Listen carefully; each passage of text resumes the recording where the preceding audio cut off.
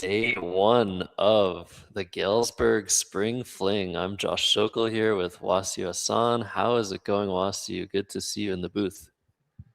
Hi, thank you, Josh. Hi, everyone watching Let's Play Scrabble today. It's nice to be here. I am Wasu. Over to you, Yes. Josh. So yeah, we're gonna be commentating some CSW games this morning. I'd like to first introduce you. Tell us a little bit about you and your Scrabble journey. What's going on with you? Thank you very much. I am a, let's say, expert Scrabble player in Nigeria, Lagos, but not that popular on the international scene. I've not been too much international scene. So I started playing Scrabble since 2019 when I played at, let's say 2017, because I won the youth championship here in Nigeria 2019. Then went straight to college, so didn't have that much time to keep up with very strong Scrabble. But I got more time now to start reading. So I love, analyzing the game, talking about the game, and it's a beautiful game. Yeah, that we will do. We'll do a lot of analysis. Let's try to just bring in the tournament. The players are just about ready to start. But basically, we're going to have Evan Borofsky this morning versus Charles Ranke. So a very high level game to start things off. There are two divisions in the CSW section, so pretty strong games all the way through this morning. But the Spring Fling, let's talk a little bit about Galesburg. So this tournament is being held in Civic Arts Center in the center of Galesburg, Illinois, in the United States. And it's really cool. You guys can see behind me is just artwork. Don't worry, it's not my artwork. I'm not trying to promote it. Yeah, there's a lot of that. Here, let me see if I can deal with the reverb. Maybe that's, I think I might have found the cause of that. Sorry about that. Just paying attention to YouTube chat. We'll figure all these things out moving forward in the tournament. But yeah, this is where the tournament's being held. There's around 55 players, I think, signed up across, I think, 4 divisions today. And this is day one of two separate things. Oh, the gong is about to happen. Do we have like a gong cam? So before every day, mayor of Galesburg and also Scrabble player Peter Schwartzman, who's doing pretty much so much of the work to bring this together with all these sponsors, he just smashes a bong to get things started. But okay, Josh is gonna go record it so he could show you guys what it looks like. But we don't have a. Ooh, you might have heard that. That was very loud. That's awesome. Anyways, we're gonna get the game started soon. But yeah, we'll talk a lot about what's going on in Galesburg. That was a second gong. 2 gongs for the price of 1. Yeah. Anyways, we will get this game started. We'll get the previews of the players will come a bit later, but right now we have Evan Borofsky, who is a top player. He is, if you ever go on aerolith.org to study, he's always just solving all the 9s, all the 8s, all the 7s most days. He's so strong word knowledge wise. And Charles Ranke, who actually I just heard finished studying the entirety of the Collins 7 and 8 letter words. So both 2 huge forces here, and we can show them on camera if they are ready to go. We can go to that screen right now. And I've been monologuing a lot, Wasu, but here we go. Have you seen either of these players play in the past?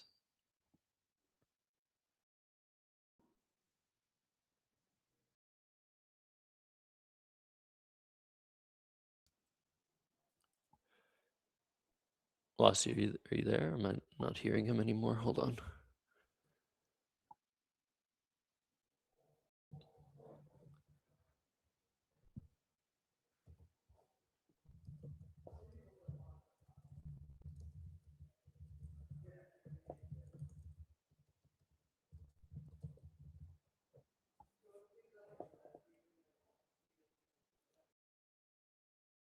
Yeah, maybe. But AACEENR is the opening rack.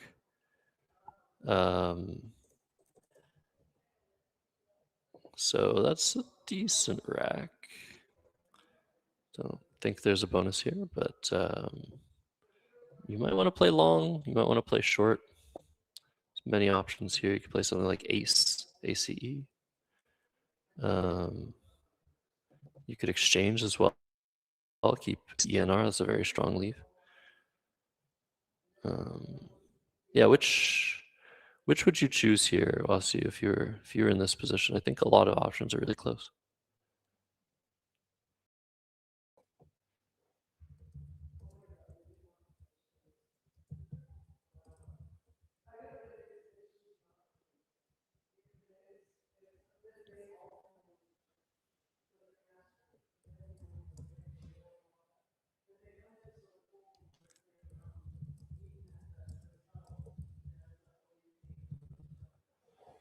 All right. Wow, I've been taking a while here.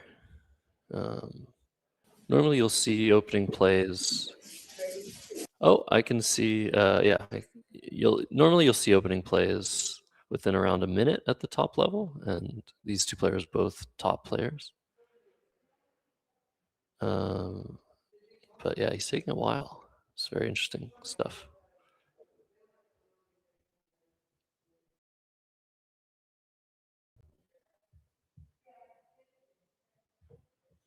So we saw an exchange one. Wow.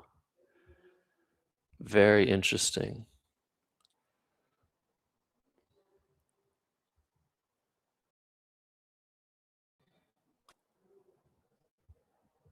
So Wasi, if you can hear me, since we can't hear you anymore, try reconnecting to the room, and then maybe we'll be able to hear you, because right now we can't. But okay, Evan has drawn an O, which will give him corny eye as a 7. Yeah, that was a very interesting position. Exchange A. I didn't think about that. But over to Charles with DEEJOOR. And nothing great for him. I think the standard JOE would make a lot of sense, but after an opponent fishes one tile, exchanges one tile, you kind of don't want to put any tiles on the board. But I think in this case, JOE, or maybe just JO, what he's looking at right now, is an interesting adjustment to just not give back the E. That's possible.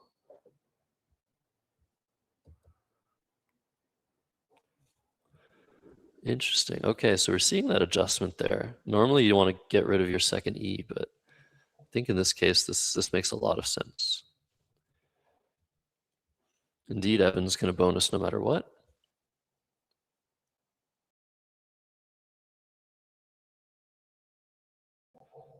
Yeah, I guess the problem is if Charles draws another vowel, he might not be able to score anything next turn.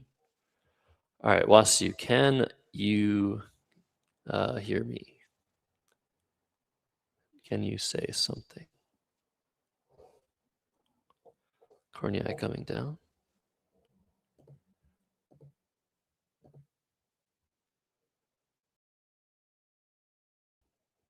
You could score 73 two ways here. This is the much safer option.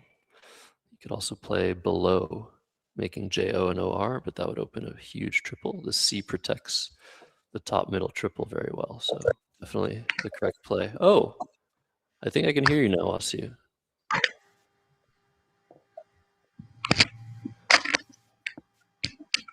Okay, I believe this works. There we go. Hello, welcome back.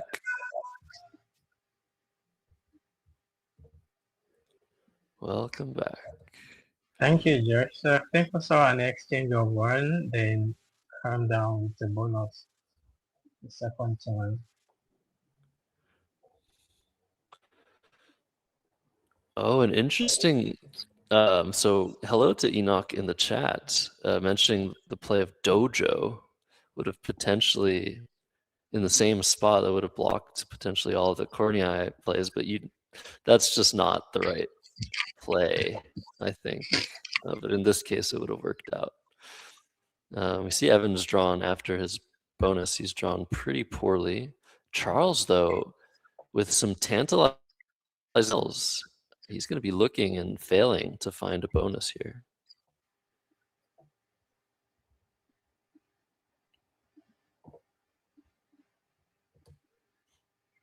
So I'll ask you, what do you do here when you realize you don't have a bonus? Actually, the situation's just gonna take some time. Depending on the player, I'm gonna spend a couple of minutes here to convince myself I'm not missing any basic word because this tiles looks really promising, and you could have stuff like reload, Iridiland, perhaps you have an hay floating, and it might take a couple of minutes, but I believe Charles is going to summon the courage. Okay, I'm not missing anything here, and just move on with a couple of points. So the board is pretty open, so just keep a good sheet for the next one. Yeah, I guess you kind of have to just take it slow, like you said, but it's kind of an ugly position now. You probably don't want to play something like cloned for the C because that just opens a big scoring spot.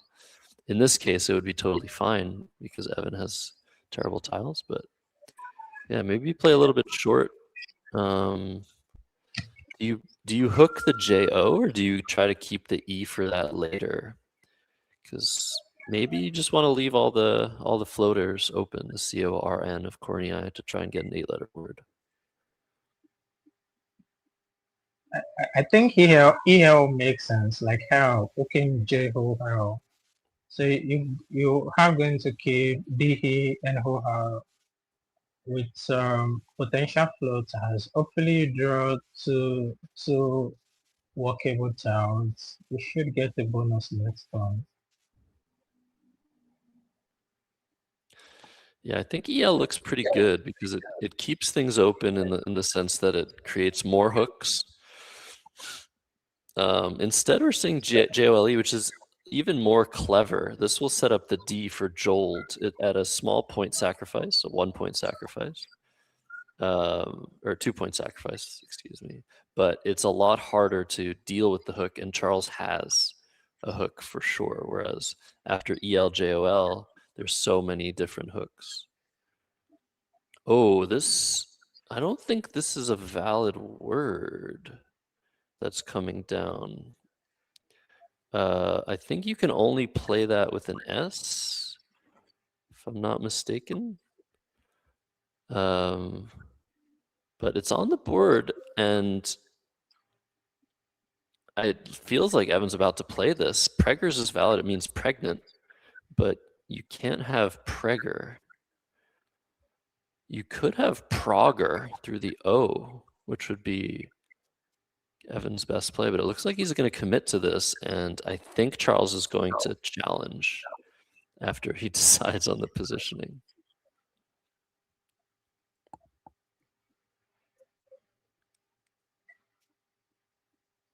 Hits the clock. And is there a hold? Looks like there's a hold. Challenged. Okay, so yeah, the word knowledge of Charles taking over. Do we have the challenge cam? Let's see for our first challenge of the day. It's only a 5-point sacrifice to challenge, and this is going to come back invalid. So a huge chance here for Charles. Little does he know, Evan's last tile is a Q. Crazy stuff. So very good for Charles here. I don't think he's drawn a bonus though. Lost you.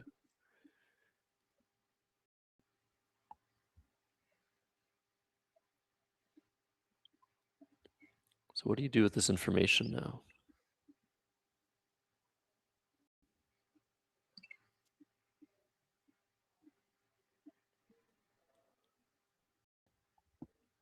Lost you there? Yeah, me too. Trying to figure out what to do. This is a crazy position now. I think WHO is what Charles is lining up, which makes a lot of sense to play through or play to the right of CO. I guess here's the problem. If you play this, you're setting up peg on the triple, and you know that he has that, and it's a lot of points. You are blocking Progrer, though. I think maybe something like Chower or Chowd, or not Chower, Chowd or Chowder would have been better here. I'm not sure. Yeah, I think Wu WHO it's pretty strong option also for 34 points. We could have like look at some more high scoring option like Chowder or Chow for 48 or 46 points. So I think Chow still wants to keep the bingo prone shape. You know, the board is open and your opponent, like with the kind of the last play that they made, it's not like certain they've got a threatening play. So who confidently play Wu, keeping a good shape of DE half hand, and hopefully you draw into some promising tile to still make use of the little floats on the board or the hook to the jaw that Charles sets up for himself in his very earlier turn. So F1 is in a pretty funny situation now.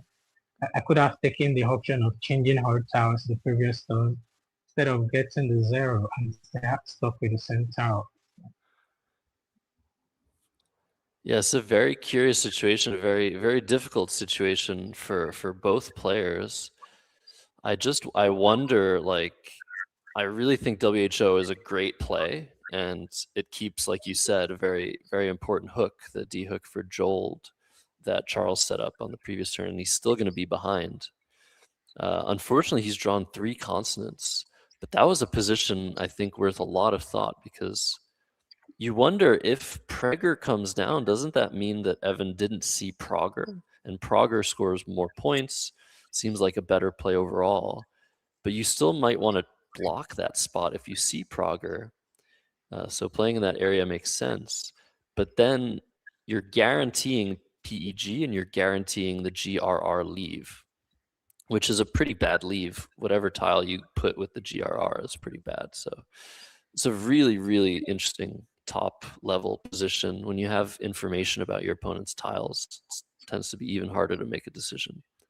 But here we are, 103 for Evan, 63 to Charles. And are we going to see an exchange here, or are we going to see just taking the points for cred? I like taking the points. Maybe drag in the same spot with Jold. What are you thinking, Wasu? At this point, actually, I'm gonna take credit for 27 points because GNS, you know, you just need either 2 Varo or maybe 2 Varo, and you should be fine next turn to get a bingo. Plus, the cred also at a front hook of A, I believe. So the board is still open, and there is Jihoho up at the top part of the board also to give him some chance. So credit for 27 just to keep him behind by 10 points. I think we see a quick exchange from Haven. I think this is the best time to change, not the previous time. Says got it blank now. Yeah, I think that was a great decision by Evan to just get rid of that extra stuff. Now that he has the blank, he has really good chances of drawing a bonus, especially with the Q in the bag for at least 1 turn. And you're right, cred takes the A hook. And I think the biggest thing is normally you don't want to keep a G, but with the N, things are decent. And with the fact that no I's had been played prior to this move, the likelihood of drawing the I and G combination is very high, and lots of spots for ING bonuses. So we do see 1 I has been drawn, but still Charles is not going to be able to bonus here. So maybe you just play jab now for 12, keep single. That's such a good leave. But it's just another really difficult position. Charles already down to under 16 minutes. I think this is one move. This is 1, 2, 3, 4. Okay. So this is the fifth move now, and Charles has been walking his rock through shaping up through for a bonus play. And it's really incredible that on this particular turn, it does not have a bingo. Although there is just 1 7 letter on his rack of bingos, if I'm Charles, I'm just gonna be saying, oh my goodness. I mean, I should have left Joel open. So maybe this bingo is gonna come down easily this time.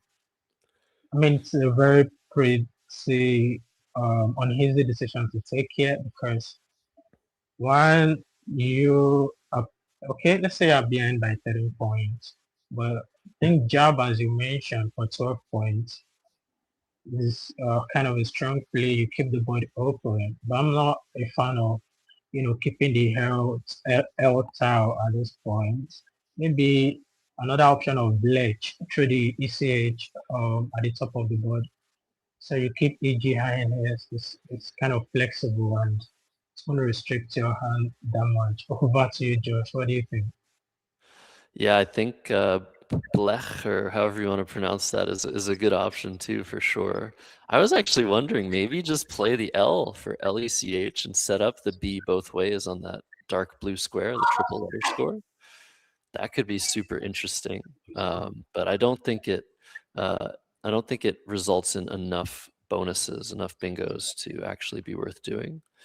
I do think the jab is worth doing. If you think about all of the letters you could draw by just dropping that B, it is so often that you're going to get a 7-letter word that will now play with jabs. It is a kind of annoying thing that you're blocking some of the 7s with jab that would maybe hook GOO. But it looks like Charles has separated the B, and he's just going to probably think about how often this results in a bonus. And I think he's going to end up playing this. I think it is the correct play, but it's such a difficult play to make at this stage of the game. You're down 13, you're only scoring 12, and it just feels like your racks have been good, but just not quite good enough. And there we go. And Charles does need to play somewhat quickly for the rest of the game because there's still so many tiles left. So many tough decisions, though. Okay, so say Charles taking the excuse me, the big decision of playing Jab and say he's drawn hand high to the rock, so it should be fine for next time. Actually, everyone is just gonna be hoping, okay, please just play an E out or and hope for him to play unproved, which is the only 8-letter combination on his rack. Evan doesn't have any bonus to play at this turn, but I think this rack, this current rack he has is pretty easy to work with compared to this time of QGGHW. So the options here is that you play Pav at this same position for 21 or you play Dev for 19 points. I think decisions like this are at individual discretion. Either you keep a P on your rack or you keep a D. But I'm gonna keep a D though and play Pav. What do you think, Josh? Yeah, sorry, he played Derv instead. So it's interesting because what this does is it ends up blocking a lot of bonuses since Derv takes only an S hook and Perv takes an O, an E, an S as well. So this is going to force Charles to bonus here, but it could very well have just blocked him completely. So that might have been a stylistic decision, seeing the one tile play and just trying to block a little bit more. But ensiling is going to come down. The only bingos that were available were through the end of Corniai, so good job there by Charles. And now, is Evan going to be unhappy or is he going to be very happy? If he spots the A hook on Cred, I think he's not going to be unhappy, but he might play unhappy. And that's enough puns for me. Actually, it should be an happy move, not what it looks like. So actually, I was gonna put the rack up for a no spoiler. So if anyone is able to spot the only 7-letter bingo for heaven at this point, but I think Josh solved that for us already. So unhappy. So at this point, the first case is what I do is first name the blank from A to Z, write down the combination that you have to work with the word you saw, so you won't forget what you've done. So I think now everyone is gonna be going through A to Z to say, and when it gets to P, VOP is able to find unhappy quickly. I think some Scrabble players are just lucky. They don't even do blank annotation, so they just put the word right from them seeing it. I think we have some couple of great players like that. So finding unhappy now is not the only puzzle here, but where will you play the unhappy? So you have to be sure correct takes the A front hook. So I believe everyone should be able to quickly solve the A hook of cred. So getting to find unhappy, it's the big riddle here. What do you think? I think 99 or I don't know, some very high amount out of 100 times, Evan is going to spot the A hook on cred. But in this particular instance where he's lost a turn, it feels like this might be the perfect storm for him not to be able to see this, just because it's a tough hook to spot if you're not thinking about it. And why would you not be thinking about it? Maybe you're caught up in the fact that you played a phony word earlier. So this is where the psychology of Scrabble comes in. Evan is so strong at finding bonuses, but it's really just a question here of thinking, where can I play that? Where can I play the bonuses that I see? Are there any bonuses through the E, the N of styling? And if not, I should just go ahead and play unhappy and acred. I don't think he's going to miss the 7-letter word, but it is the hook, like you said, that might give him a little bit of trouble. I'm sure he knows the word. It's just a matter of whether he sees it. Also, Yeah, let's we see. mention that draw by Charles. Sorry to interrupt you. I mean, that is such a horrible draw of 4 T's. Wow.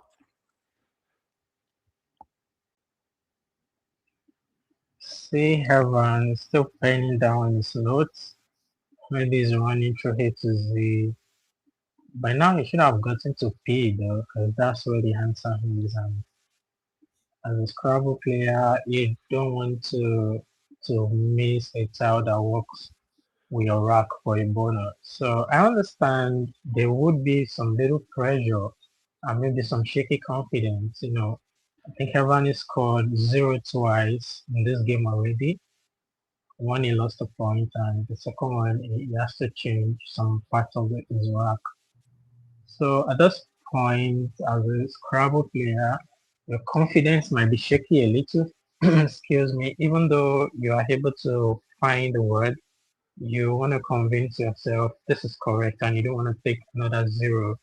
So it's a matter of confidence now and also like sort of convincing yourself this is good, I'm gonna take it. And perhaps maybe if unhappy is then doubted due to confidence, other options are Hapo at the upper left of the board for 34 points, HAPU through the EN of silent. Well, correct. There we So go. we All right, this is good. We're happy to see this play come down. I do want to mention a little bit of a, I guess, tidbit is that Evan and we played a few games last night in the hotel just to get him warmed up. Evan is an extremely strong Scrabble player. His only issue is he doesn't get to play over the board that often, and he doesn't like to play online. So just getting back into the motions is important for him. So I felt, let's play a few games. And there was one moment where he played a phony word, and it was an A hook on a valid 4-letter word. So this wasn't this, obviously, because acred is a valid word, and we're happy he saw it. But that could have also had to do with his confidence level. Maybe he saw acred and just wasn't 100% sure, and now he's over it. Now it's on the board. It hasn't been challenged. So here we go, 210 to 170, and suddenly Charles is in a really bad position again. Do you just play ticks? yeah, I know maybe 6 for 26 points. 24 to 26. Yeah, the option is X2, but I think I prefer X2 for 24 points. I have to hell he said it keeps the high on the triple lane. you still be keeping three T's. And I mean, what do you think about keeping double letter on your rack? So I think the reason this is a better play is because of that W at the top of the board. You can imagine drawing an O, which is exactly what Charles has drawn. Wittol is a word. Or And if you had, I mean, I guess that's it. But at least, yeah, at least if you draw an O in your two-tile draw, you're going to have a 30-point play to get rid of two of the three T's. And in terms of, yeah, one of the main rules in Scrabble is don't keep duplicate letters, especially don't keep triplicate letters. I think in this case, Charles is right to have broken the rule, just scored 26 points, just with a likely guarantee of being able to get rid of two of those three T's.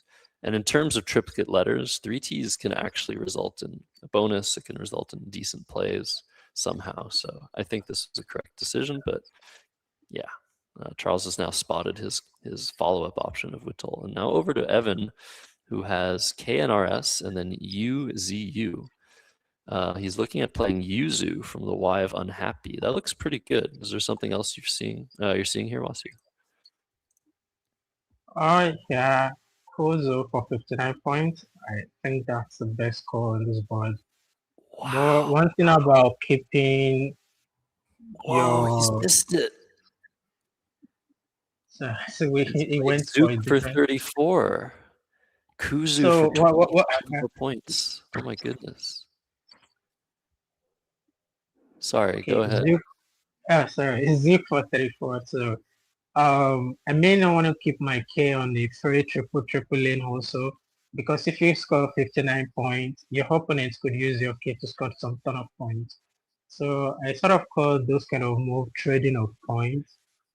They are not pretty strong. So Zook, you scored 34 and still keep some aggressive play. So we see the weights all come down quickly for Charles. I think he's gonna be lucky he's dropping cities at this point.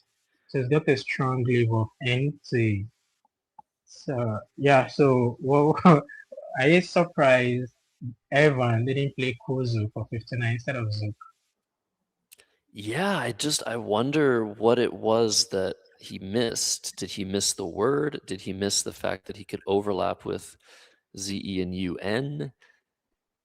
Someone's saying it's a new. How new is the word kuzu? Is it? I don't think it was just added to the dictionary. In any case, again, this is another big chance for Charles, who's still trailing in this game despite that big miss of kuzu and that lost turn earlier in the game.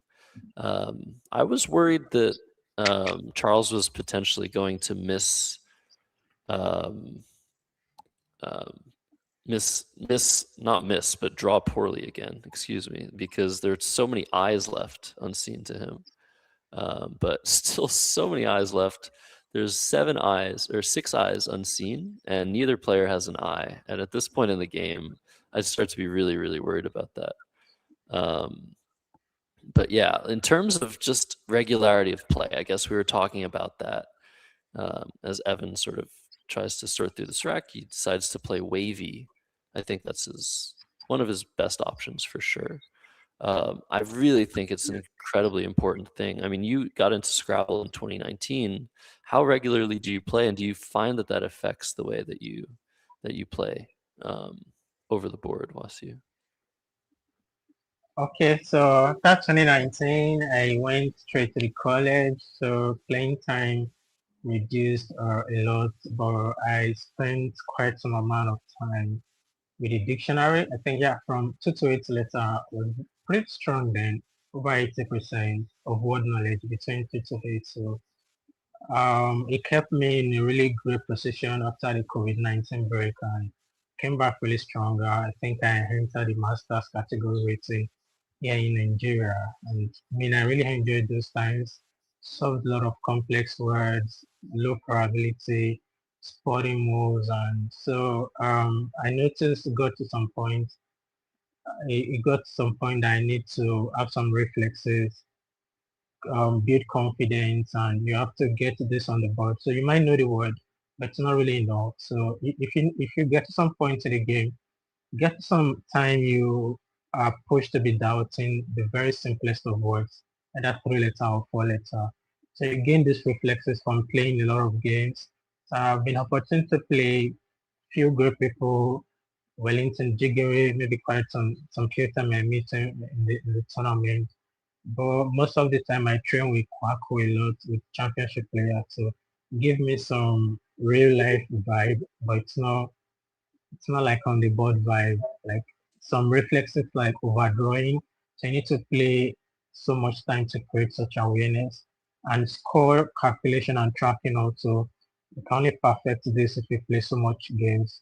Because no matter how good you are in word knowledge, if you make mistake and score, it might kind of affect your end game sequence and that. So we see Ratani for 45 points being played quickly by Charles. So this is the highest scoring play, keeping health in. So I was hoping Charles is going to play phone for 42, keeping ARTY. What do you think about both leagues, ARTY or FN, Josh?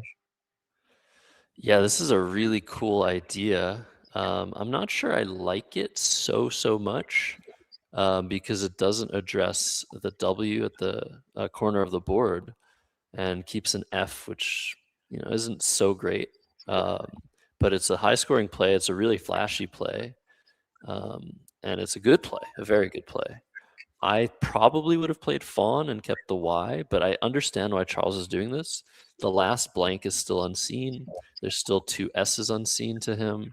So he wants to get a little piece of that and potentially give himself the best chance to win this game, as whatever play he makes was only going to tie the score up. And now over to Evan, who has a very nice set of tiles, but actually nowhere to play one of his bonuses here. And so he's in the position that Charles has been in a couple of times this game. But yeah, this is a really cool game. I mean, I guess I'm sort of happy content-wise that things are so close despite many of those misses. But Evan has a crazy play available to him, and I wonder if anybody has spotted it in the chat. I haven't seen people call it out, but it's a 42-point play, by far his best score, and it's ridiculous. So I'll give that to the experts in the chat to try and find it. But yeah, there's nowhere to play in Trust, nowhere to play Nutters. And a lot of the plays here are kind of tough to find. Is there something in particular you're looking at here? I think the simple but tough to find Tsar through the Za on the board makes a lot of sense. Oh yeah, so I was gonna put the top scoring points up for redo, so anyone who is able to solve that. So it's a very common word though. I think we've actually used this word at least 10 times in a week. So you know the word. So it's time like spotting the word on the board now. So you need a lot of awareness and some combination, just mindset. It's a kind of word you could easily miss on the board. So the second option here is Tzar, like TZAR for 26 points. So you're gonna keep some real good balance. I think at this point, everyone may be concerned with keeping some good balance and having bonus next turn because it's a race for the Swift at this point. We are in the mid game already. The clock is ticking down, just 29 tiles left in the bag. Still have the blank, 2 S's, the Q just with 1 U and 6 highs in the bag. So yeah, so I'm just my own instinct though. Everyone may be considering balancing, like shaping his rack to a potential bingo in the next one. So we could see play like Cesar or play like UT through the P of Berg for 15 points. Josh, do you think Evans thinking about scoring high or balancing the rack? Yeah, this is a really tough position for sure. So somebody did find that high scoring play. Congrats to Quinn in the chat. Sunset is the word, but it makes these crazy overlaps and in between moves. So if you're not seeing where that is, it's through the S of ensiling, making Zaz, UTU. Kant, and Yex. So that is a crazy possibility here for 42 points. Whereas UT makes the most sense, I think, in the position, especially, and I just want to mention this, you're seeing on top of Evan's camera view the unseen tiles that are left, and they're very, very vowel heavy. So normally there's far more consonants than vowels in Scrabble, but here, unfortunately for Charles so far, it looks like he has 5 vowels, and he's very likely to draw far more. And so I think UT makes a lot of sense because it makes it likely that you won't be running into vowel trouble later in the game. But it is definitely leaving a lot of points on the table. So I guess I was right. Evan was actually thought of playing a bonus. Keep the rack shape unscattered and have some rack to rely on in the next one. So I think that works well for him. So we see Fawn coming down for 42 points, keeping 4 vowels. I think Charles is someone courage to. Okay, so since my opponent just sacrificed some ton of points last one, so I can just take this 42. And if perhaps they get a bingo down the board next turn, I'm gonna counter the play with some points and we would be balanced again. So I think that's the strategy Charles go for here. And if perhaps they are not able to play a bonus at this turn, then I'm gonna score another like 20-ish points. Then it's gonna be it's not going to be a race for the Swift again. It's gonna be chasing. So we see Tridents coming down quickly from Avon. So what do you think Charles is gonna do now? Yeah, I mean, I get the logic, and it's a very, very good logic. It's a very good way of expressing what the idea of playing Fawn is. It's your highest score, and the hope is that you're going to be far ahead enough to counter a bonus, and without a bonus, hopefully you'll be able to continue to score. The problem is the 4 vowels on the rack and how many vowels are left. And that is the issue here. There's still 12 vowels, 12 consonants, so you're just as likely to draw a vowel as you are a consonant. And now Evan is up by 42 points, and despite the blank draw for Charles, he has 6 vowels.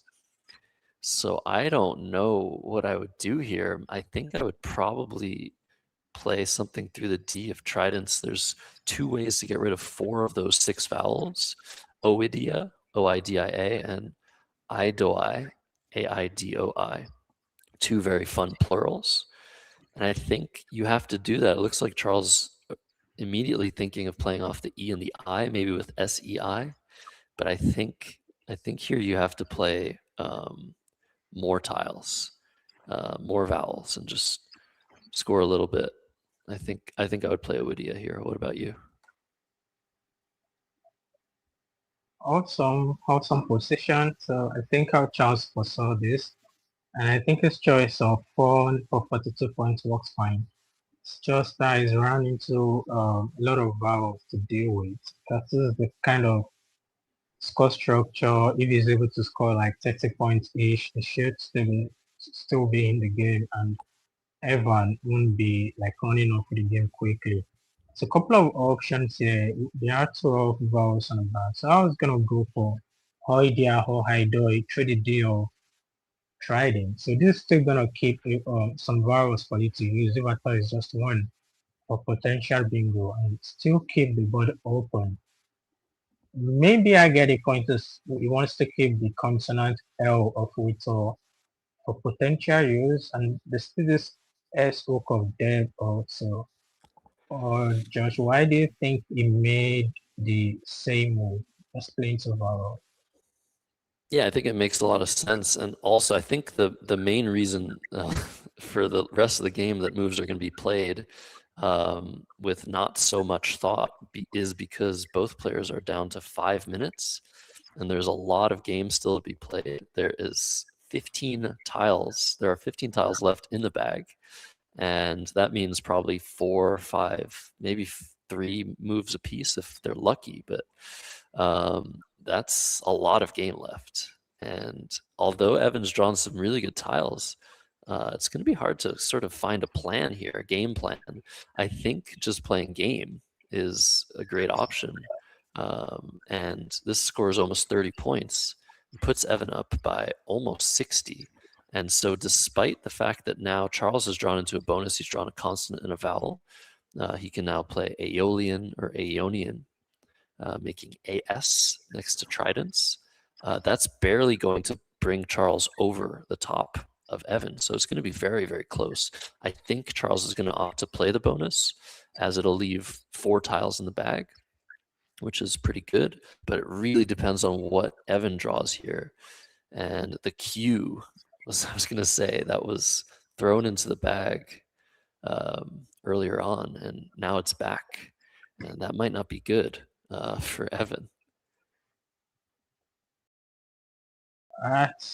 This is a really big situation, and this is at the point in Scrabble where evaluation is really important. So it's not about just making the move now. So what are the chances you may win this game? So Charles plays Ehonian here for 67 points.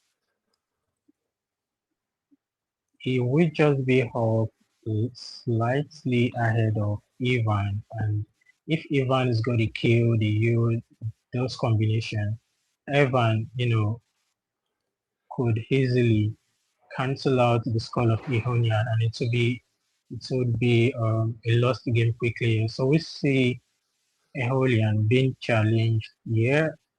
Do we No, no, have a no. challenge here? They're just fixing. They're just fixing. There's no Okay, challenge. okay. I was surprised. Yeah, no, Okay, there's so no challenge. awesome. So 67 points is gonna go up pretty quite lightly, and if Evan does have the QU combination or some bingo combination, they could just cancel out the score. Like personally, if I'm Charles at this point, I may not get the bonus too.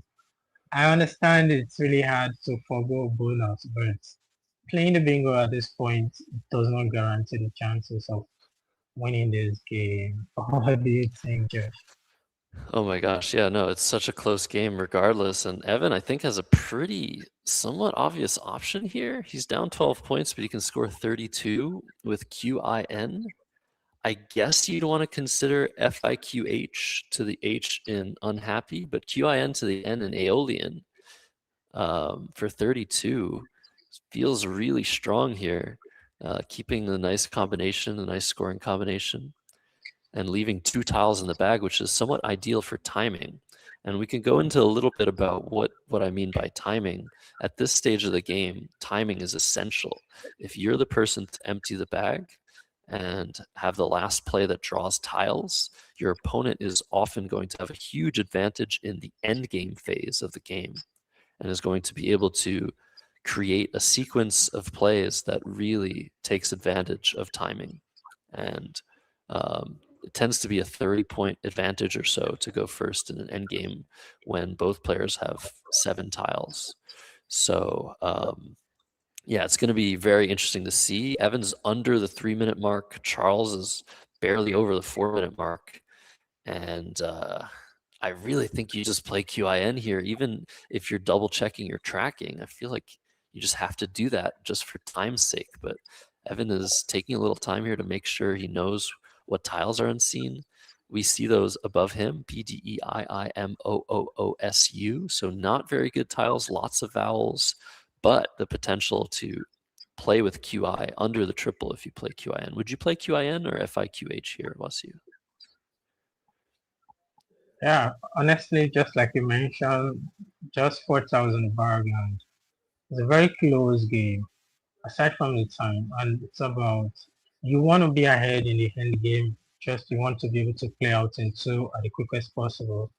So if you play QIN, you're gonna leave 2 in the bag. So your opponent has 9 tiles to deal with.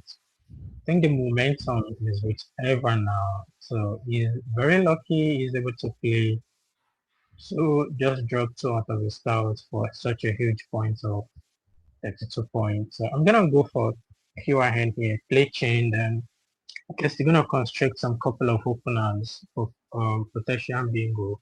And the tiles on scene to Ivan does not combine that well on this board for a potential 7-letter bingo through the ES book. So I think playing chin here is a strong option to me.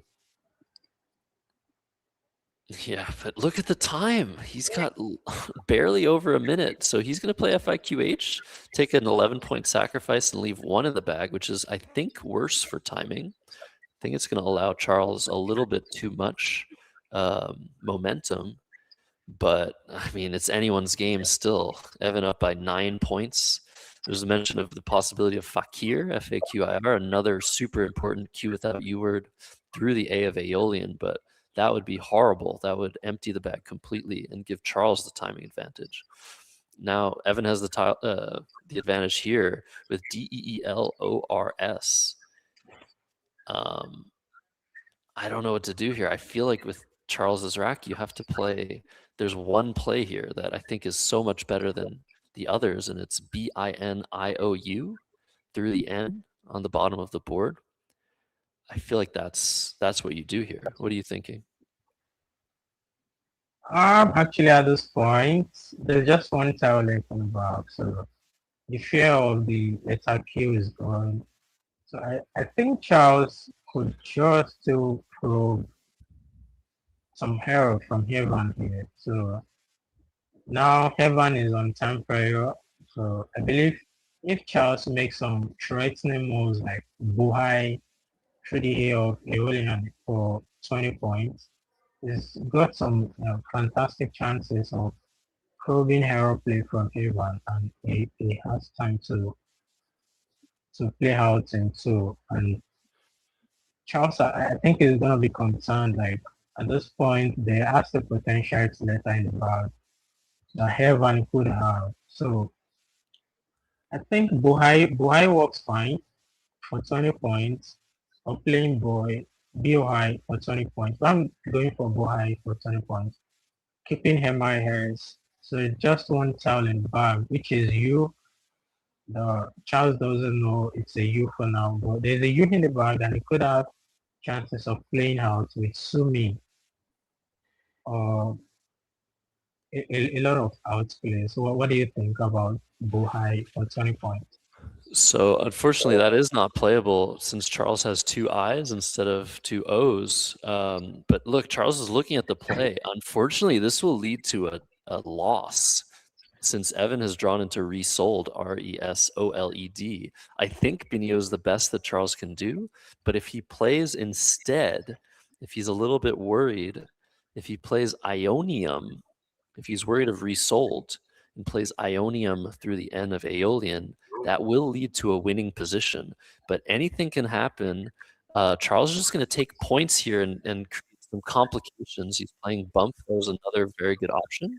And now it is a time scramble. We could probably put those fire emojis if we have them onto Evan. He's down to under a minute.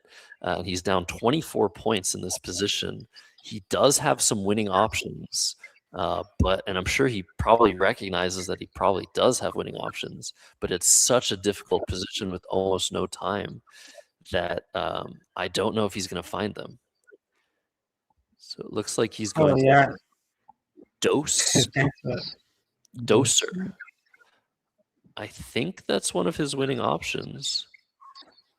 No, it isn't. Oh my goodness. This leads to a tie game.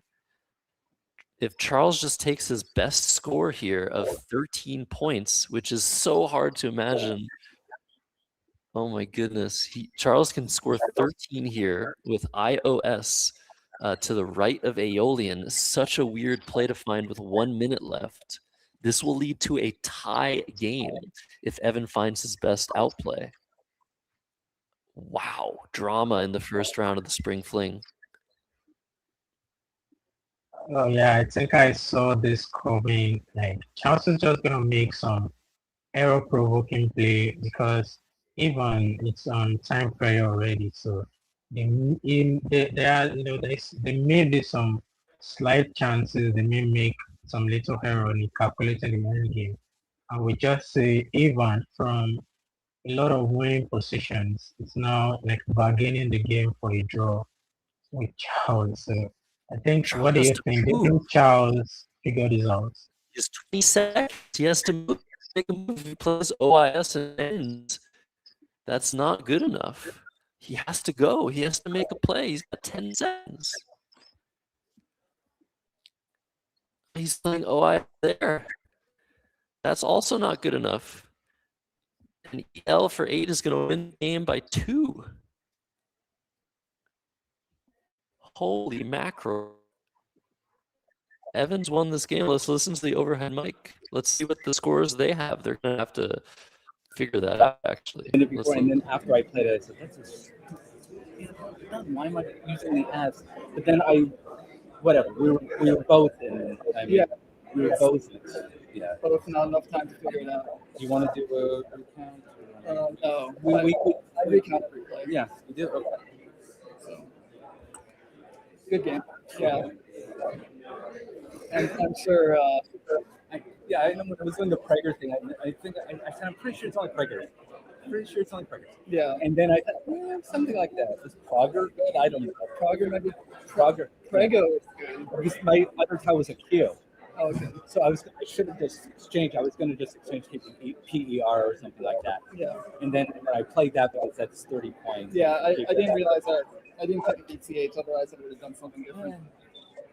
I mean, I didn't have great letters. Otherwise, you would have done something different. So, yeah. Yeah, I don't know. Also, this turn too, I was looking for values through there, and then I said, because I saw Punchy and not happy with this, I'm going, I don't see anything through I. Yeah, right. I'm going like this, and I said, oh. Yeah, I set this up thinking like, there's a chance you don't see it. Yeah, So it finally kicked in. Yeah. But the downside of this is, like, I almost played Greg, which gives me an S hook, because I had an S here, and there's no S hooks on the board other than start with an S. So my opening rack was I kept hurrying and threw back the A. Okay. So I saw all the possibilities, like You begin with an I. I with an A. You know, I like I wrote down here. B C D I L M I S T. You were writing a ton of stuff. It's like either has a blank or it's debating exchange one. No, I was trying to see how many of them. If there were enough of them with enough common letters, it was like, I'll do this. Yeah. And that made my play a little bit difficult, but I figured if you have a 7, you're going to score as much as you are going to hook each other. And your J's never going to give you anything. O might give you an 8, but you're never going to exchange one unless you're pretty sure you're going to get a 7. So, hopefully I didn't mess up that end game. I'm sure. Yeah, this ruck too. I have nutters and trust, and nothing, nowhere to play, and nowhere to play it. And I thought, there's a lot of vowels. I was just going to fish off something else. No. I had a lot of them. I kept 4 vowels and 6 vowels on the blank. So I figured. I was actually afraid to make this play because this looks like a fish because it is, and I thought you might just immediately try to block areas around here. Yeah, and then I'd have to like bingo and get a comeback. So, of course, I was pissed when we played this because I had the there with this rack and with that rack there. So I just picked it up. That was actually really good time because I almost exchanged out of Actually, was that at that time? Whatever. Anyway. So I guess I filled this in on this site. Yeah. On this site. Well, it was kind of a slow start to that game, but we did eventually get up to a good score. Pretty unimpressive. Submit results. I guess when I knocked the camera up, people probably thought there was an earthquake in Galesburg, Illinois. Yeah. Sorry, viewers. 440. Yeah. Charles. Yes. Okay. Wow, what a game one. Not the other one. Spring Fling We don't need in Galesburg, Illinois. Evan Borofsky takes the first game. Very, very shaky end game there for both players. And we're off. See, that was a crazy start. What do you think of that game? I mean, apart from it was a fast start from Ivan. So I think he slowed down a couple of turns in the mid game, but I think he got back on his foot after some exchange of plays. It was a tense game, and those are the points you need to have played a lot of games to at least let reflexive scale you through. And I think that worked there because both players were pressured on time, and it's down to just make any play that works. Calculation is less important, you know. I think it's a tense game. Yeah, crazy stuff. Well, okay, we're gonna take a very short break, just to get the next game set up. But I mean, if this is any indication, there's gonna be some crazy Scrabble games today. Some craziness is in the air, some tension. But okay, we'll be back in just a moment for round 2 of today's Spring Fling in Galesburg, Illinois. Don't go anywhere. We'll see you just in a minute. Yeah, you are watching Let's Play Scrabble. See you soon.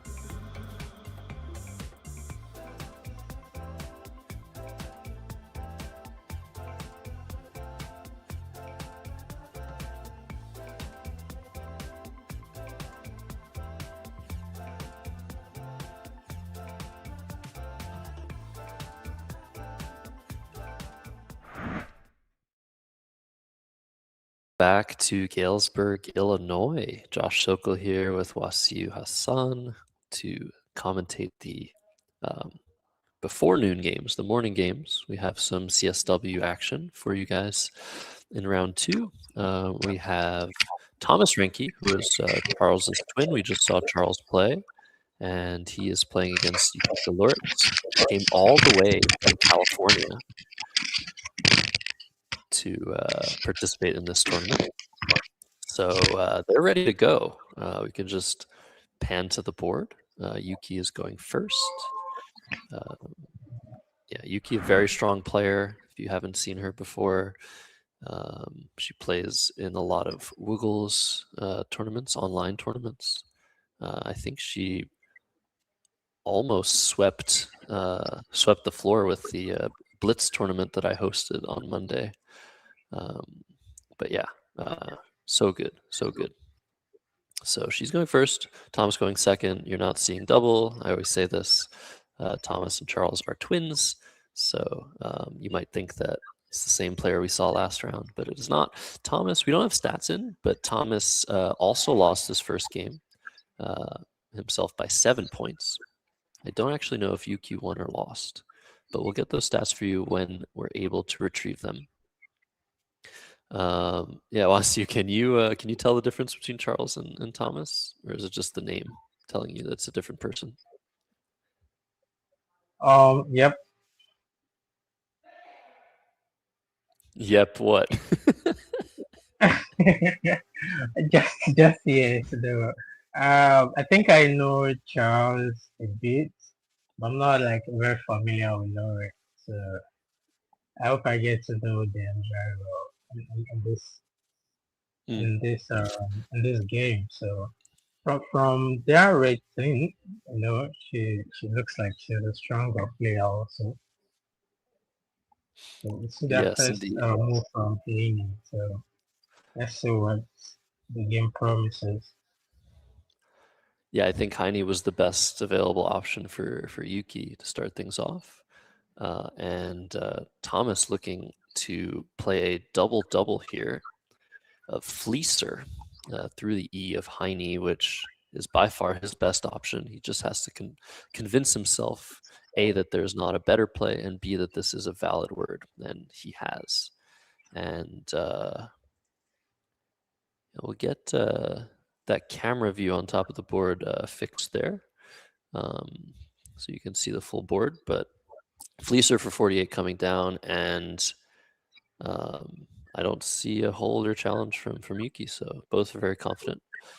And that's great. Yeah, so far so good for these two players. So the differences between Charles and Thomas are that Charles actually does stream. He has a Twitch channel, a pretty active one. Ancient Cosmographer, if you're on Twitch, that is his username, and he streams usually weekly, whereas Thomas, he stays a little bit more in the shadows.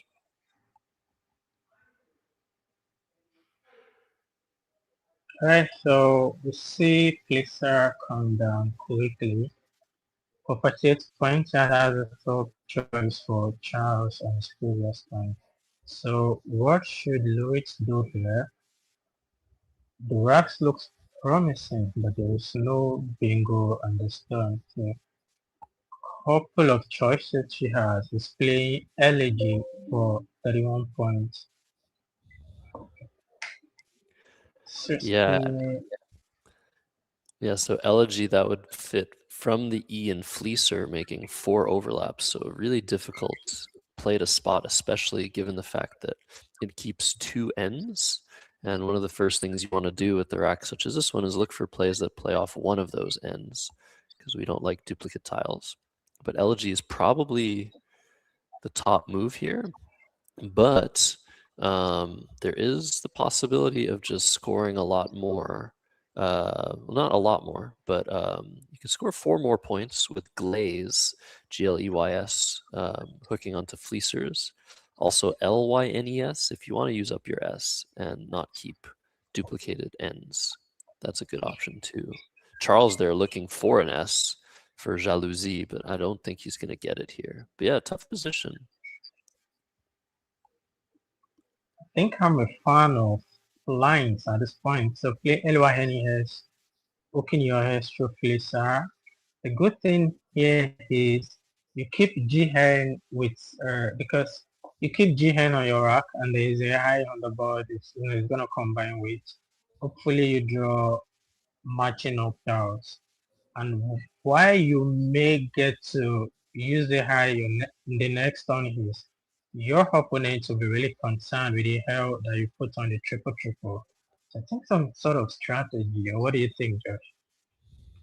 Yeah, it's not that dangerous to put that L out there, especially since it's covering the double letter score. If you play with fleecers, there's just so many options here, and I'm really curious to see where Yuki goes with this. You could also just try to keep the best letters possible and play NY and FY, or NY and NE or EN if you want to be a little bit more aggressive and set up a big spot for yourself. Yeah, the engine's liking an in-between move. So we were mentioning high-scoring moves and low-scoring moves that maximize the leave value, but Nelly, like oh Nelly through the L in Fleecer, is topping a short simulation here. And that keeps SNG, doesn't open the triple, at a 13-point sacrifice over over playing the S with LYNES. And Yuki's put Gley on the board, GLEY, but I guess noticing that it keeps two N's, she's definitely not satisfied with that. So we'll see if she ends up playing something else. Oh, that is invalid. Are we gonna see Yuki get away with a phony 4? Oh my goodness. That was not what I was expecting. That is not a valid word. It's only 8 points, but I was very much expecting Thomas to challenge that. And Yuki's been rewarded with a 7-letter word of olefins. Wow, crazy stuff. Oh, I think I just noticed now. So we have Thomas on stream, no Charles. Correct. Josh, are they twin or brothers? They're twins and brothers, yes. Awesome. Wait, okay, so wait. You thought we were streaming Charles again. I mean, I have to look correctly again, and so I just spotted a difference now. Okay. Thanks for distracting us from the crazy phony that's just been played. Yes, we are. So if you're just joining, we're watching Thomas Ranky, Charles's brother, play Yukiko Lawrence. And Yukiko just got away with an 8-point 4-letter phony. Yang is a word, yin is a word. Yin yang or yin yang, so that used to be valid, but they removed it because it was a slur. But Jewel coming down now for 45 points. So Thomas has a very nice lead, but it's potentially going to disappear here with olefins if Yuki can spot the 7-letter word on the rack.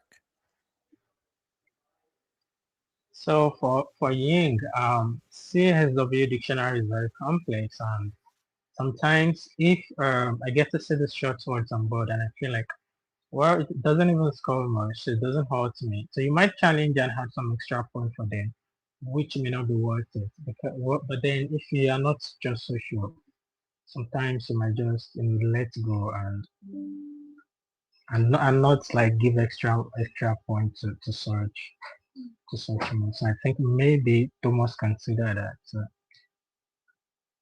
and we have loaded with a potential 7 of bingo of olefins.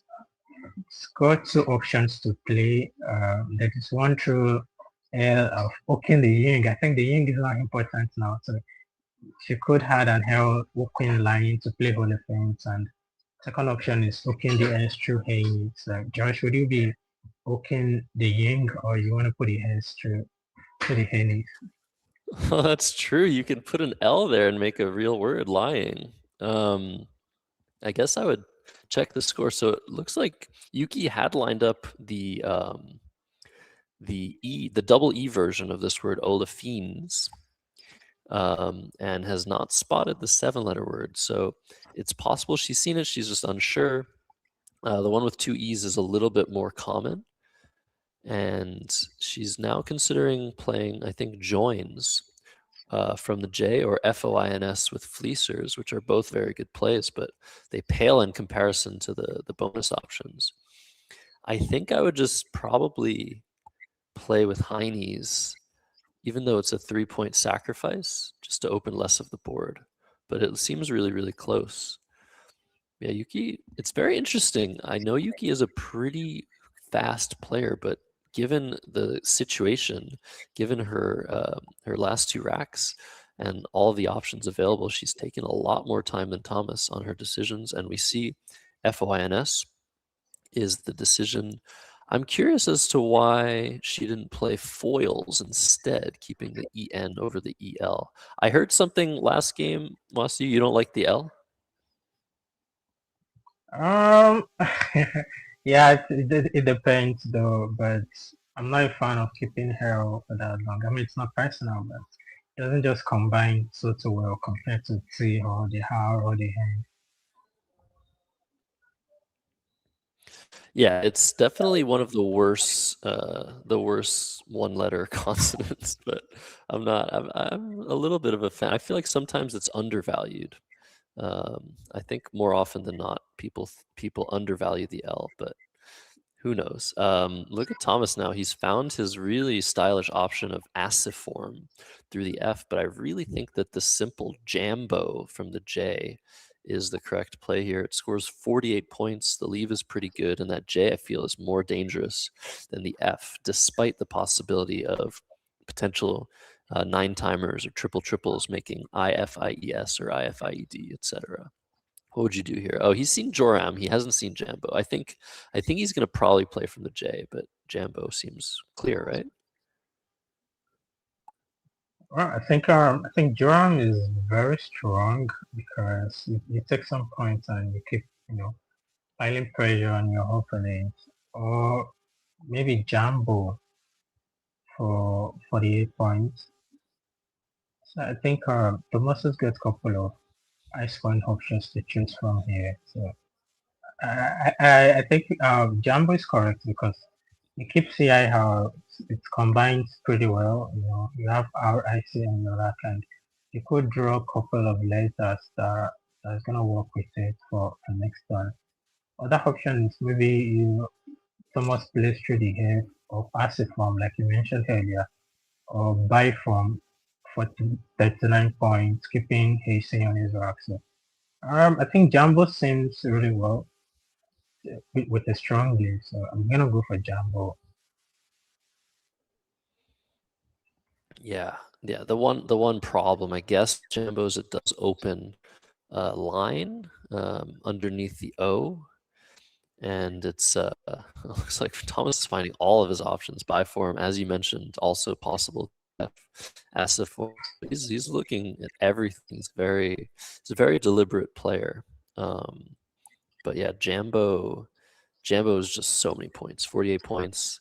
It really doesn't have that much of a downside. So I'm expecting to see this. And, Thomas can think. He plays pretty quickly. So he doesn't really need to, quickly here. We did see in the previous game, both players were very low on time, but it doesn't seem like this is going to be the case in this game. But anything can happen. Jambo coming down now, and Yuki to respond with ELNOOPR. Oh, we have Jambo come down really quickly. So I think that's been Don't see a challenged. challenge. Okay, so it's actually correct word. But someone's done challenge when Loritz played the game last time. So at least just to make things equal 1-1, can just let Jambo go. Sorry, just kidding. So Loritz Iho Helgi Henho are, so it's look promising, but there is no bingo on this turn for Loritz. Couple of options is to play proof throw the hair for points, for 3 points, or to play flop for 27 points, keeping he and who are. I think he and who are is kind of stronger, playing proof to leave Ehel hand. So I think Josh knows my option here if I'm to play. So I think Laurie made my option also. Yeah, so you like flop to keep a little bit better. Yeah, proof or flop. I think those are the two options. And yeah, computer analysis suggests that they're both extremely close in value. I think playing flop and opening a lane for the P, you can start an 8-letter word with P. There are lots of 8-letter words starting with P. I think that's a little bit more reasonable. But look at this draw for Thomas. Quadrix is possible now through the U of Jewel. He's going to be looking at that U for sure. Will he be sure that Quadric takes an S? I think so. I think this is going to come down. Oh, look how quickly. Yeah, Quadrix for 98 points. That is huge for Thomas Ranke here. Great find.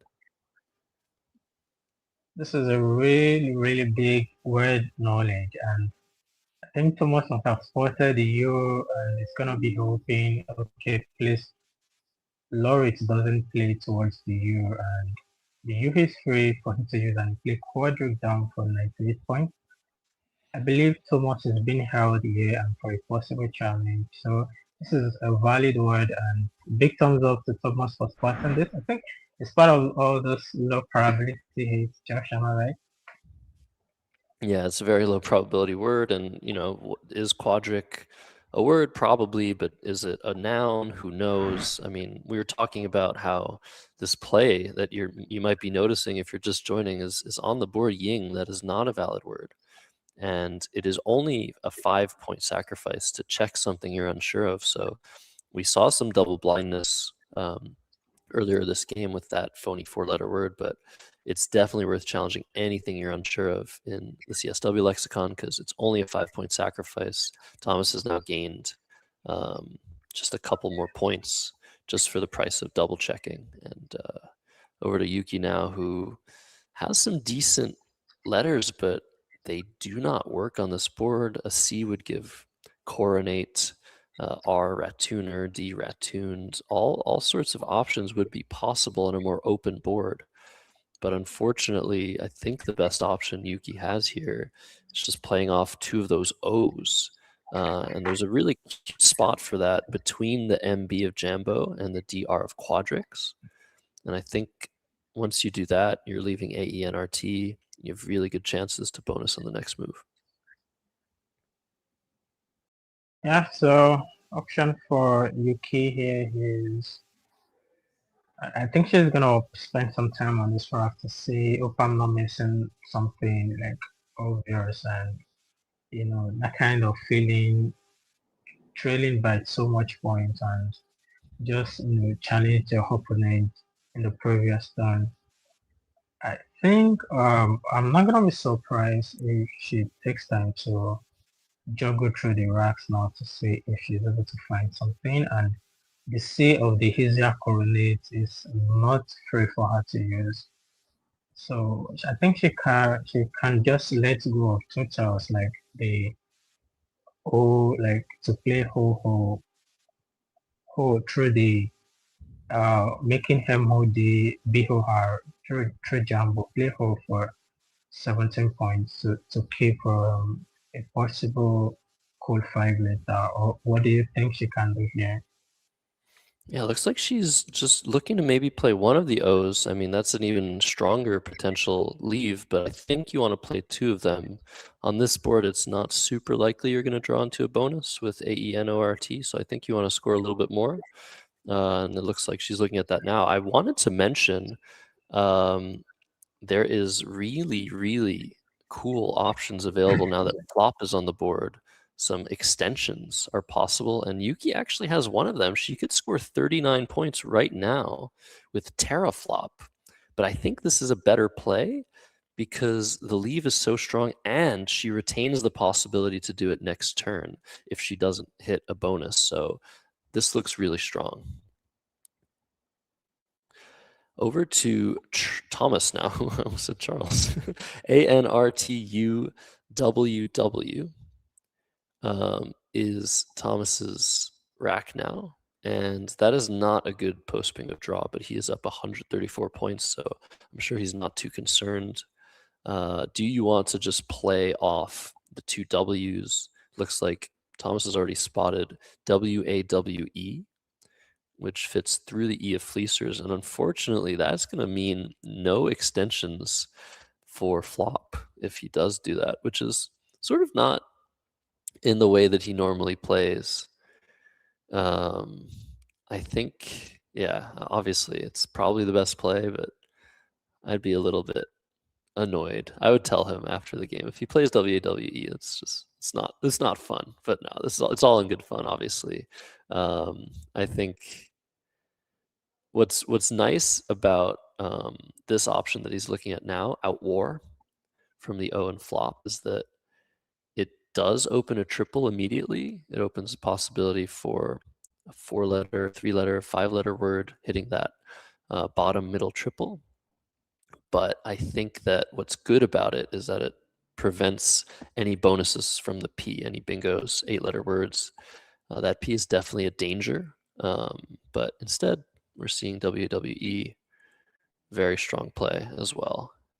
And we'll see if Yuki is connected here to a bonus. It looks like she has, but it's a matter of seeing a hook. And Ying being on the board, we were mentioning earlier, Wasu and I, that lying is a possibility, but there's also eyeing, EYING, tying, TYING. And if there are any more, you guys can probably look it up or try to find the hooks for YING. It's not a word you might ever see on the board ever again because it's phony. But yeah, looks like ratine, that is a word. Yuki spotted that. There's no spot for that word though.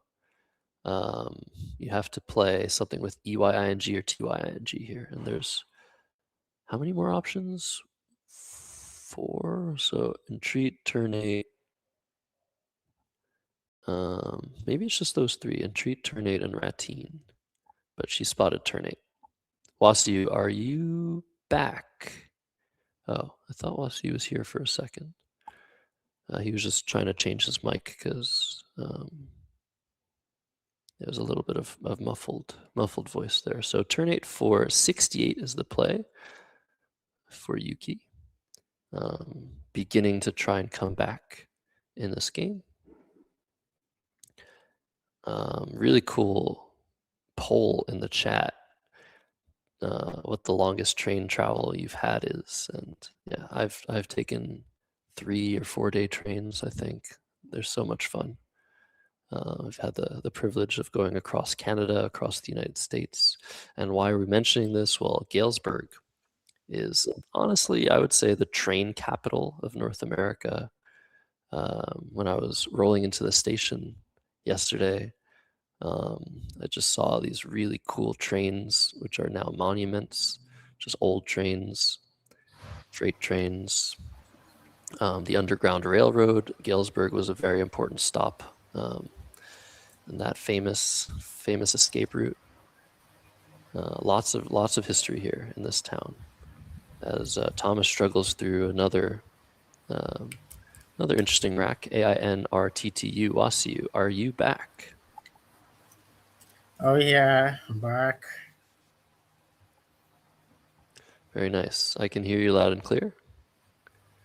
Yeah, we're in an interesting position now in this middle game. Thomas doesn't have any bonuses playable. He doesn't really have a way to score here. And suddenly he's only up by around a bonus, 84 points, with 2 blanks unseen. So it's a pivotal position to see what he does with this board. I think he's going to try to block some stuff. What about you? Well, at this point, I think Tomo's gonna still take some time to perhaps see if there is a possible play here. But I believe with Thomas' level and experience in this game, this would be a pretty easy position for him to know this rack doesn't, combine on this board. And I think I'm gonna go with playing UT also. I think we saw UT last stream balance and it worked out. So it might be UT again. What do you think?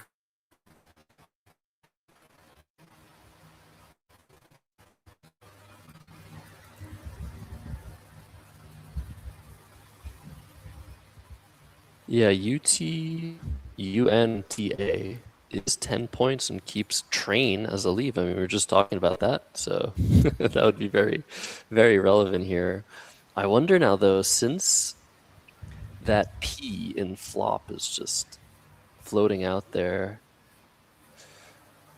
we might see like out train. I mean, that's not a word, but it's so plausible. And it looks like AITU is being thought about, which would also overlap turn 8. I like something like UTA here.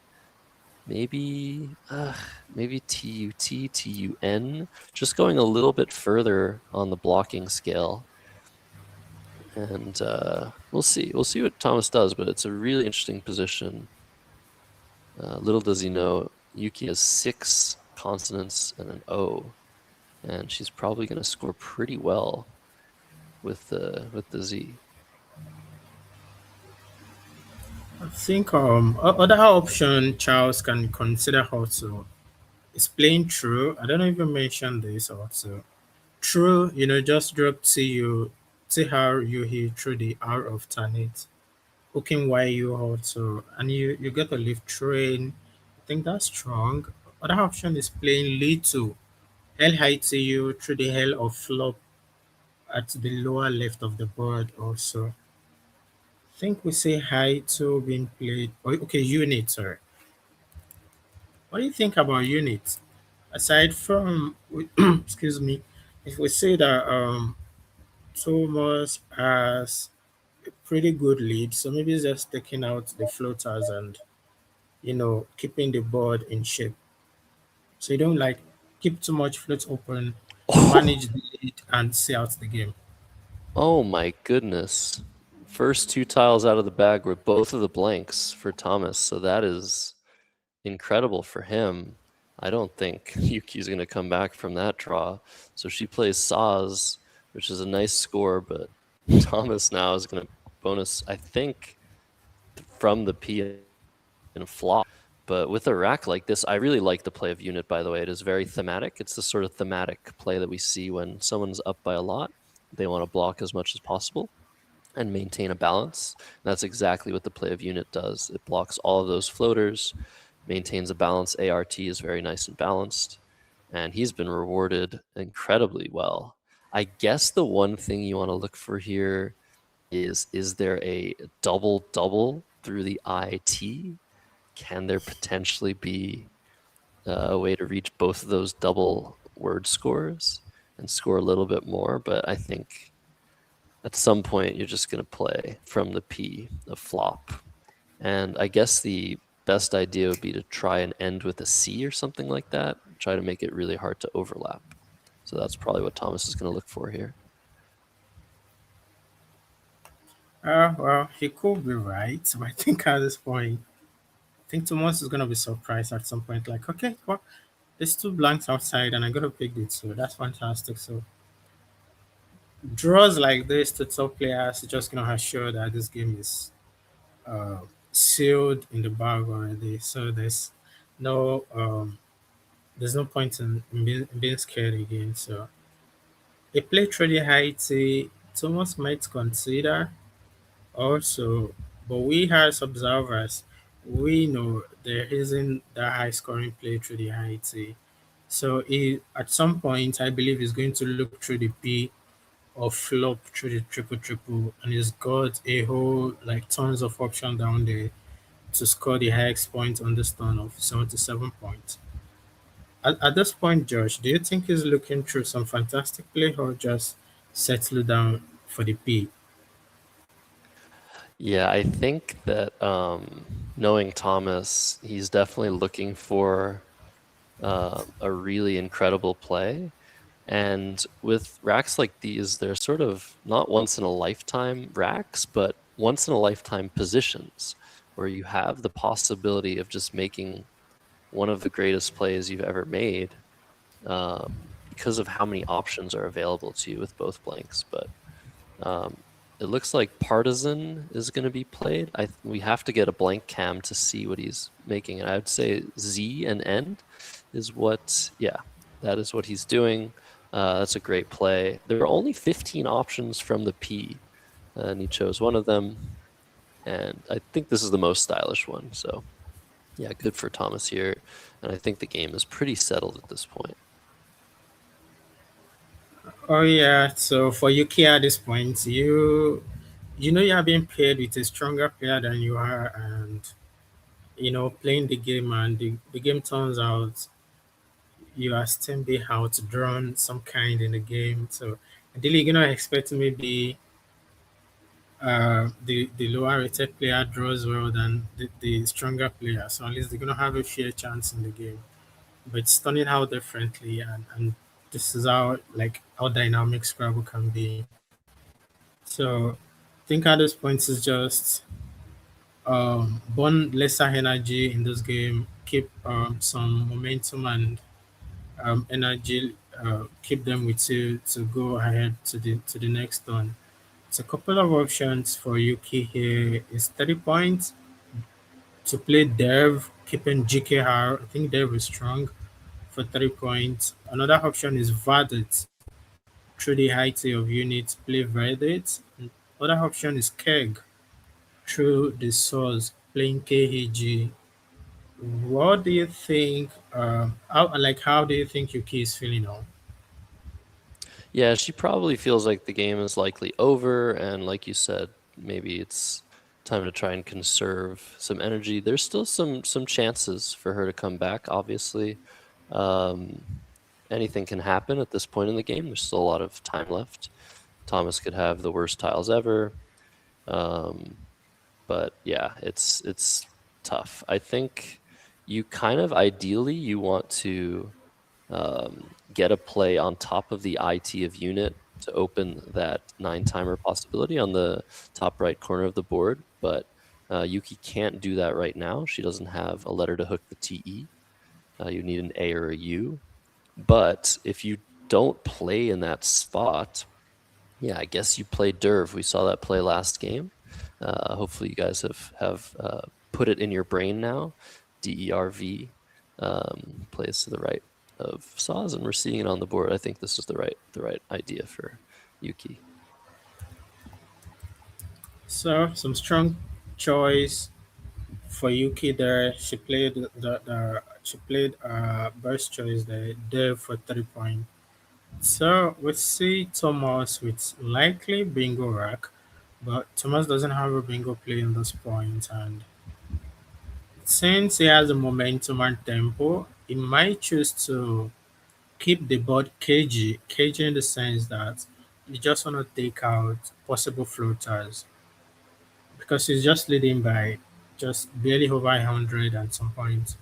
So, and if Yuki gets a bingo and gets some other high scoring play, they might just be slight chances, like Josh mentioned earlier, but we know the chances are really light. So we see Orc come down for 3 points. This is the top choice here, still keeping bingo prone leave. So Josh, I think Thomas is going for a good kill, like just end the game fantastically. That's right. Yeah. This play will definitely win most games by the most amount of points. But I think Thomas probably realized that it's a play that might cost him a very small amount of winning chances if he draws racks like these for the rest of the game and he's not able to really do anything with them. You could see Yuki get multiple bonuses and high scoring plays while he's struggling with low scoring options. But this is definitely the sort of play you want to make here when you're already up over 100. It's a short tournament, so at the end of the day, after 7 games, I think the cumulative, which you mentioned, this is the tiebreaker in Scrabble tournaments. How much you win or lose your games by overall becomes pretty important. So if multiple players have the same record, if let's say a few players are 6-1, or a couple players are 6 wins, 1 loss. Whoever's won or lost their games by the most positive amount is going to win the tournament. So I think Hawk really accomplishes the goal of just trying to get the cumulative up there. Over to Yuki now. She's down 120 or 37 points, and I guess you just go for it. You play Gump over the IT of Unit. While Yuki thinks about this move, I do want to mention a few things. We did get started pretty quickly, but there's so much to talk about with regards to this tournament. There's so many special things going on, and while Yuki's thinking, let's talk about those things. So if you're just joining, this is day 1 of 2 of the Spring Fling in Galesburg, Illinois, United States of America. There's around 50 players here, 7 games, I think, each of the 2 days. And what's special about this tournament? Well, the mayor of this city, Galesburg, Peter Schwartzman, is a top rated North American Scrabble player. As we see Hakeem, nice find by Yuki through the disconnected tiles on the board. That's pretty beautiful. Yeah, so who's putting this together? Well, Darla as well, but Peter, the mayor of Galesburg, has done so much to get this event up and running. He's gotten sponsorships from tons of restaurants. You might know Galesburg and you might not realize it, but there's a many viral videos from Judy's Cafe. And Judy's Cafe is a famous restaurant in the city of Galesburg, that went viral in the last couple of years on TikTok and Instagram. You might also know Galesburg because it's the home to the Railroad Hall of Fame, which is a really, really cool museum. I think a lot of you guys in chat are into trains. I definitely am. It's one of the most important rail centers in the Midwest, and that's been the case since the 1850s as Naivety comes down on the board. And there's a lot more to say about this town, but that's just a little bit of a preview of what's going on. So I think Yuki has got a chance to keep the board open in our previous turn by playing Gump GUMP through the height of units, keeping the P and the triple triple, threaten some potential play and force Thomas up to the upper part of the board. But I think she went for the more fantastic play of Hakim. And I think now with naivety that I would say from Thomas, I think it's just okay, let's play more tiles to end this game quickly so it doesn't keep balancing his rack while he's losing some points. So oh awesome. So we see the big move from Yuki now. Play Pog for 25 points because she have the last hook to Pog. She will be able to hook her hairs and make some play feasible to get some possible 7-letter combination. The lower part of the board is also free. The hand through the partisan is able to play some bingo. Now Thomas is using there for his highest scoring play of David. Let me quickly Indeed. play. Yeah, this is this is just adding insult to injury here, as Thomas is going to take a 180-point lead. We'll get the score fixed for you guys. Right now, the score is 488 to 308. Yeah, Yuki, very nice setup play of Pug, setting up the last S, but unfortunately, that's not going to work out. Right now, the bag is empty. Thomas has drawn EUTX as the final 4 tiles, and it's the end game, and Yuki doesn't have a bonus. Oh, wow, it's really unfortunate, but so these are part of the beauty of Scrabble game.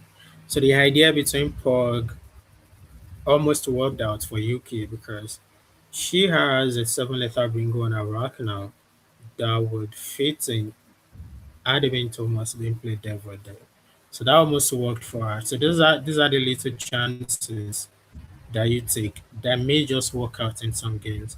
Perhaps if it doesn't work out here against Thomas, but it may work out some other games. So you keep taking these chances and you don't just give up in the Scrabble game. Anything can just happen. So we almost sure almost ending this game, and Thomas must be feeling rest assured. He doesn't burn too much energy in this game. He was able to get quadrics. Partizan played quickly, while Yuki struggles with most of her draws in this game. So, what do you have to say about this whole game, Josh? Yeah, I really think, again, don't worry about the scores. We're working on that right now. I really think that Yuki's one chance here was earlier in the game when she played FOINS. She could have played a bonus, seven-letter word, getting 50 extra points. She could have played olefins. Either she saw it and was unsure or just missed it. That was her chance back in this game. And unfortunately, she didn't see that. And after that, it was really just downhill. Thomas was able to just keep scoring, keep making some good plays, some good decisions, and it worked out for him in the end. But it was a good game to start things off, and some really good decisions along the way for both players. And I'm just very, very surprised still at the four-letter word that no longer no longer appears that there was any phonies played, right? Now that the E was hooked onto Ying to make Ying. So I should stop mentioning it because if you're just joining, you didn't even notice. So I think Yuki had some couple of points here. She could get some 30 points plus points if she uses the hairs to hook her setup of bug, and at least that would reduce a bit of the spread. Yeah, I think she's going for that option now. Maybe bags or bigs for 32 points. It's gonna reduce some spread, and Thomas will not be able to end the game now. It would take him a couple of turns. I believe UK should end the game in the next turns. It has been a really fantastic game. Apart from the first maze, which Josh mentioned, of olefins, and that might have determined some things in this game, but that just led through the notice of Yuki. And aside from that, it's been some couple of struggling draws and then kind of worked out on this board. But she's put some strong choices up towards this end of the game. Perhaps maybe if she has taken the option of playing the Gump earlier there to keep the triple open, maybe the P might have been useful to her to get a bingo down. Because the whole idea of Scrabble is you just want to either score more points or reduce the spread if things turns out funny. So I think that's what Yuki has tried to put up in this game. So it has been a very fantastic game, and Yeah. I hope you guys enjoy that. Yeah, look at that sequence, a very high scoring sequence of bags followed by RIA, and Yuki ends the game with 364 to Thomas Ranke's 522.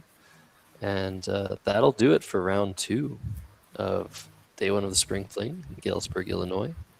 And let's listen to the overhead mic. Yep. Ooh, your hands are warm. Must be where I'm sitting. Maybe. Yeah. Hold on. Not used to this fridge Illinois weather. Yeah. It's not close where you are? Oh, it is, but you're not. Yeah. I'm That's used for to sure. everything. Yeah. Let's see. You had Arabic blocks. That's sad. You Yeah. didn't even react. I would have stormed off I probably. put on my rack, so they knew I saw it. Yeah. I knew the tragedy that was calling you. Yeah. No, you played really well. God. the first 2 tiles I turned after unit were blanks. Oh wow.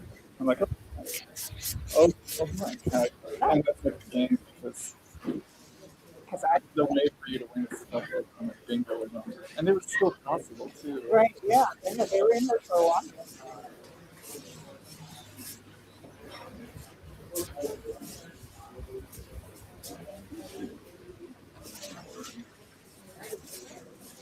Yeah, and this one, I don't know why I wasn't sure of it. Yeah. It took me a long time to convince myself. I've seen it. I've been, it's done in 5. So. The only reason I remembered it is I remembered the 3-letter extension for it. And I'm like, why would I know an extension for 5 that doesn't exist? What's the extension? LAN. LAN? Yeah, Tambo Land. It doesn't really come up to sound like a front extension. Right. Yeah. I think that takes an A. It does. Yeah. Yeah. It could have had Tambo Land. Yeah. Oh, you could double check with Lisa while you're at I it. did. It's good.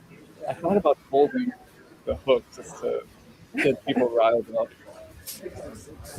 But I wasn't 100% on it either. Yeah, I wasn't either. So I'm like, I really like it. Or like one that faces somebody. Mm-hmm. Yeah, but I looked it up. It's good. Okay, so that was a nice post game. Thomas Reinke talking about Jambo. Yuki talking about how airbags was blocked. We didn't even mention that. She had airbags as her final rack, but Devil blocked that.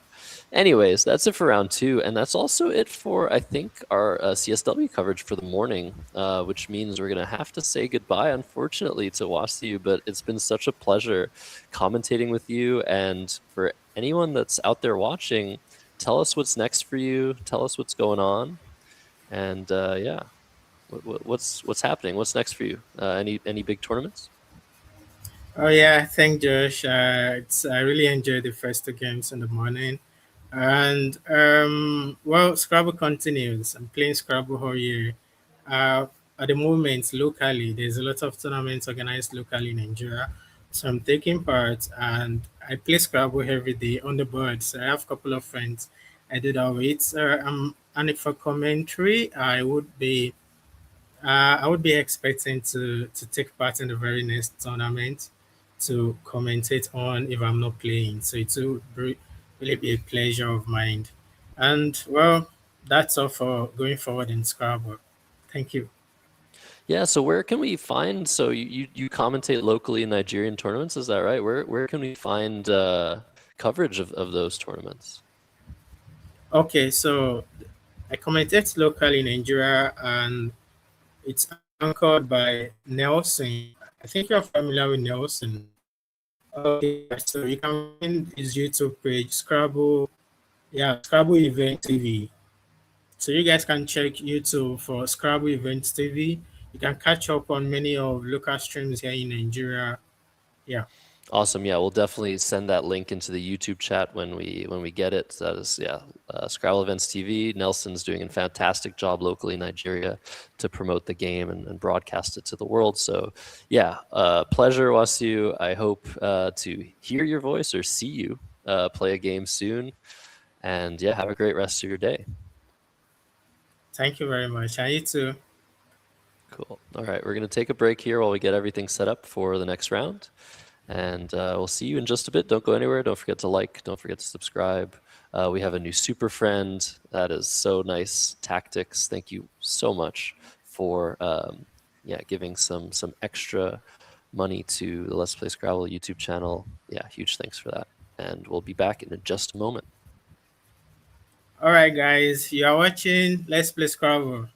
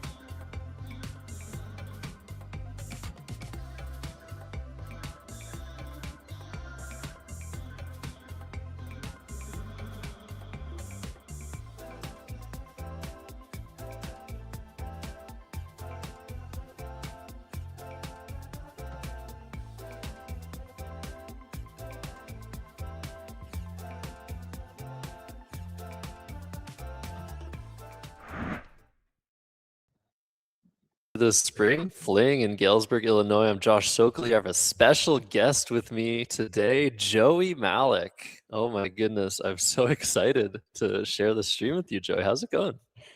Great. I'm glad I finally passed the audition after all these years, and it's great to be reunited with my foe from the 2023 National Championship. So yeah, this should be a lot of fun.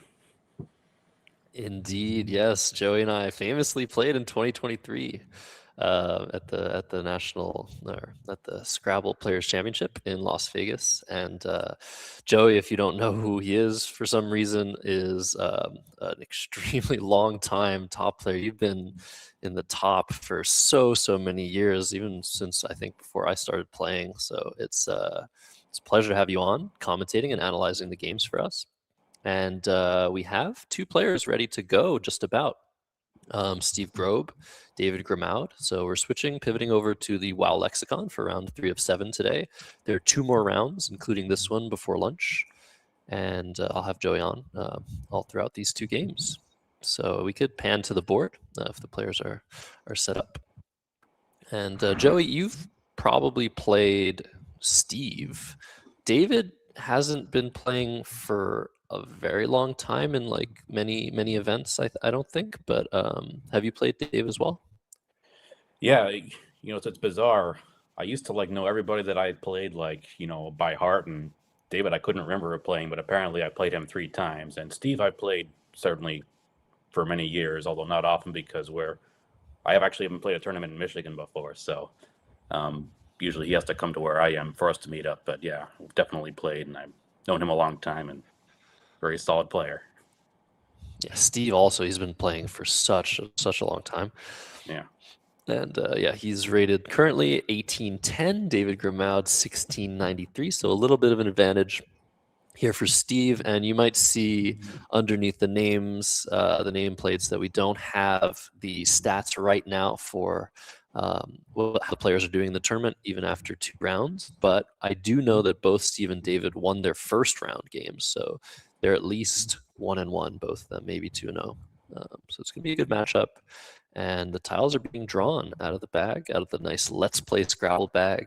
Once again, I wanted to thank everybody for watching, for commenting in the chat, liking the video, and especially a huge shout out to our Scrabble super friends, including Tactics, who just started a monthly donation to the Let's Play Scrabble YouTube channel, which keeps the channel going. So thanks a lot.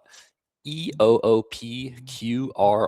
Those are the first racks, the first tiles we see out of Steve. So what's your original thought here in this position, Joey? Yeah, this is a pretty easy decision, I think. You're definitely exchanging, and yeah, I might have kept an O to go with the EPR to save him a little bit more balance, but that's also a perfectly good exchange, I would think. But yeah, it's definitely not a rack you want to play through. It's pretty much an auto dump, so good solid play there. That's interesting. My original thought was maybe just to play poorer and just keep the lone Q for a potential QI next turn, but the engine is giving credence to your decision here. PER is such a strong combination, and yeah, maybe keep the O to go a little bit better, but I like this decision a lot by Steve. No need to keep that Q. And over to David, who has a U without the Q, GIIMRTU. And so not a great rack either. What sort of play are we looking to do here? Are we going to see a counter exchange? Is that something you might consider after an exchange? I wouldn't think so, because I don't think there's anything really great worth keeping. I think something standard, maybe MIG, or I don't know. Nothing really looks all that great here. So yeah. So he's looking at gut. That keeps 2 I's. An I and a U is also just really bad together. Yeah, there's one play that gets rid of both of them, TUI, but Grim as a leave is pretty grim. Right. So that's why I'm thinking maybe just exchange, keep RIT, and I don't know. It's a tough one for sure. Yeah. Steve's drawn 4 vowels off his exchange, so he's not going to be able to do much either. I think what I like about MIG, though, is that it's pretty hard to overlap and score a lot against, so that's a pretty good counter to an exchange. Although it was an exchange 4 instead of an exchange 1 or 2, so it's not like a red alert that he's really bingo prone. So Yeah, so interesting psychological decision making possible here.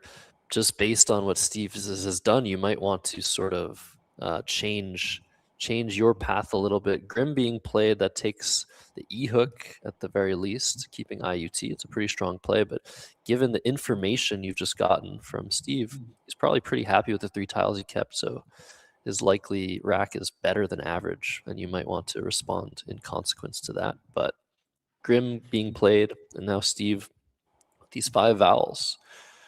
Nice option of maybe apogee through the G, something else you might be thinking of here. Yeah, that was my first instinct. Gets rid of a lot of vowels and saves ER. I'm looking at overlaps over a Grim, maybe like Ope, but yeah. Nothing really with Grime that I'm seeing either. It's a tough one. Like, you do want to play off PA, maybe PEE or POE, so Ope makes a lot of sense overlapping. Apogee might open the board a little bit too much for your liking if you're Steve. I know Steve likes to play pretty defensively at times, not always, but I find him to be a defensive player.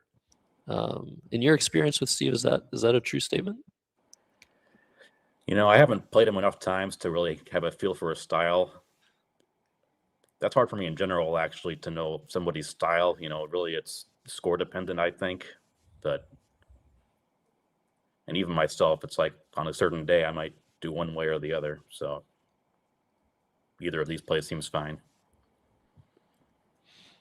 Yeah, so Ope is the decision here. It's, again, a very strong play.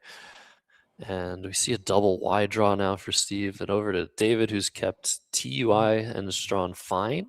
And those are good tiles, but unfortunately with the TUI, they don't go very, very well together.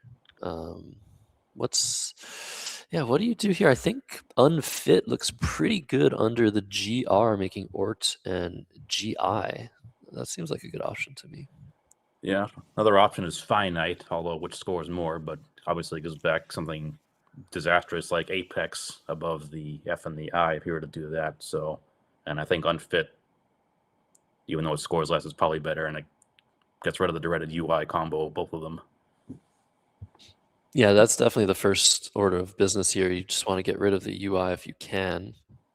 But Ooh. NEIF, that's the yeah, highest scoring play in the position. That's pretty nice, making 2 hooks.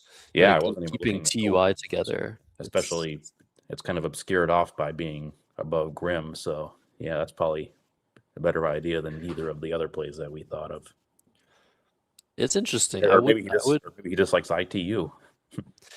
Yeah, I don't think any Scrabble player really likes ITU unless they're expecting to draw the Q. But this is a nice option we didn't think of. And it's over to Steve now with 2 Ys. And he's lined up the word EYRY, a pretty obscure 4-letter word that you don't see very often. And that does fit, making FE, but it keeps 3 vowels. So I'm not really sure I'd be super thrilled with that. You might want to keep the Y to potentially score with, but it's a pretty ugly situation either way. Airy, Irie, just AYE. Which of these options is speaking to you? Yeah. Well, I'm just thankful that I'm only commentating on this game instead of drawing in this game, because these are some ugly, kind of boring, uninspiring racks. But I'd probably lean towards Irie, get rid of the both Ys, but it's, I don't know, not a slam dunk.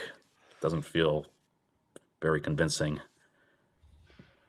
Yeah, NEIF hasn't really given too many options back to Steve. It has kind of forked the board, though.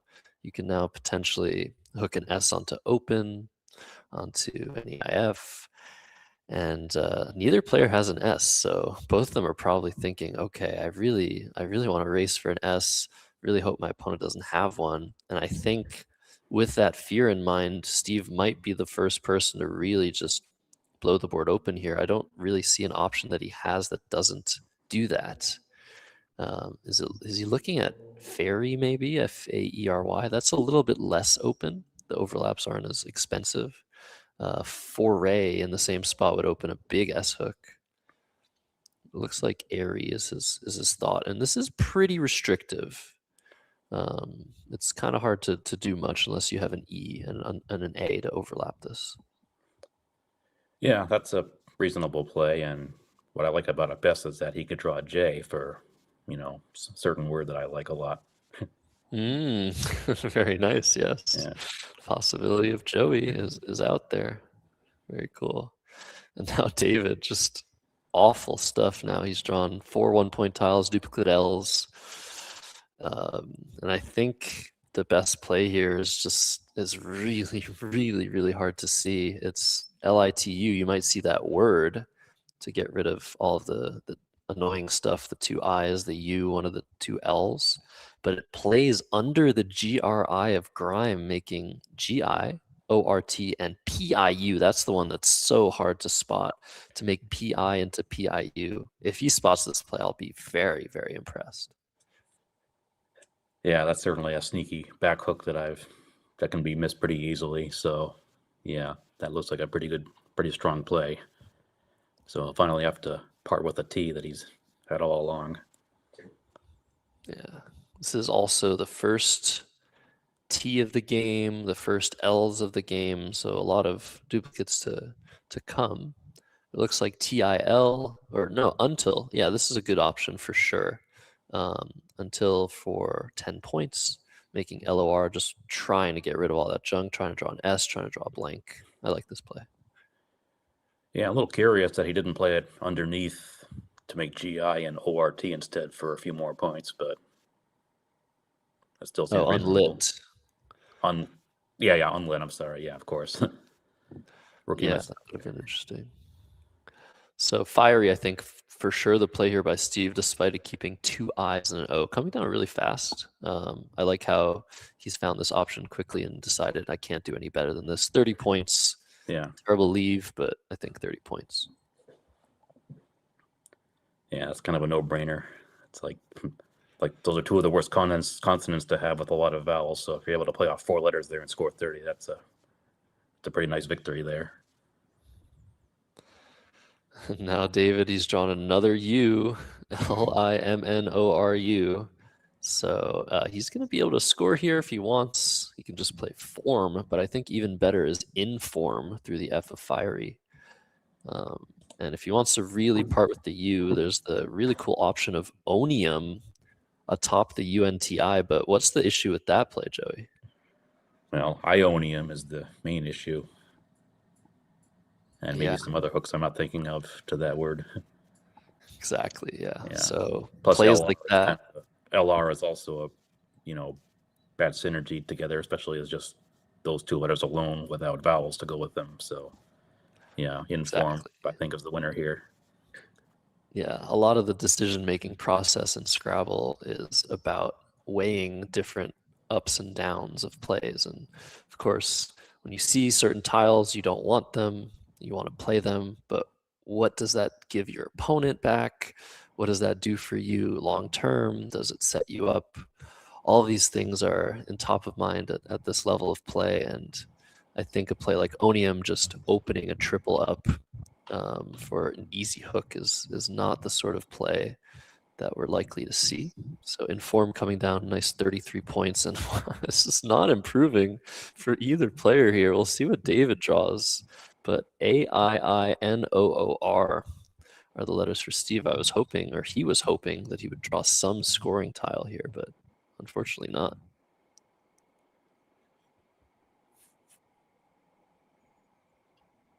Anything springing to mind here? It's very uninspiring.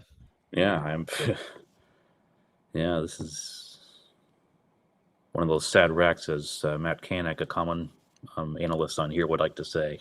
It's been a very sad game overall, but if it can't be an exciting game, at least be a close game, and it is a close game still, at least. So, I mean, look at that though. Look at that draw for David. Wow. I mean, he's drawn the Q, the Z, and the X all at once, and I think that's a little too much. Oh, I was going to ask, are we supposed to say Z on here only, or is that just for Canadian events? Because I know that's a rule that's often drilled home. You can say whatever you want, Joey. Whatever. I kind of like saying saying Z.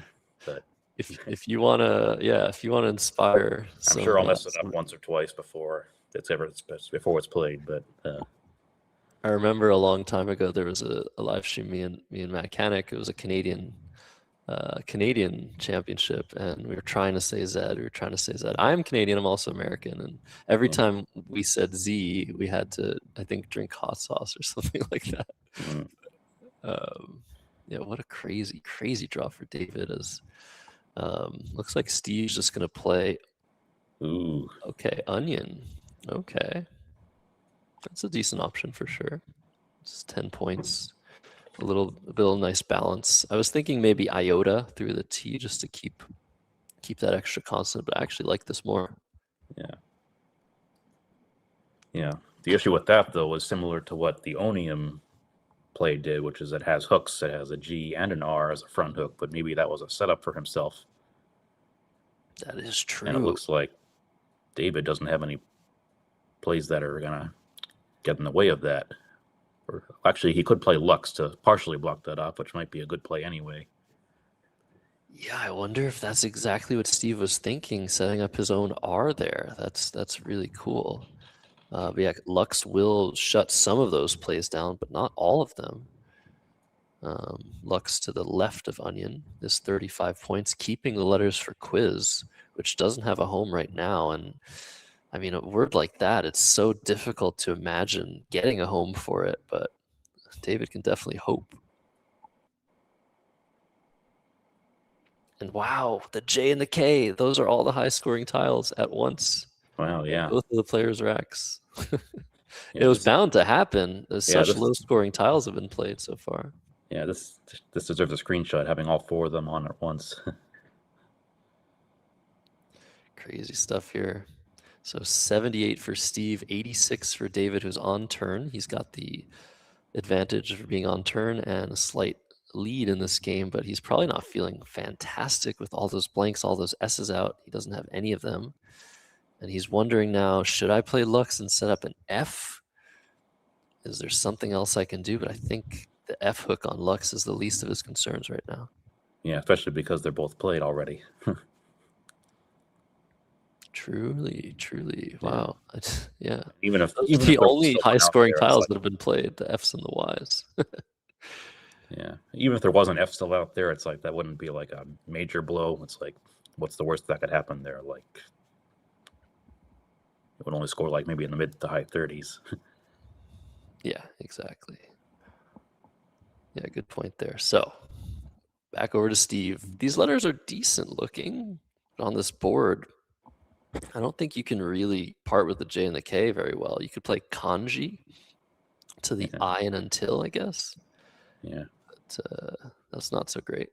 He's looking at Ranid, so we do see the hook. That was what he was thinking of, the R hook on Onion. Yeah. He's thinking of keeping JK. Crazy. Look at that draw for David. Oh my goodness. Wow. Now we're all right. Here we go. Well, he sees Quantize and Quartzite. I think he's thinking of Quartzite as a 9. Would be incredible. But yeah, wow. Okay. Yeah. So It's too bad you Steve's can't going to need spell- some help. Too bad you can't spell junkyard with an I. It has to be with a Y. Through the UN. Nice, yeah. So, I I don't wonder know. if Do we like Ranid? It is maybe the highest scoring play in the position. It's 28 points. There are a couple ways to get 28 here. That's the highest score, I think.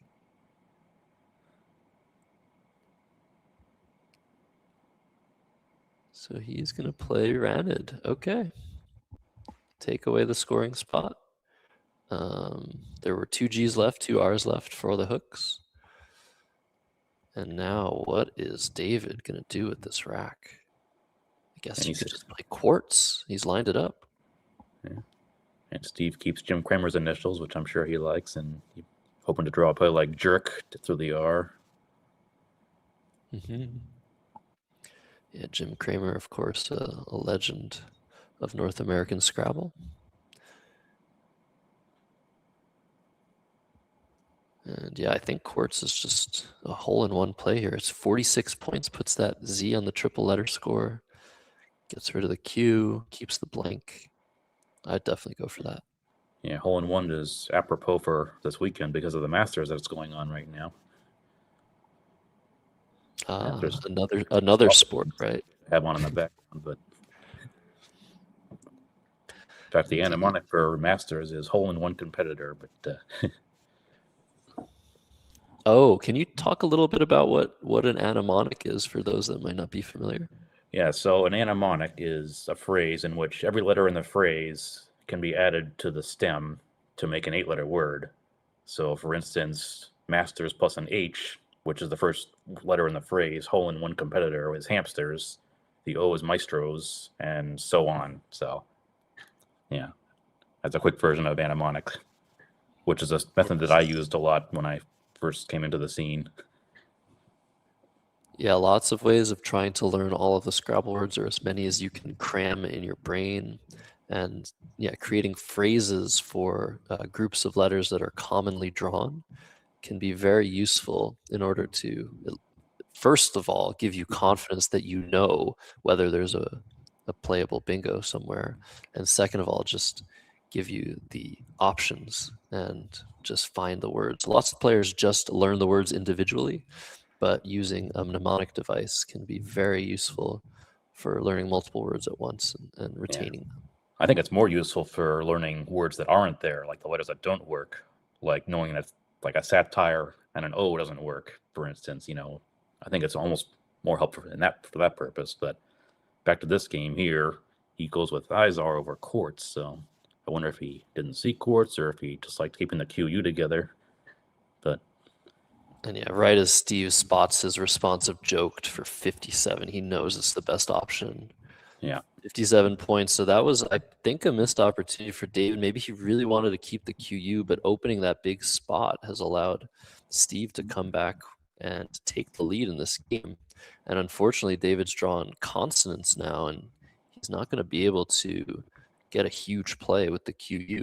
Maybe best is just to play squid to the ID that's now on the bottom left of the board. yeah, that looks pretty obvious. Too bad he can't quite hit the O down there. He was hoping. Oh yeah, he's one letter off of something like quarto. So maybe actually an interesting alternative option, since I've already seen David wanting to keep the QU blank combination intact. IDS from the I and fiery is 25 points, and all that David needs is an A draw and maybe an R draw to hit quarto for 70 to the O and joked, or potentially even better, maybe he'll draw a bingo somewhere on this board. It's interesting. Yeah, that is intriguing. Or I'd Steve probably just lean towards squid. DLT is very solid, and if you just draw an E, you're probably gonna hit a bingo. You don't have to worry about burning an S as much when you already have a blank, and they're probably bingo soon. So, and the Q is it's not a great board for the Q, so probably better to get rid of it when you can. Exactly. And it's also, I think, even more so when you have a blank, you don't need to risk as much. So if you play something like IDS, you might draw something good, but you might draw 2 more consonants and then be in big trouble again and not have any scoring plays. So I think that given how flexible it is when you have a blank and DLT are such flexible tiles, I think squid is the correct option here, but it does feel like David wants to keep that QU together. He really wants to draw into a huge bonus, but he's risking a lot by going for that. So I think squid, I agree, is probably the best play here. And David has great options next turn, or great opportunity next turn, or the turn after to get a bingo down and take a nice lead. Let me see it. Very nice.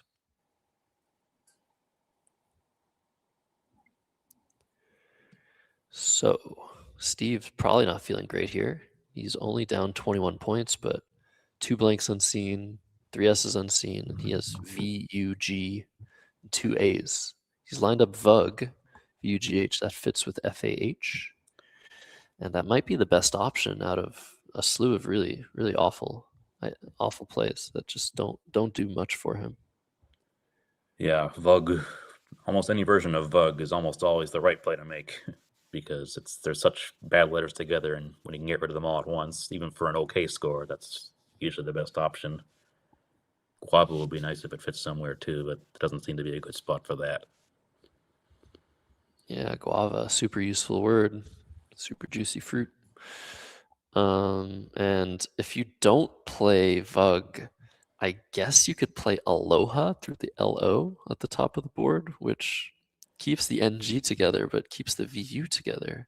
Yeah. So I think I like Vug just tying the score, and I think it's really up to David after that to prove that he's going to be able to take a lead on this board. But it looks like just Vug. Okay, VUG leaving the S hook on opens alive. Yeah. Another That's option I just considered was vaxing through the XI, which unduplicates the A's, gets rid of the V, and it does put the V in the triple column, but you're not usually too concerned about that. But this is pretty, or you can do Gov. Yeah, it's the same score. You're doubling the G on the multiplier, and you're doubling the V because you're playing 2 words with it. So actually, Steve opting to play a little bit more open at a deficit makes sense. Yeah. But regardless of what Steve was going to do, though, he wasn't going to prevent a bingo from David, it appears. He has Oldster for 1, off the D and Ranid. Yeah, Ulster looks pretty good. I guess the issue with it is that if you play it under the D and Ranid, that'll set up a lane to the triple if you want to start with an S, but it's the highest scoring bingo here, and I don't think any of the other options are much better. There are two 9-letter words play through the UN if you guys want to look for those in the chat and let us know if you see any of them. Yeah. But yeah, it looks like Ulster is the play here, and it's a high probability word, but one of the tougher ones to spot over the board, Joey. Yeah. And if I'm not mistaken, the mnemonic for Oldster is Dad Slips Fast. It's possible that one's been modified in the past, but at some point that's what it was. So there's your exercise for looking for 8s. But you'd think that the M might be a possibility to start with, but doesn't look like anything there. So one of the 9s has been said in the chat, underplot. And the second one, roundlets. Yeah, those score 61 and 60 respectively, whereas Oldster scores 75. So yeah, if David doesn't see Oldster, he's seen Delator, Delator, but that's pretty unattractive. Scores 63. And yeah, I think he'll probably opt to play the bingo here. But if you don't see Oldster, you might think, okay, well, maybe I should try to get something better, play gold from the G and Gov, and just try to get an 80 or 90 potentially point bonus. But I think here you really should just go with the bonus here at a tie score. Yeah, and I'm not too worried about the S hook on Oldster because it has to be the second letter. And unless it's a bingo starting with S, you're probably not gonna be hit too hard by any counterplay. And the overlaps above it wouldn't score a ton either because there'd be a consonant next to the double letter score. So Indeed. So while David is thinking, he's under 10 minutes. That is going to be potentially a problem, given that there's still a lot of game to be played. I do want to mention a couple things. We were getting into it last round, but this tournament is a really, really big deal for this city and for Peter Schwartzman, who's doing so much of the work. And it's being held in downtown Galesburg at the Arts Center. And there's been a lot of local restaurants that have helped contribute to this tournament. But most of all, we want to extend a huge thank you to Word Game Players Organization for donating $1,500 for this tournament, for this live stream specifically to be possible. A donation like that was pretty necessary. So thank you to WGPO. And yeah, I just want to get that out of the way because it's really, really important.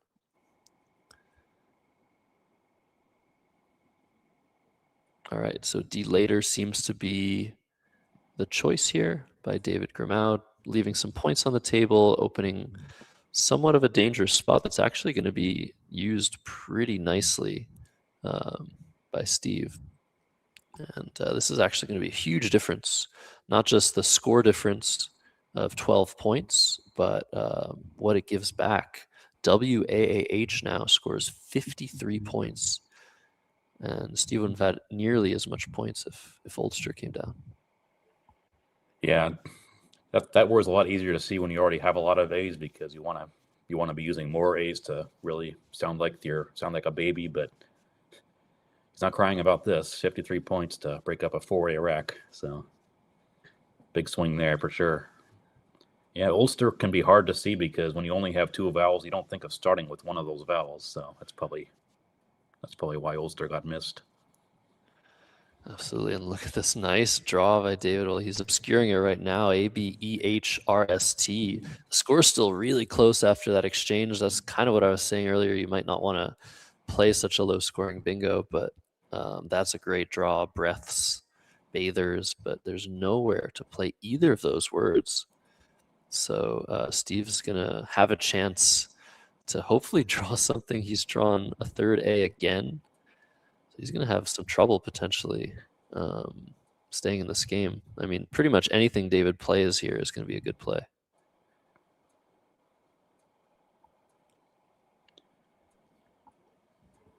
Yeah, as nice a rack as this is, it's pretty hard to get bingos in unless you're able to underlap delater, which you almost can with bathers, but not quite.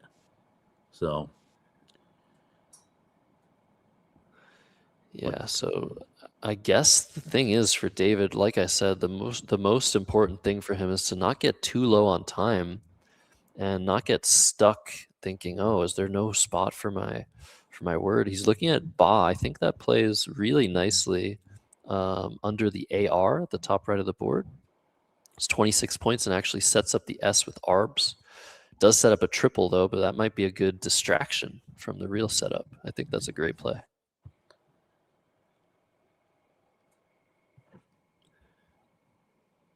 Would you consider something? Go ahead. Sorry. Yeah, it's too bad he can't quite underlap delater for, like I was looking at, herb doesn't quite work because it makes WOR, and bath doesn't work. It's like, I'm sure he's probably looking for plays that really cash in well there, but. Oh, no. Uh-oh. This is not valid. WOB. Is he going to commit this play? No. Oh, it's coming off. Maybe some uncertainty there. Yeah. Wow. Yeah, Steve would have challenged that right off the board. Or he's playing. He realized that bow was upside down, right? Yeah, perhaps. Yeah. I'm still concerned. We might see a phony 3. This does happen, even at the higher levels. There's so many words like that. WAB, SWOB. And yeah, I was thinking maybe this is the sort of play that David would end up playing, just overlapping fave to make fava or fave. David's under 5 minutes. I feel like he's feeling the pressure a lot in this position. He's got a small advantage, but it could just disappear in an instant. I really like the option of BAH that he was considering, but yeah, plays like this, they're decent, but you can do better. You can play BAH through the A of Izar. BAH and ARB was really strong. So yeah, every mistake here is going to give Steve chances to come back, but luckily we didn't see a lost turn. That would have been crazy.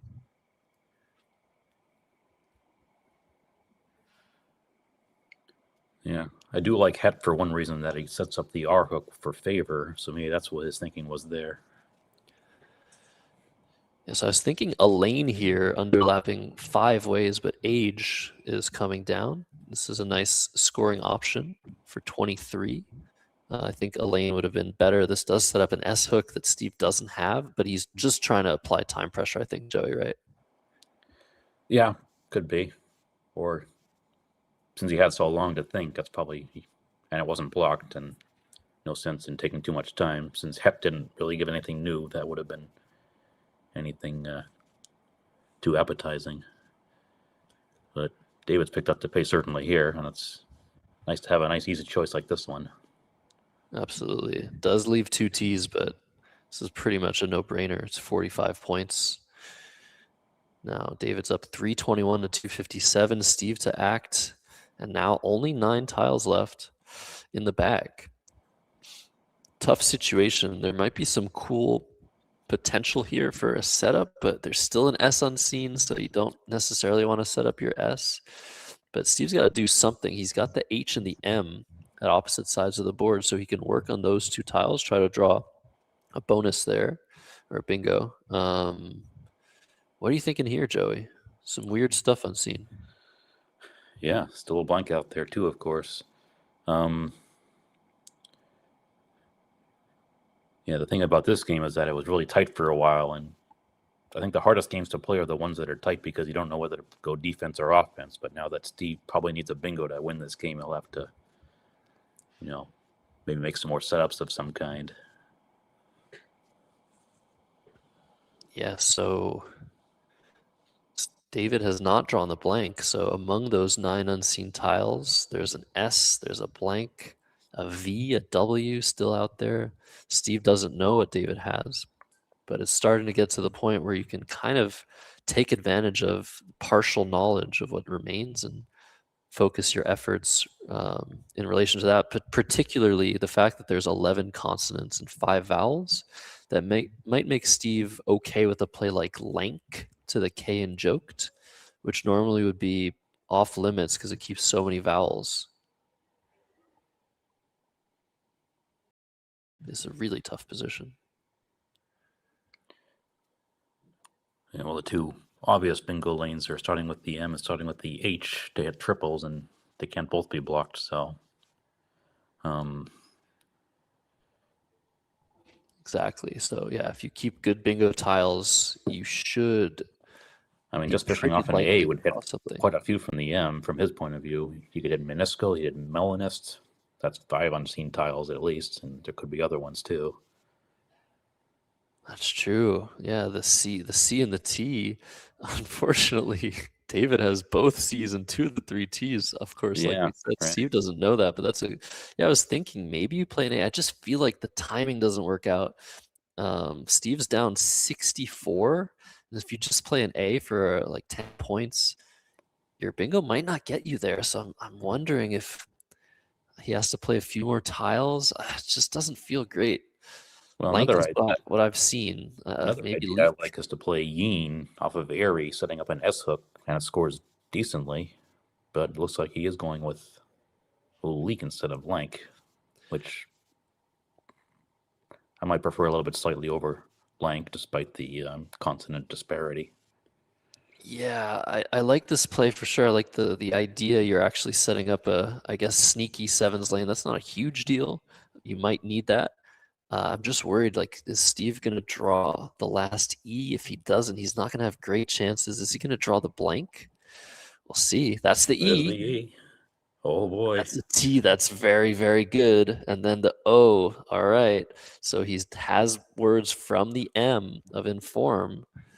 But Atney's doesn't go down. I think those are his only options, Joey. Will David smell a rat and try to block that M? It is the best lane on the board. Yeah, certainly seems like a better letter to start with than an H.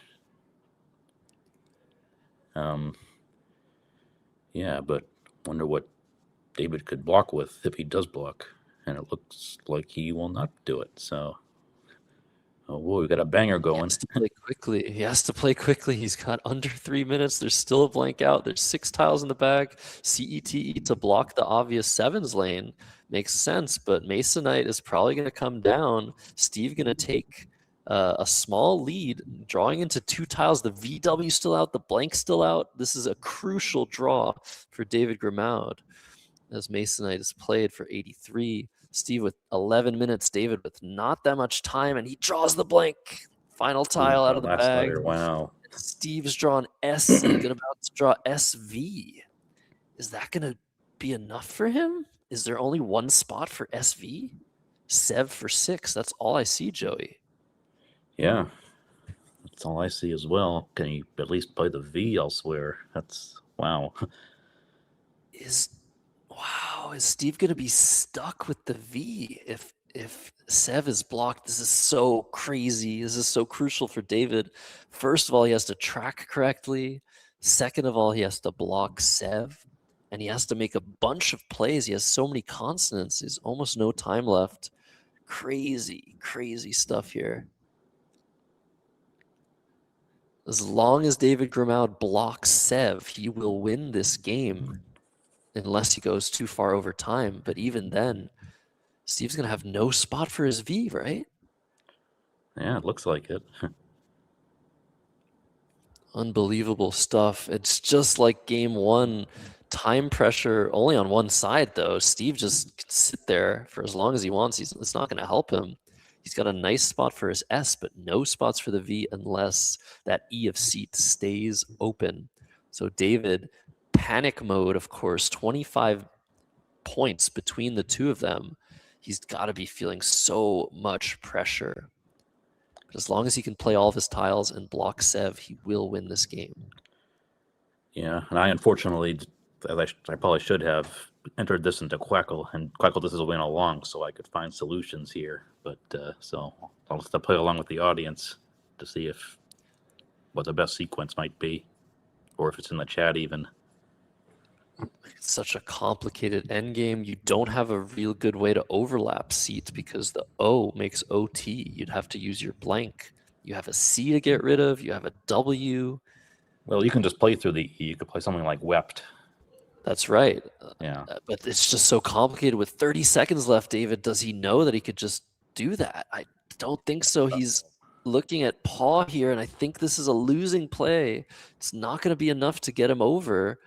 But he's got no time to think. He's going to make the blank an E or an A.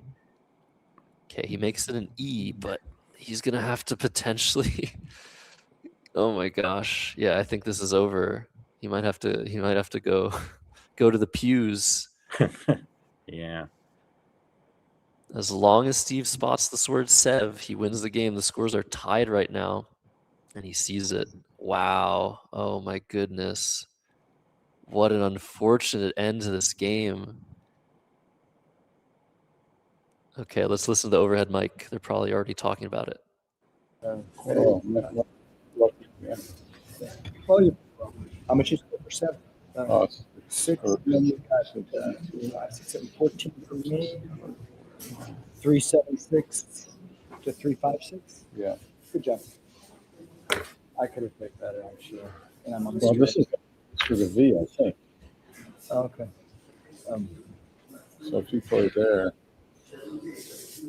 and you don't go overtime, Yeah. probably gonna win. Oh, okay. I see that. Yeah, I brought too much time. Yeah, I was very, very close to just playing mute here because I said, well, and I said, going from an M. Yeah. Gotta go with the. This was a lot of fun.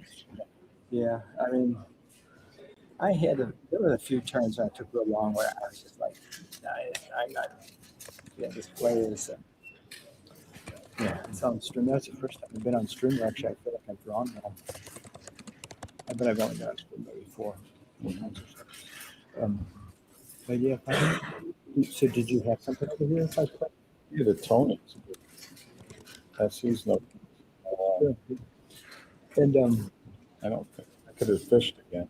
yeah, I was about to play. And I said, why EET 44, 6, 7, 8, 12, 13? How many? I scored about the same as my other, and it wasn't like super juicy spots. You had to.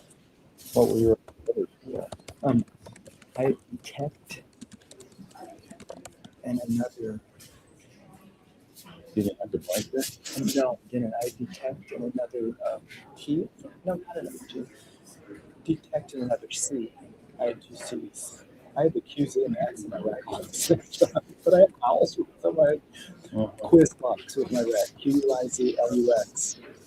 And I had to work through them, and I hated having to pick this here, and those were the turns where I was like, there's better plays here than what I'm doing. And actually, I would have done QI, I think, had I noticed. So when I you played had the Q when you played this? Yeah. I quiz Lux. Oh, you had 2 years. QIZ. Yeah. And but yeah, QI might have been probably better than ISAR. Because I had the blank too then. When I played ISAR, I had the blank. I had Q, A's, I blank. Yeah, it's tough. Yeah. Yeah. My one, it's I think you get your Flux is probably good for the Bucks. yeah, it scored. I can't remember that. Still a back. One of them maybe. No, Oh, okay. It doesn't take anything else, does it? I don't think so. Okay. Not on the back. The one turn where I was going to play yeet, I would have blocked your mid set when you started that. Oh, I was going to play here. Actually, I turned a couple times quicker when I had a clunky rack. I was going to just play over to here with I guess 4 or 5 over right, but you earned it, and I used too much time. So that's my MO. I do my time well, and then I started doing it for you. Yeah, it's balance, right? Because Sometimes when I do it well, then the next half of the game I undo all my good time management. Yeah. Is what I've noticed. All right, you don't want so to so fast for you. that was a 20-point win for Steve Grove. What a crazy game. I know you guys are probably noticing the timer still running. That's okay. The game is over. Steve's not going to go overtime. They're mentioning a few things there. But yeah, before this game, Steve was 2-0. David was 2-0. Now Steve, the only undefeated player in the A division. So Joey, already after 3 rounds, we have a clear leader.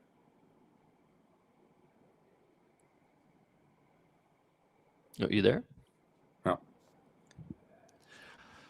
Oh. Sorry. Yeah. You went off for a second. Sorry, I was being told that I can mute, but maybe I'm looking at that wrong. So sorry. Oh no issue. Yeah, no I lost issue. sound. Yeah, I lost your sound for a second. Sorry about that, or whoever. No problem, Joey. It was a crazy game. What a crazy game. So I guess what's the one lesson that people can take from that game? I think it's a very important one. Yeah, I guess maybe play quicker in the earlier games, because I wasn't even looking at the clock really, but that obviously turned out to be an issue for David at the end. So usually the game early on in the game is where you'd make your quicker plays because there are less factors to digest. But is there something you had in mind for a lesson? No, exactly. That's the thing. I mean, we've seen 2 out of 3 games have really come down to time here. Round 1, both players were not losing in the end game, but made plays that blew the game. So this is definitely a thing that happens even at the top level. And someone mentioned in the chat, I like it, in chess they say that the clock is a piece. It is a very important part of the game. And you might think, oh, the better players know more words, they find more plays, but no, it's also about managing your time. It's such an important thing. There's also your tile tracking. So I think David had gotten all of those things correct except the time, and he ended up not managing to find the winning sequence. So crazy result. Steve is now 3-0. He is leading the pack. Before this round, this game finished pretty quickly. Jason Vaisberg was 1-1. He was in 3rd place. Wally Schultz was in 4th place. But yeah, Steve on the top already after 3 rounds. So I think we're going to go to a break while we get the next game set up. Actually, before that, we'll look at the standings. We have some standings to show you guys before we go to the break. But yeah, this is after 2 rounds. So both players that we just saw were 2-0, and now Steve is lonely at the top, 3-0 plus 221. But yeah, crazy stuff. Really entertaining stuff. At the top. Yes, indeed. indeed it is. So Joey, will have you back for the final round prior to lunch. But until then, thank you everybody for watching. Don't forget to like the video, and it's been a great time, Joey. Yeah, likewise. I'll see you soon. Yes, you're watching Let's Play Scrabble. See you in just a few minutes. Don't go anywhere.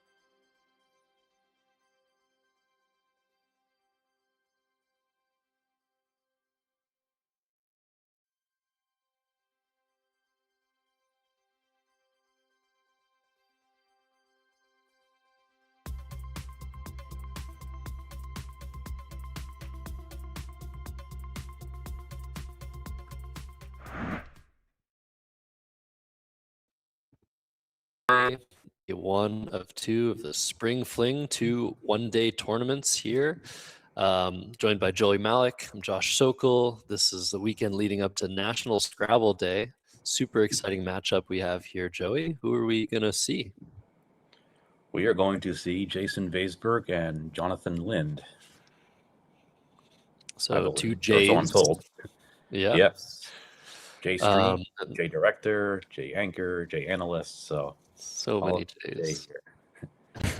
Indeed. J T-shirt. I have a T-shirt with just a J on it. So if I'd known that was going to be the case, I would have had that on instead. But you can't go wrong with no. Either. That's what. That's right. I'm wearing. Yeah, it's a great T-shirt. Yeah, thanks. So I'm here at the venue at the Community Arts Center in the center of Galesburg. If you're wondering why there's so much art behind me, it's not mine, but it's really cool stuff. I just wanted to mention, so it's a 7-game tournament, so anything can really happen. This is round 4, the last round before lunch. The players are seated; they're ready to go, so we can pan to that view of the board. I just wanted to mention something crazy that happened recently. One of these 2 players played the word anti-aircraft to craft already on the board with 2 blanks. And I think some of you in chat already know who that player is, but one of the best plays of all time, honestly. It's crazy. So maybe we'll see something like that. Maybe we'll be really lucky here. Jonathan Lind going first, drawing 7. And it's going to be a great matchup, I think. I think of the time that I missed Handicrafter through it. I had Handier and I had Handicrafter available as a 12. So, oh my goodness! What do you see here? That's crazy. ACIIOST for Jonathan Lind to start things off. Guess the standard option here would be Coati, which can be extended to a 10 Coati Mundi or an 11 Coati Mundis, but nothing all that incredible, I guess. Would you play Coati here? You could also play Chow and keep the T, but I feel like you just want to take 20 here. Yeah, Coati looks pretty solid, I think. Scores the most. There's not a great fishing play, really, or a really super leave, so might as well maximize the score, keep the S, and move on with your day. Yeah, I agree. The ST combination is very strong, but it might not be worth it here. It looks like Jonathan is just going the fishing route, fishing being going straight for an early bingo with OI, keeping ACIST. Those are, I guess, the 5 best letters he could have kept there, but I think leaving too many points on the table, like you said, he doesn't have an E, he doesn't have like the prime bingo letters, so this looks a little bit too fishy to me. Yeah, and I never like playing the 2-letter words that have 2 vowels because they always give points back, and in this case, it's not a really great word to hook, so I'd rather always exchange those 2 letters if I were to exchange them instead of play those 2 letters. So, but yeah, definitely. We're talking about small margins here. I also agree with you. I'd rather exchange. The reason is that, you might get a high scoring overlap, and not only will you be giving potentially higher scores to your opponent, you'll let them score more by keeping more letters. In this case, Hoy is 28 points, EERS, a very good leave, whereas it'd be 14 points without OI. So not nearly as attractive as an option. And the overlapping plays 18, will right? constrict the 18, sorry. Yeah. My bad. It will restrict the board. So a 10 point, you're giving 10 more points and creating a board that has fewer options for you.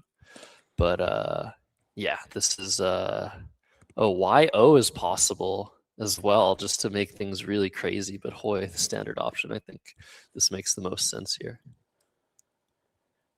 Yeah, I would have been tempted to play YO, saving the H, because the H is a nice fallback if you don't draw bingo. You're not stuck with all 1-pointers that don't do anything, whereas the H really goes well. But Hoy seems like a perfectly reasonable option as well.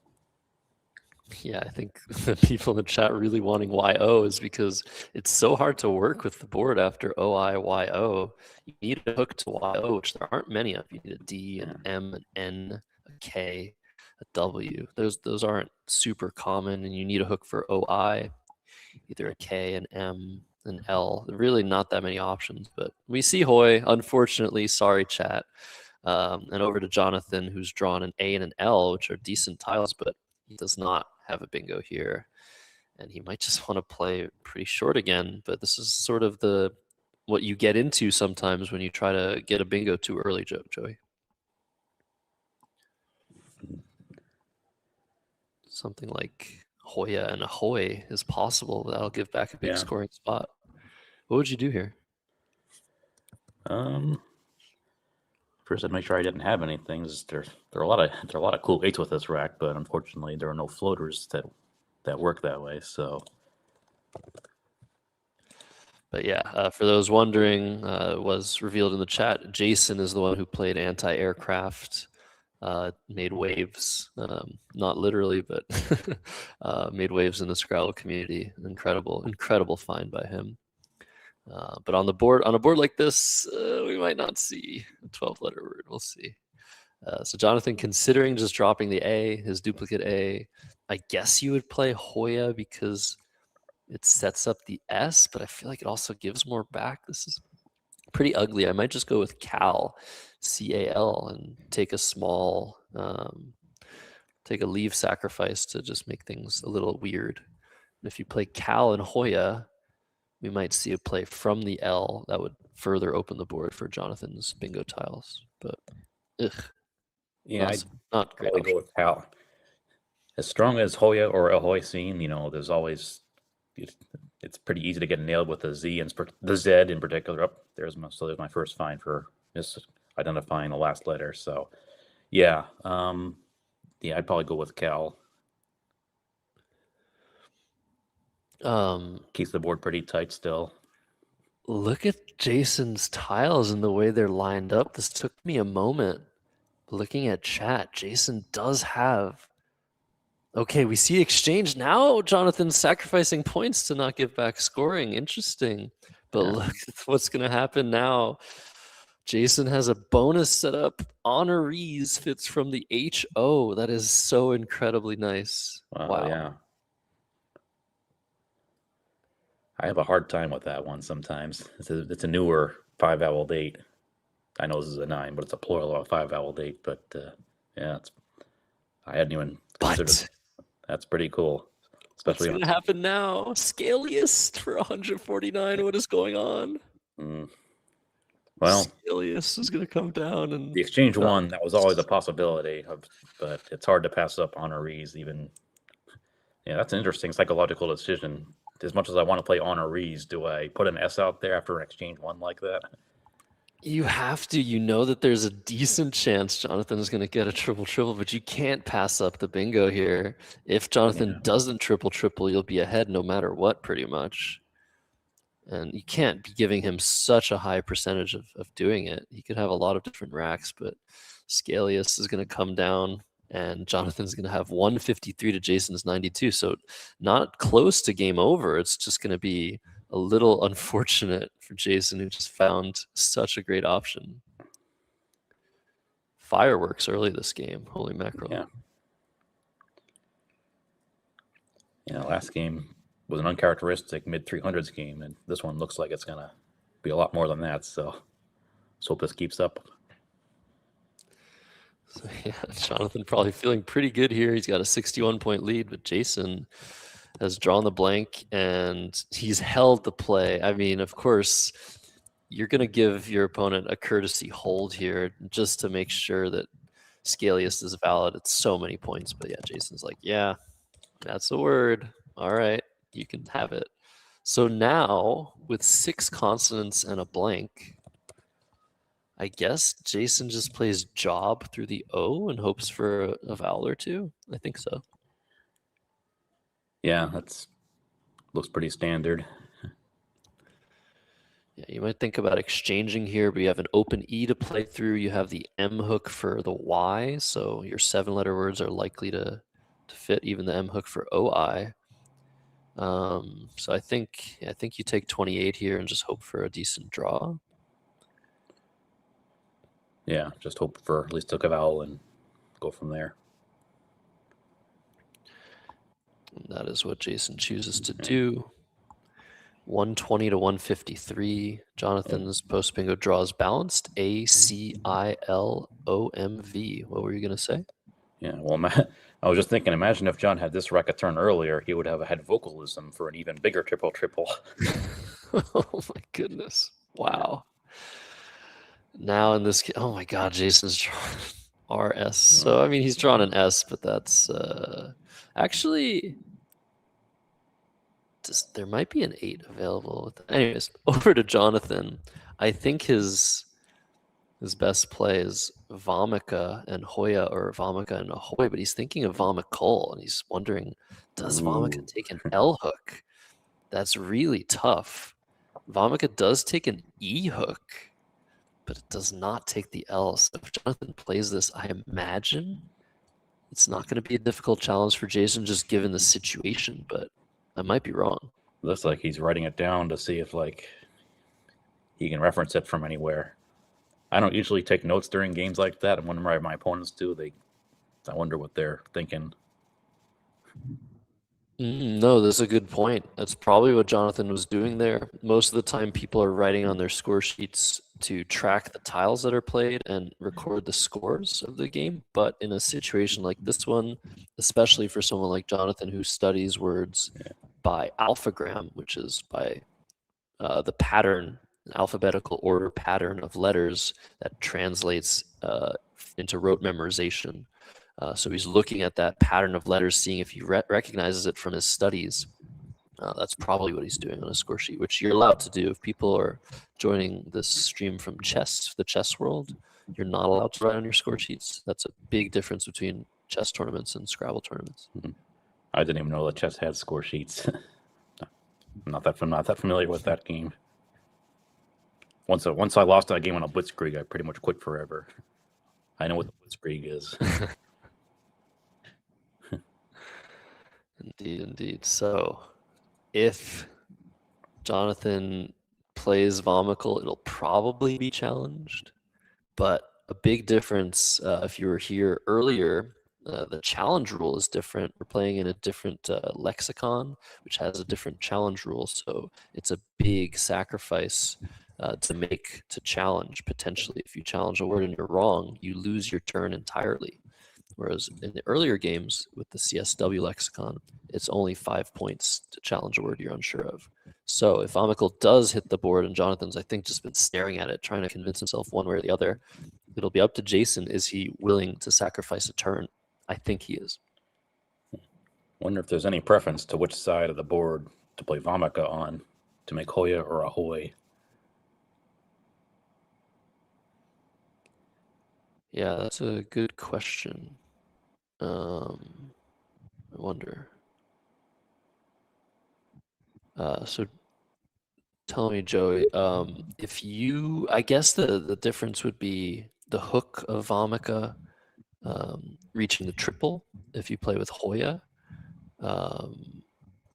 But yeah, that's a very small difference. I guess I would probably play it to the left. What about you? Well, actually, playing it to the left is probably better because it cuts off hooks too, because then Hoya can't be hooked anymore.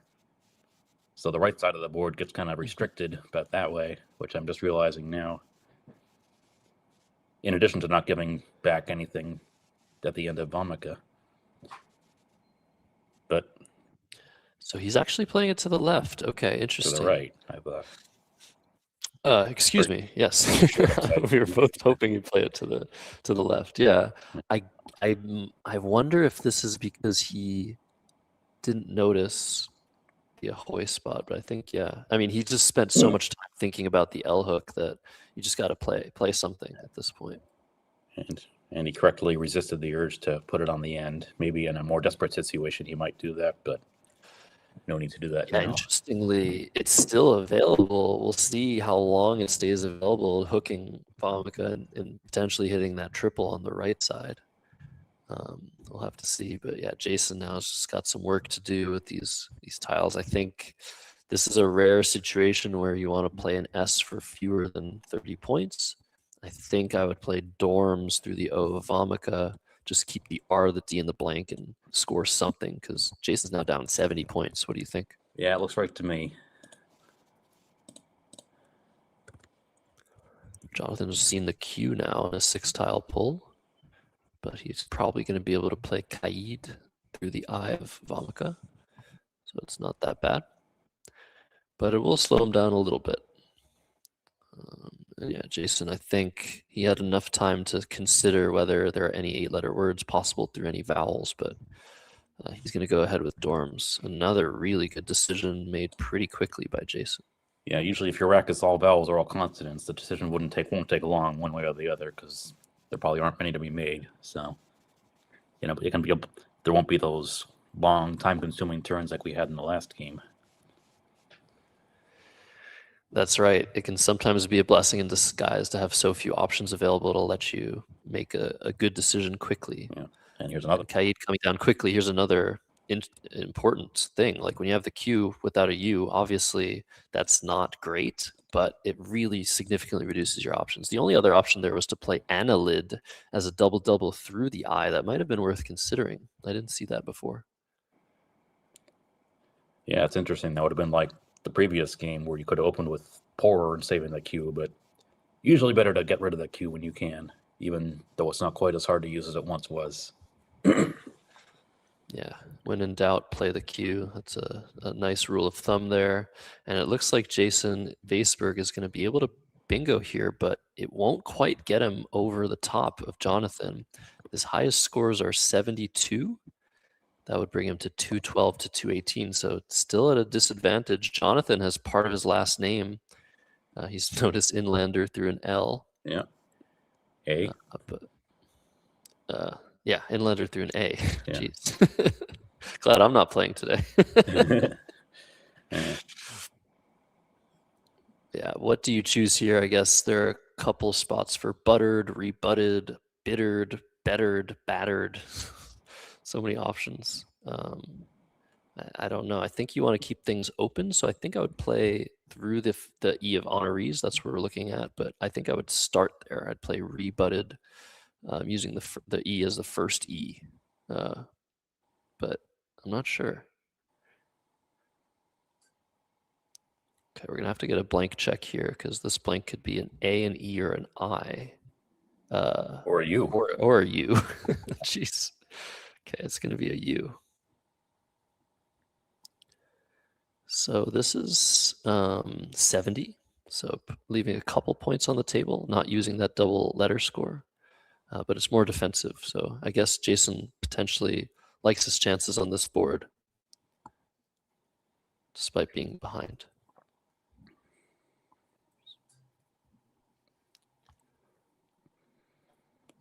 All right, DELINNR for Jonathan Lind, and his options suddenly are severely reduced, but he does have one standout play using the valid hook on Vomica, and it's really hard play to spot. I wonder if he's going to see it. Let us know in the chat if you see it.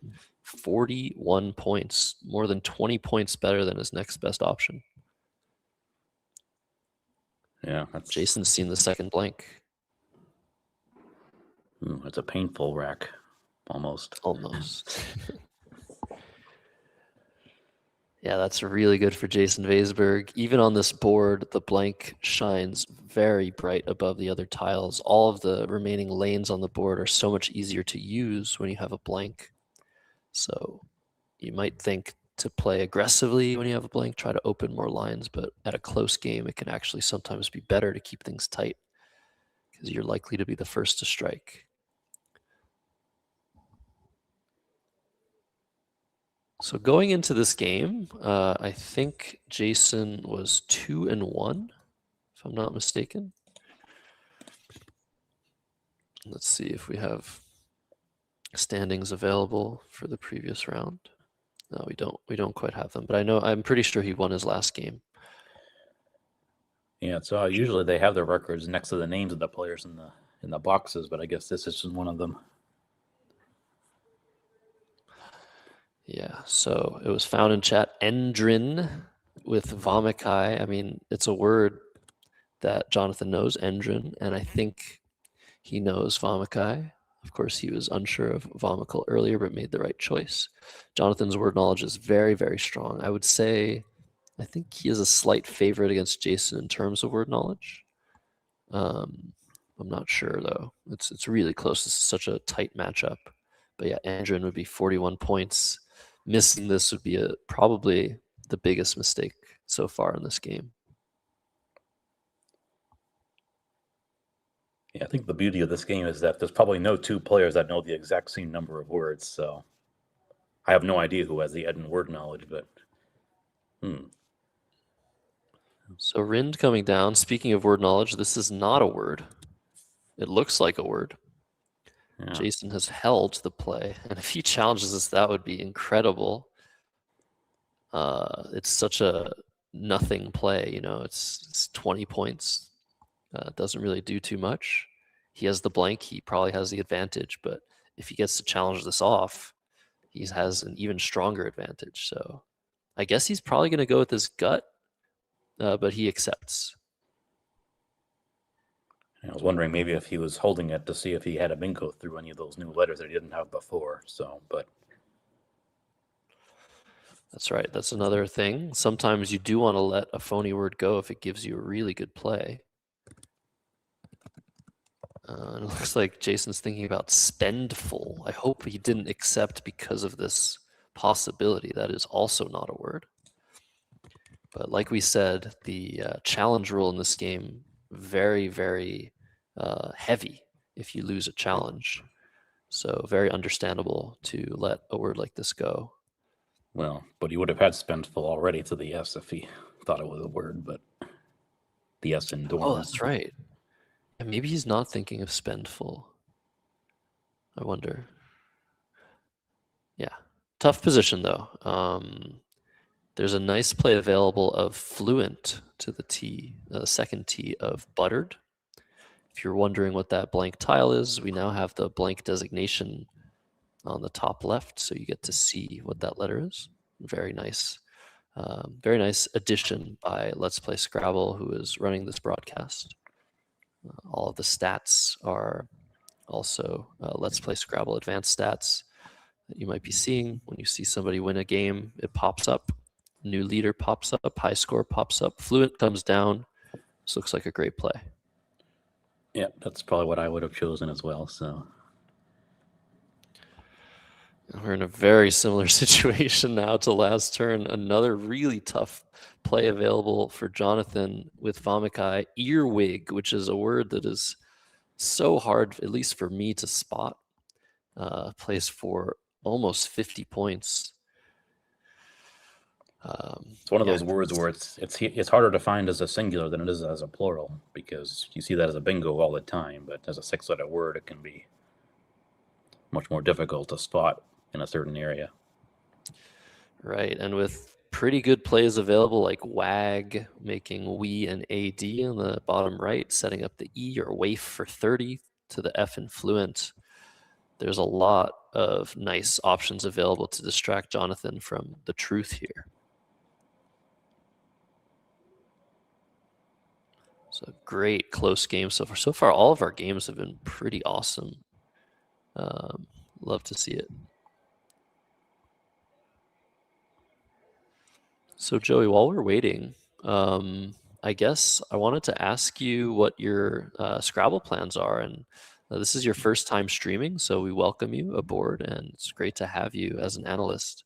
Is this something you've been? I mean, I heard you've been trying to commentate for a long time. There's a lot of people on the waiting list for this job, for this opportunity, but it's been really great, by the way, to have you.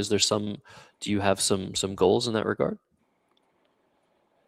Sure, yeah. I was glad to finally be able to do this thing. As I was saying in the chat during the break between games, I'm not very savvy technically, or whatever the saying is.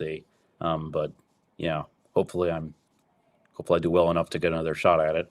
I know I was hoping to be part of tomorrow's coverage Mondays rather, for the Scrabble Day, National Scrabble Day. So that'll be fun to follow, whether I commentate or not. So I have that, and as for tournaments, I'm going to play one in June in Albuquerque, and then the two big events in the summer. Okay, so the Word Cup and the Scrabble Players Championship are. Yeah, my first Word Cup will be. I decided to go this year because during the middle of the event will be my 30-year anniversary of my first tournament, believe it or not. So what better way than to be doing that? Oh, that's awesome. I wanted to just mention here, I think Jason spotted Sputtery from the S in dorms, but if he has any doubt about that, he could just drop his Y with Rye and YE at the bottom of the board while he tries to figure out what to do here. I did want to mention National Scrabble Day. You mentioned it. It's going to be so much fun. So normally we just stream the weekend tournament, but National Scrabble Day is Monday, and there's so much fun in store, and it's all going to be live streamed. Well, not all of it, but the key marquee events. We're going to have Charles Ranky versus Thomas Ranky in a best of 5. We might even have a POV simultaneous 5-game exhibition. If we manage to figure that out for me, that would be so much fun. Lots of stuff in store for Monday, and lots more Scrabble to come on really just the best place to watch live Scrabble, which is the Let's Play Scrabble YouTube channel, as it looks like Sputtery coming down. Yeah, I mean, there's some variants going to be played as well. Clabbers, is that a variant you enjoy playing?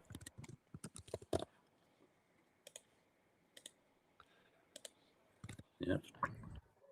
I know you play a lot of people might know Joey from Blitz matches that are posted to YouTube from Mac Meller, but yeah, are there other variants like Clabbers and stuff like that? Do you enjoy those? Yeah, I like watching them. I haven't played Clabbers in a long time. I'm certainly not as good at it as Mac would be. Oh, I think we lost Joey actually for a second. Oh, sorry. I wasn't ignoring you before. I was just doing. Yeah, sorry. Yeah. Yes. Yeah, you're back. Is the only No bingo worries. here, so which he found. Yeah. What was your question? Oh yeah, so there might be some coverage of Clabbers, for example, on National Scrabble Day, which is a crazy variant of Scrabble. What's your favorite variant? I kind of I like the Blitz, as you mentioned. Those are always fun to do with Mac. Yeah, I don't play a lot of variants compared to others. So. Mhm. But I'll watch any of them. But it's still Yeah, good to Clabbers- watch. Still fun to watch, though. Yeah, for some people, I think for some people, Clabbers, which is just this incredible variant where any word is valid so long as it has an anagram. So you just see these crazy strings of letters on the board. Some people, it's kind of hard to handle, I think, to watch something like that. It just breaks the brain. It also breaks the brains of the players, but it's a lot of fun for a variant is a variant. It's not the main thing. We love Scrabble in all its forms, but mainly the tournament level kind as Liege comes down. I think this is Jonathan's best I play, agree. Joey. He was close to a lot of stuff there, but got to use the obvious hotspot there, save a really nice lead, and got another close one here. And Absolutely. So Jason's the blanks are gone. So close to woe be gone. Oh, nice.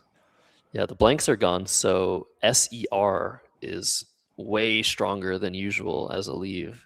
When the blanks are gone, most racks or the average rack is a lot worse because you can't have the best tile in the game. So I think Jonathan is drawn into expires here. Wow.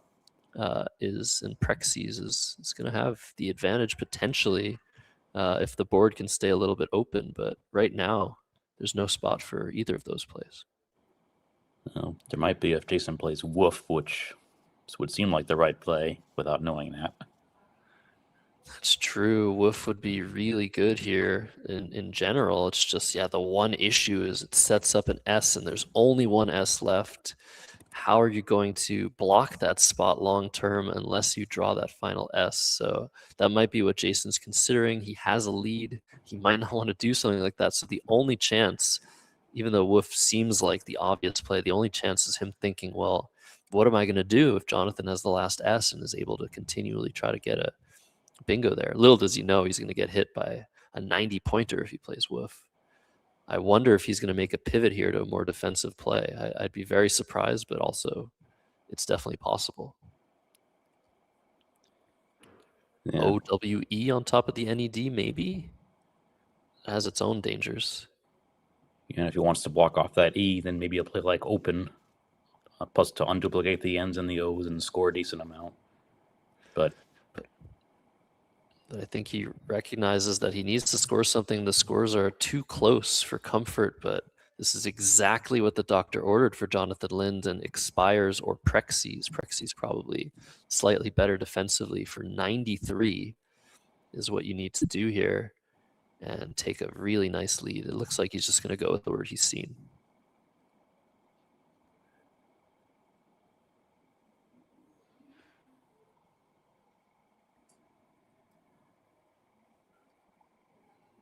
Oh, wow. And look at that draw. Venging. It's not going to go anywhere for Jason Weisberg, but Jonathan now ahead by over 40. Scores 376 to 330. Oh boy, this is a crazy one. It's going to be hard, really hard to come back at this stage.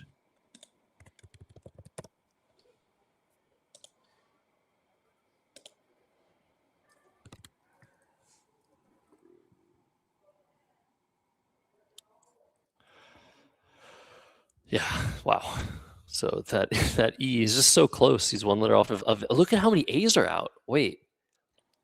Should you play off an E to go for avenging through the E of Liege? Wow. Yeah. This is a crazy position now. I feel like you can't do that. I don't think it's enough points, but yeah, and you if you don't hit it, then it's pretty bad. If you don't hit it, and even if you do, it's probably going to get blocked. Given the nature of a one-tile fish, he's going to close off that E in that's out in the open, because that's the biggest threat left to come back in this game. Yeah, that's true. If I were Jonathan, that would be the red spot on this board that I have to just lock in and try to block if Jason doesn't manage to score anything. But if Jason does score something, he can play Vex for 26, Vixen for 32. At that point, it's a 15-point game, and you can't really sacrifice so much to block. For Jonathan, he might opt for an in-between, I guess, inhibiting move of OPAH through the P of Sputtery. I think no matter what Jason does, which scores really well and inhibits a lot of the plays through the E, but not all of them. This is a really, really technical position now. I think I'd play Vex, but keeping 2 Gs is really awful. I might do Given through the E just for better balance, but I don't feel great about it. But I like that better than Vex or Vixen. Yeah, Given a great option as well. I guess the problem is the score is not as good, and it opens up the triple for all of those A's. Like something like Za would hurt really badly, but Given is a great option as well. Yeah, putting this in the engine, I think the engine is liking Vixen best to score as much as possible and just try to get a good draw and hope Jonathan has a bad one. And that's exactly what Jason's doing. He is so strong, even in these tough positions. Yeah, there's always a simple when in doubt, take the points, which I think Joe Wapnick was the first one I remember using that saying for his book. So absolutely, yeah. Another when in doubt. As much as I hate 2 Gs, and you just gotta take what you can. Yeah, Jonathan now has a host of scoring plays. Which one will he choose? Will he try to? Does he think he's got enough to try and block a little bit and play Opa? But if he does that, can he get outrun? I guess that's the question he's going to ask himself. It's so unlikely that a bingo is going to come down, especially if that E is blocked. The unseen letters, as you can see on top of Jonathan, are pretty bad. There's some good ones, like the letters in retinal are available. Latrine, that's a really nice group of tiles. But other than that, 2 Gs, a U, multiple A's, and a Z. So maybe Jonathan will opt to play like feet through the E in Vixen, FEAT. That scores really nicely. Any other options here, Joey? No, I liked your thought of Opa from before, which is still available. It scores a lot. blocks off the E, and you save the F maybe for next turn to score well in that vixen area. Yeah, I guess if you want to sort of go for it a little bit, you could play Faith under the ED of Rind and just give Jason just as little time as possible to recover here. But I like this play a lot. Feet for 34. It keeps Opa. Both of the plays kept each other as options. And Jason with another unplayable bingo. Prevented bingos starting from the triple word score, which That's right. It's much harder to hit the triple word score in the bottom right. So even if he does bingo through the E, it probably won't hurt as much to catch up. Yeah, and things are just looking really bad now for Jason, who has another unplayable 7-letter word that he has lined up there. I think at this point you have to try and go for something through the W if you can, just because you're going to assume Jonathan's going to block that E with all of his might because he's up by so much. There's nowhere to score really. So I think that's what I'd be looking for, Joey. Just playable bingos through the W or the O of woofs, just to try and mislead Jonathan to blocking the wrong spot. What do you think? Yeah, I'm just wondering what bingos he could try to go for through the W or the O. I mean, the O has to fit perfectly, and while the W has more room, it's generally harder to play through a W. Too bad he can't go for something like bungalow because the B's are gone.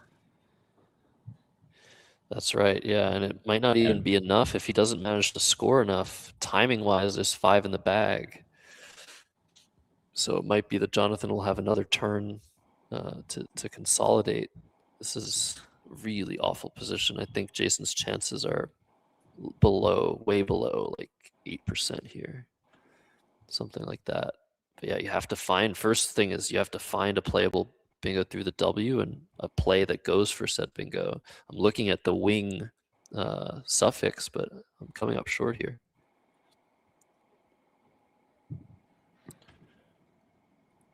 I'm gonna use a little tool to try and figure out what the threats are from Jonathan's perspective, just in order to try and find something playable.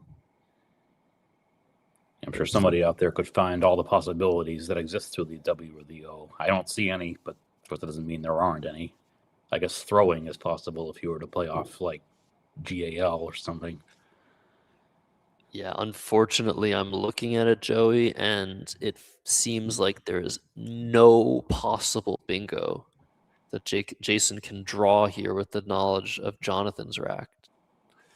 But yeah, maybe going for throwing, playing GAL is his best chance. Oh yeah, I was only looking at remaining tiles instead of the ones that were already on Jonathan's rack. So yeah, that's not surprising. Because I mean, other than that, trying to draw the Z and trying to score 40 with it. But I mean, I feel like that might not even be enough. Probably won't be enough. So it's looking all but lost for Jason Weisberg as long as Jonathan manages to make a good enough play blocking that E next turn. Yeah, I even thought of something crazy like just DO off of the D and Rin to set up a 7 down there to go for something like glaring or eagling, just to create another diversion of some kind. I mean, it'll probably fall short, but I don't know what else you can try. You got to do something to create a diversion. That's a fantastic find, Joey. Just using the space on the board here to try and set something up.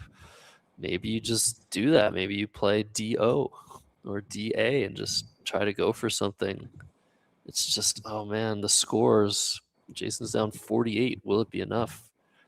I think that's your only chance. I think you have to set up a lane down there somehow.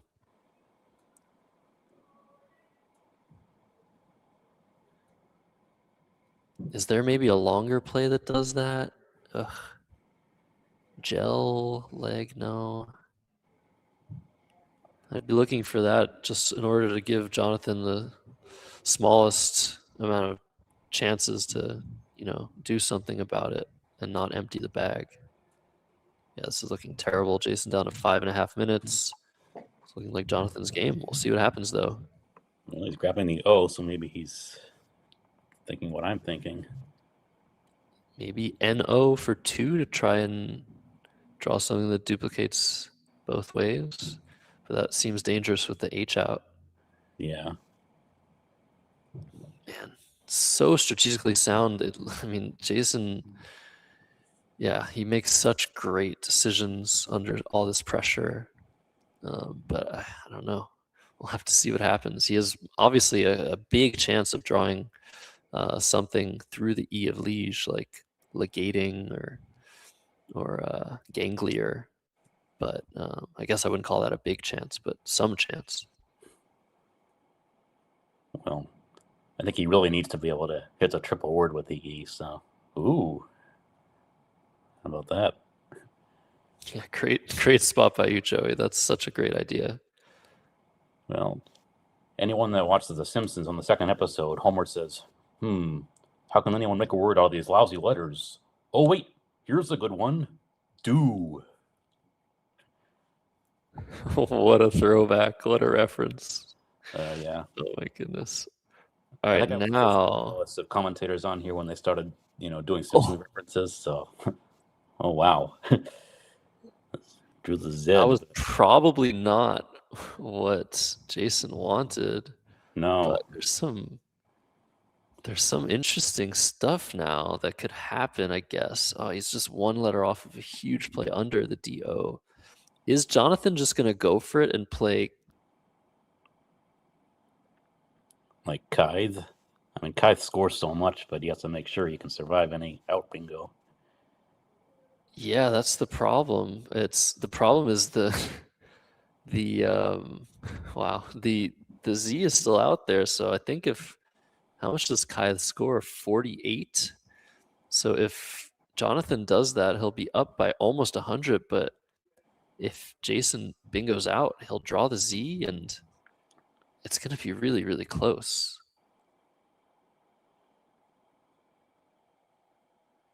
Yeah, I think you probably want to make sure you get at least one more turn. So I'd try to play off, I guess, 3 or fewer if possible.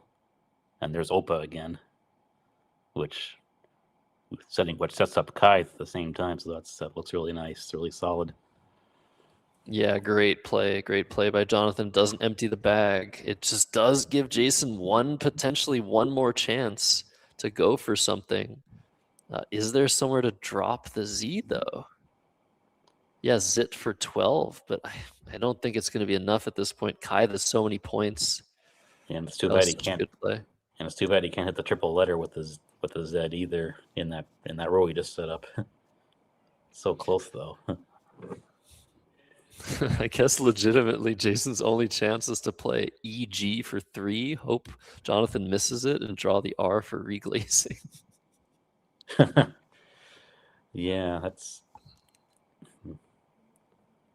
Oh, I don't man. think that's gonna get it done. Probably not. Yeah, this is it. Crazy game though. What a good game. Jason's gonna look for something. He'll probably, I don't know, he'll either give up, which would be a very, very mature decision. It's so hard to give up in these spots. Or he'll play Zit, hope for Jonathan mistracking, hope that he draws like the R for regaling, and Jonathan just plays a phony or something. But it's just, yeah, you need to rely on such bad luck for your opponent in terms of what they do next, which at this point in the game just doesn't happen. I think at this point you just play out, you just score 40 or so now instead of trying to go for something that'll just fall short anyway, most likely. So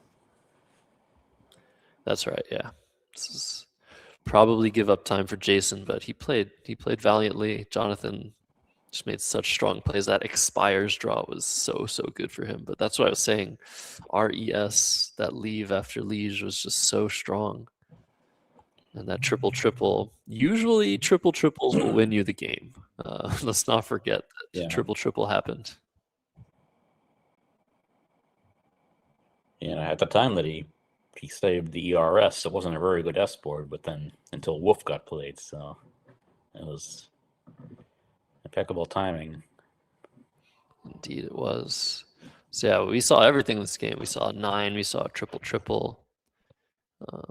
We saw the infamous one tile fish followed by drawing a high scoring tile. I'm sure you guys have noticed that pattern if you play a lot of Scrabble.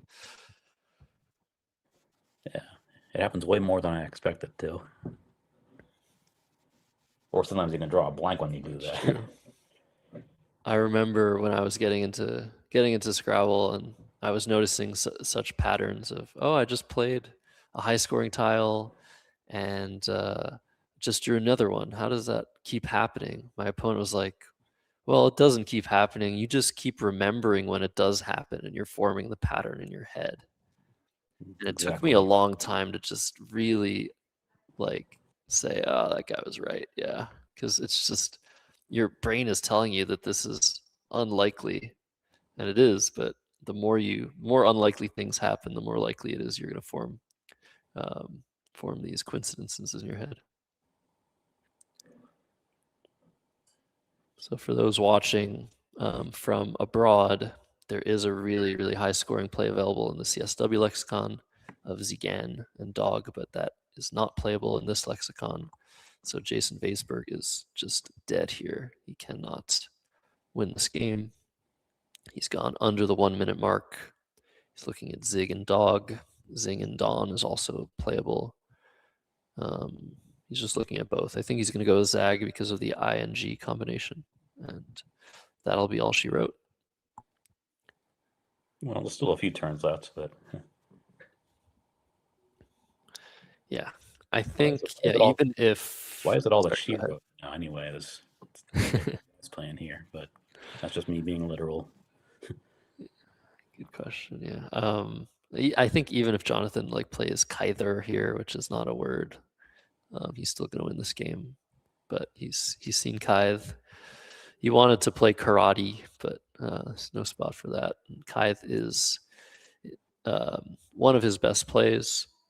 You're supposed to leave the E off because it gives you better outplays, but not a big deal either way. He heard you. Oh wow! There we go. Not so loud. Sorry about that. Yeah, I'm a couple rooms away. I hope they can't hear me. Well, I'm 1,000 miles away, so they definitely can't hear me. There we go. Well, you'd be surprised. Your audio is coming through, and if there's a mistake, it could happen, but it wouldn't be your fault. So 36 points for Kythe. Jason Weisberg down 77 here. He cannot go out with those letters. He has no time. He's going to try. Oh, he's going to try Loving, which was, I think, removed. It was, yeah. And I let that go at the Nationals last year, or some variant of that. Okay, yeah, an unfortunate end to this game. This used to be a word for a couple of years, I think. Well, but it's not going to be an end to this game. We're gonna get another turn out of it. Yeah, very unfortunate. I've tried loved multiple times in the past after it was removed. If you lose a turn, you lose it now when the game's already decided. You might as well.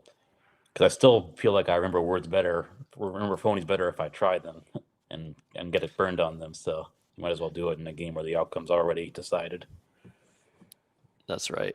As long as it comes off the board. If it doesn't come off the board, then you're probably going to play it again. Right. A rock coming down. Keep playing it until it comes off. Yeah. There we go. 501 to 403 in this final game before lunch. Jonathan Lynn takes Jason Weisberg down a notch. Let's listen to the overhead mic.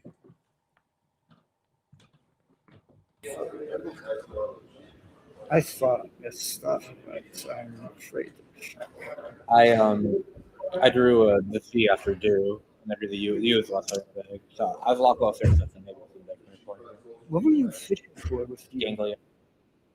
I gave him 3S. So what are we going to? Well, I draw this to both spots. I mean, not Ganglia per se, but the other place I would hit here too.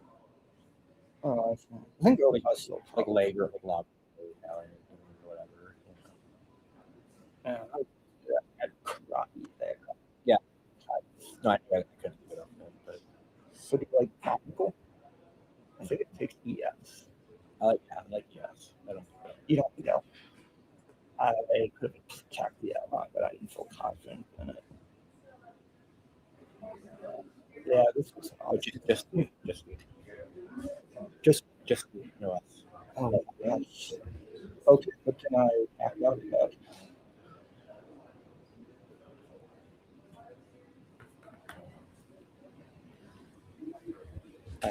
All right. So that was the last game of our little morning stint at the 2026 Spring Fling in Galesburg, Illinois. Joey, it's been a pleasure. Thank you so much for commentating with us. And we see that subscriber count. What should people do if they're watching? Oh, you there? Yeah, sorry, I I haven't rehearsed this part of it. Keep watching. Stay tuned. Don't go away. Enjoy your lunch break. I managed to get in my own lunch between games 3 and 4 with a peanut butter and jelly sandwich, like I do just about every day that I've been alive for. So, anything else that what was I supposed to say there? Oh, yeah, just like the video, subscribe. Yes. If you're enjoying the content, we're at 6,682 subscribers. That's awesome. Yeah, sorry, I didn't mean to put you on the spot there. Yeah. I knew at some point But something yeah, was going to come up, but I made it this far at least. So, but yeah, great. but in all seriousness, Joey, it was an honor to be with you, and I'm glad to get my foot in the door finally, and hope you enjoy whoever this afternoon you get to do it with, and let's do it again sometime, shall we? Sounds good, Joey. Yeah, let's get some love for Joey in the chat. I just wanted to mention it's an extended lunch break here in Galesburg. So before we go, just to let you know, it's around 2 hours before the next game. We'll try to get some entertainment on the stream. Are having some technical issues there, but we'll try to get a video for you guys to watch while you're waiting. But all the tournament attendees are going to be exploring around the city center. It's a nice cloudy day over here. It hasn't started raining, so we'll see about that. And we'll be back when the tournament resumes in 2 hours. So at, I think, 3:30 local time, something like that. So I guess, yeah, let's stretch our legs. Joey, it's been a pleasure. Thanks again for 3 p.m. 3 p.m. Is when we're coming back. Okay, so we have an hour and a half left. So be back for that. And we'll see you then. Joey, thanks a lot. And you're watching Let's Play Scrabble. Wave See you to soon. sign off. 2 hands.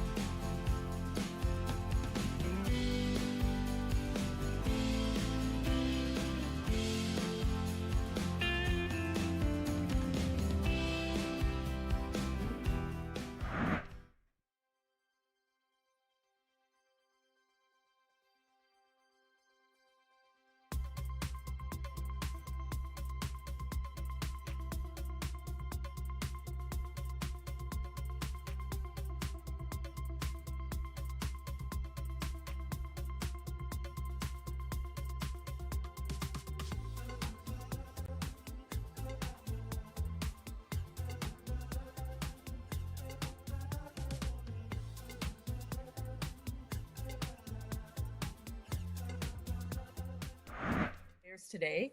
So Michael is currently in third place, I believe. He's at 10-5. He's at plus 1022, and he's barely ahead of Chloe Fatsis, who I believe now is in fourth place.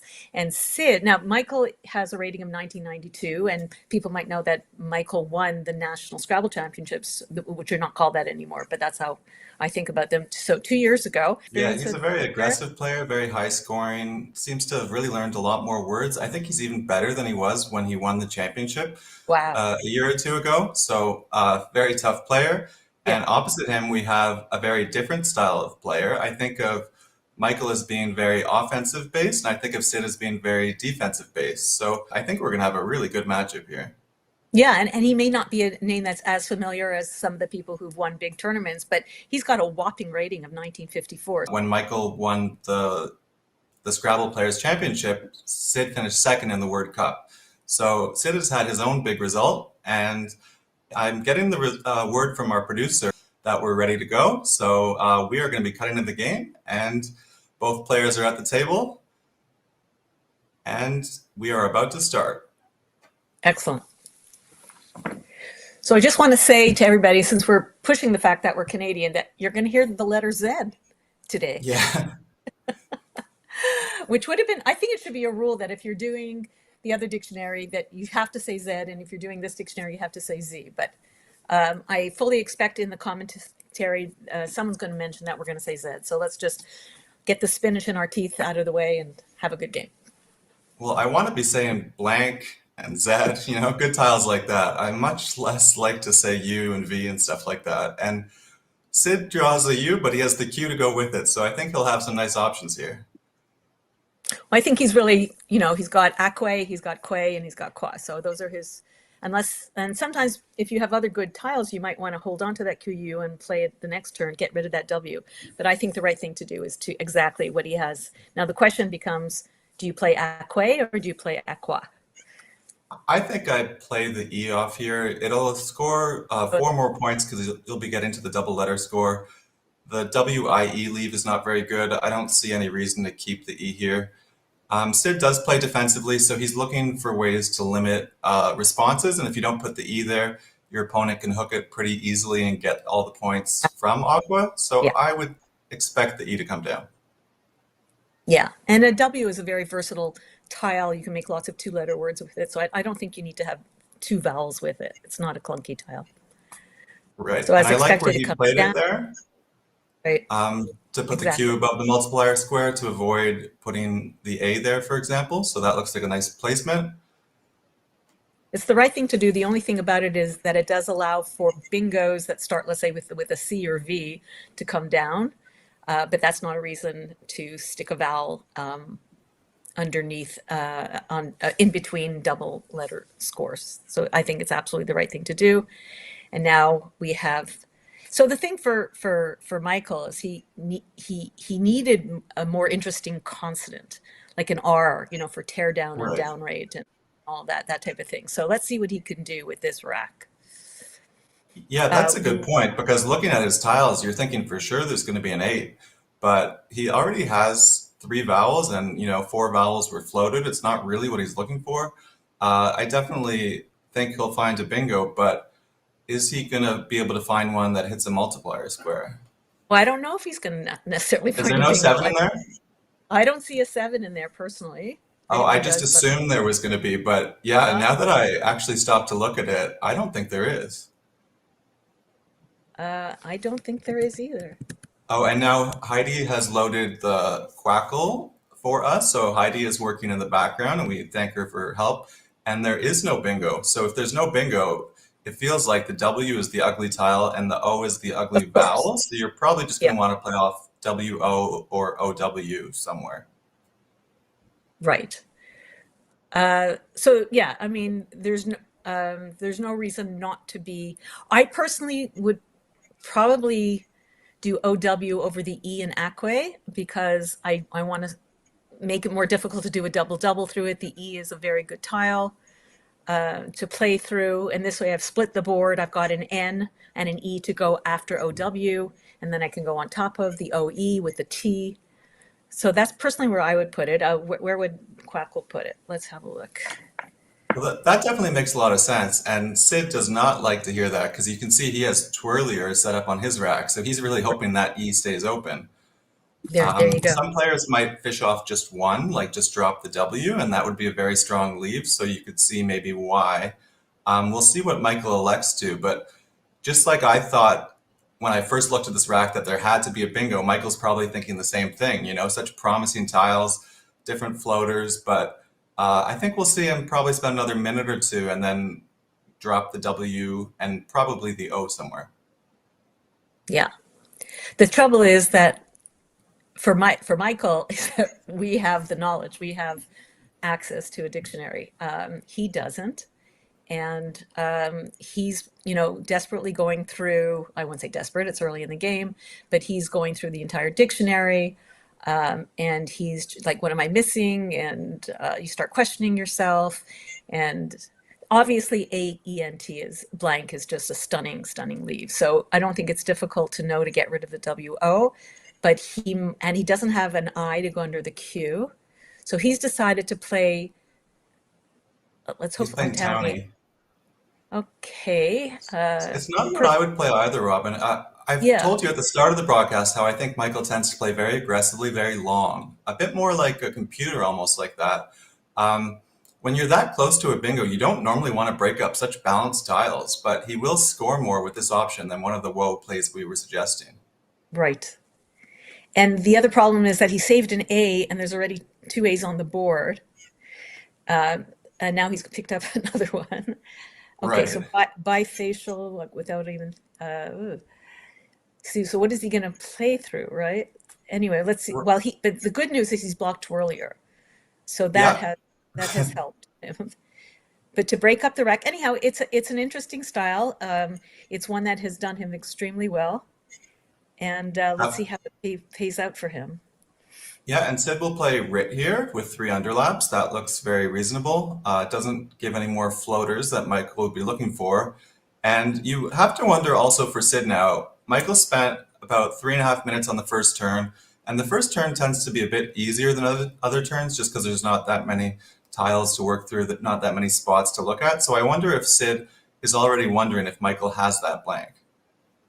Well, and that's his own, and yeah, right. Well, okay. Could be. I don't know.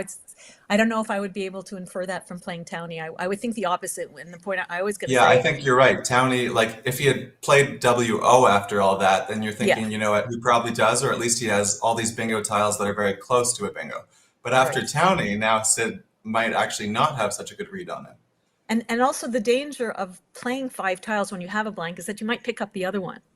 And then you're going to play early in the game when it's easier, more time for Sid to come back. You're going to play off 2 vowels with probably 1-point tiles or less, and you're not going to, so that blank is now, that second blank is gone for the rest of the game. Like, I don't want to pick up a second tile, a second blank, like I know Joe Edley, who's a very wonderful player, likes to play a lot of tiles early in the game, 6-letter words as much as possible to maximize his chance of picking up a vowel, picking up a blank. Right. When you already have a blank on your rack, I'm not looking for another blank. I'm looking to play small bingo with 7 tiles and then have a greater chance, 7 more chances to pick up that second blank. And I think Michael followed that strategy this time, leaving AICL blank. That looked a lot closer. To be fair to him, last turn, if he had different floaters, there was words like maniacal or biracial, but didn't quite work for him. He now has a balanced rack that will be bingoing next turn. Yeah. As Sid is going to look what to do. I wonder if he thinks, IN, is that a Jin setup, a Zin setup? But I don't think you would think that because it's hard to sort of hit that big letter there in 2 directions. No, there's nothing. There's no, I mean, with the Z, maybe I guess TZ. You'd have to go TZ. You can't go the other way. The J, you can't do anything.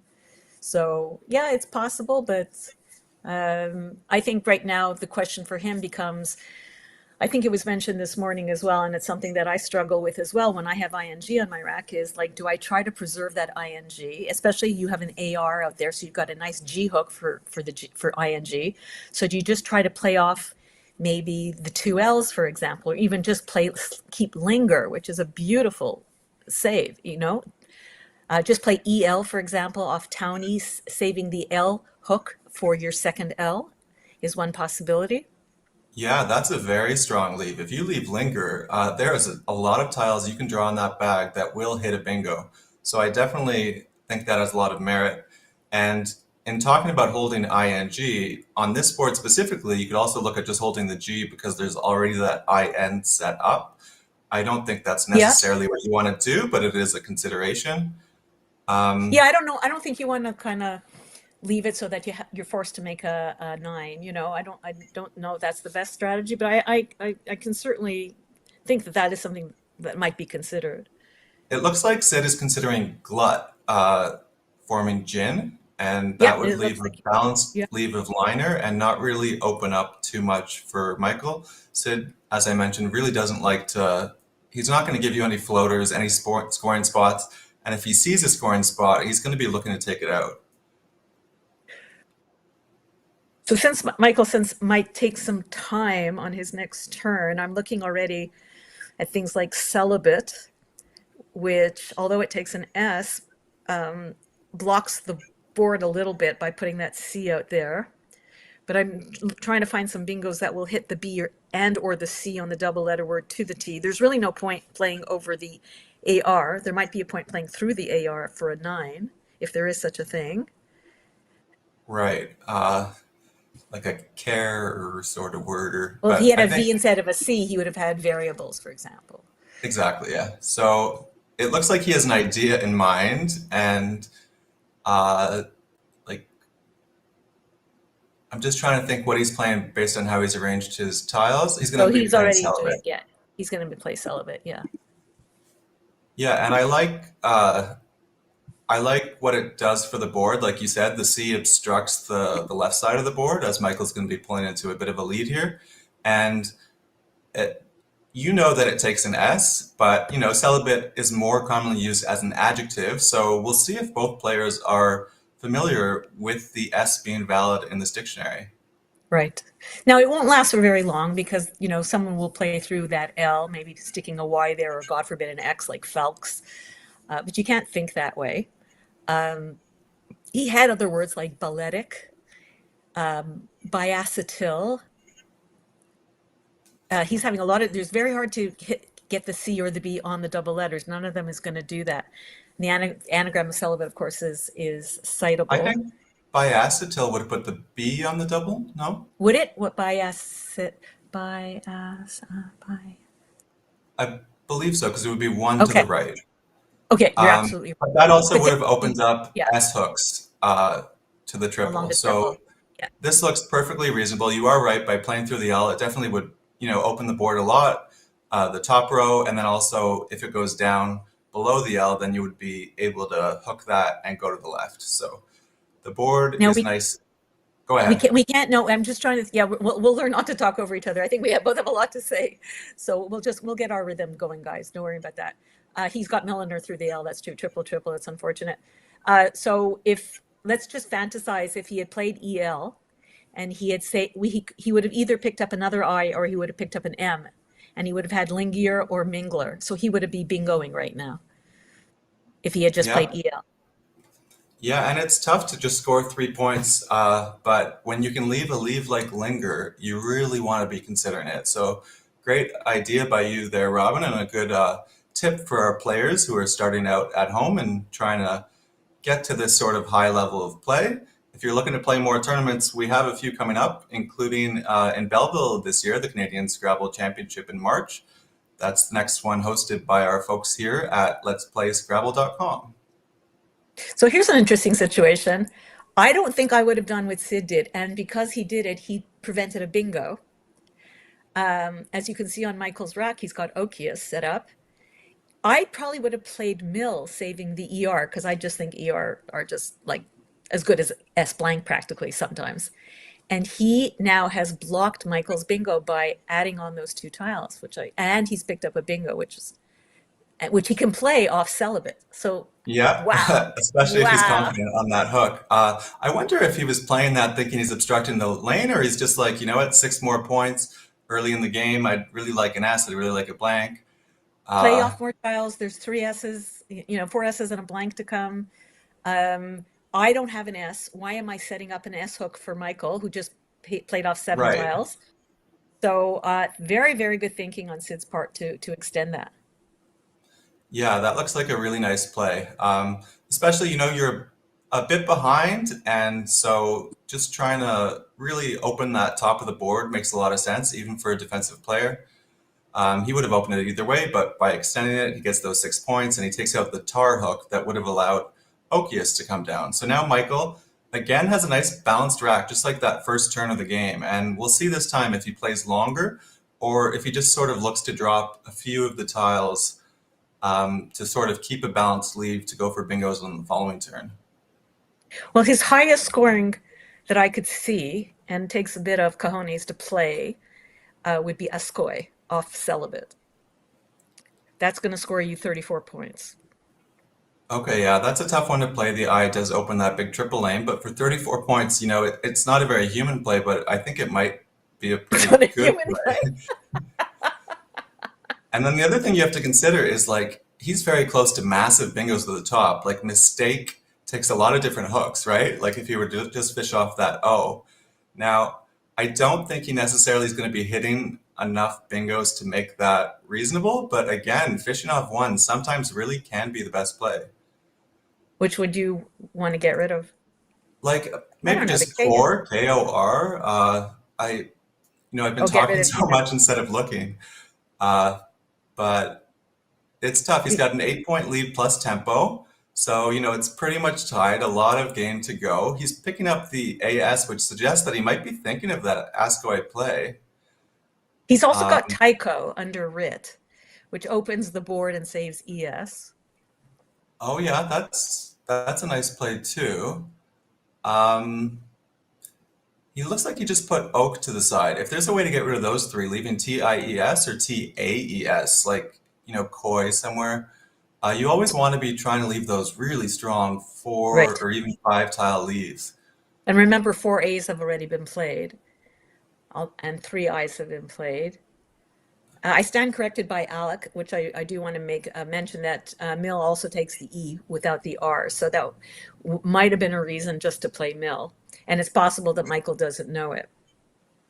That's now, one true, thing I do know about Michael's play is that he often imagines like he'll take chances, like, well, what if you don't know it? What if you know? And I didn't, and I didn't take the chance. So I think he's more willing to make chances and hope that the other player doesn't have his word knowledge. So I don't know how much he knows about Sid. I don't know how much they've played.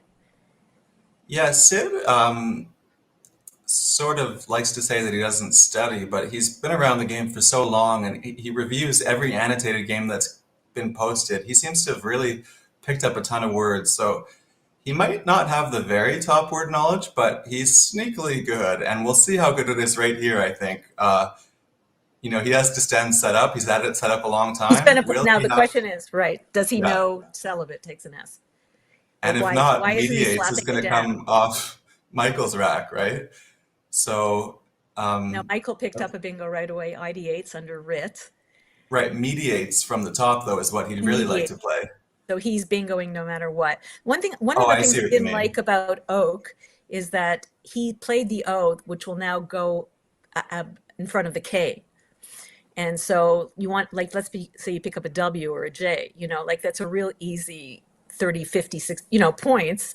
And he's taken away that chance by playing that O and hoping to pick up another one. So to me, it was a bit of a questionable play, which worked out very well. But I see what you mean, but I was saying I really wanted him to try and keep TIES or TAES, and he did. Yeah. He left ties, and it led to bingos in 2 spots, as he pointed out. So if he had played Tycho leaving ES, there's just so much more volatility. He's opening a double-double like that with the eye there. So I'm actually liking this play. You're okay with it? Yeah. He also could play OK under Rit, an arc, Woe and Rit. Oh, yeah. Oh, well, WA? No. He doesn't know. He doesn't know that Celibate takes an S. Okay. Yeah, so that's a tough one. Yeah. It's an adjective in our natural conversational speech, but celibates would be, I guess, people who are celibate. And Michael's going to waste no time here, and nor should he. This is clearly the best play, and it's going to put him out to a big lead. But for Sid, he does have a very nice balanced rack. He has that odd hook, and we'll see what 2 tiles he draws, because these will be very important. Right. So you see how word knowledge is important, needless to say. If he had played Disdain, not only would he have bingoed, he would have blocked mediates, the much higher scoring bingo, would have forced Michael to play underneath Writ, which would have opened the board, giving Sid opportunity to come back and play more bingos. So this miss right now could spell the end of the whole game right now. So we'll see what happens. He did not pick well. Alec is pointing out Disdain would have allowed ideates with 4 overlaps. So We can't see. Thank you, Alec. I can't see it. And I think that would have been found by Michael. He's very good at that sort of finding. Yes. Sid, though, drew the Y. He didn't want the Y, but there's that big scoring spot you said. The K's gone, so no K front hook there, which is something you always want to sort of keep in mind. Yeah, I can see it, Alec. Thanks very much. I see the overlaps just by the way you wrote it. Thanks.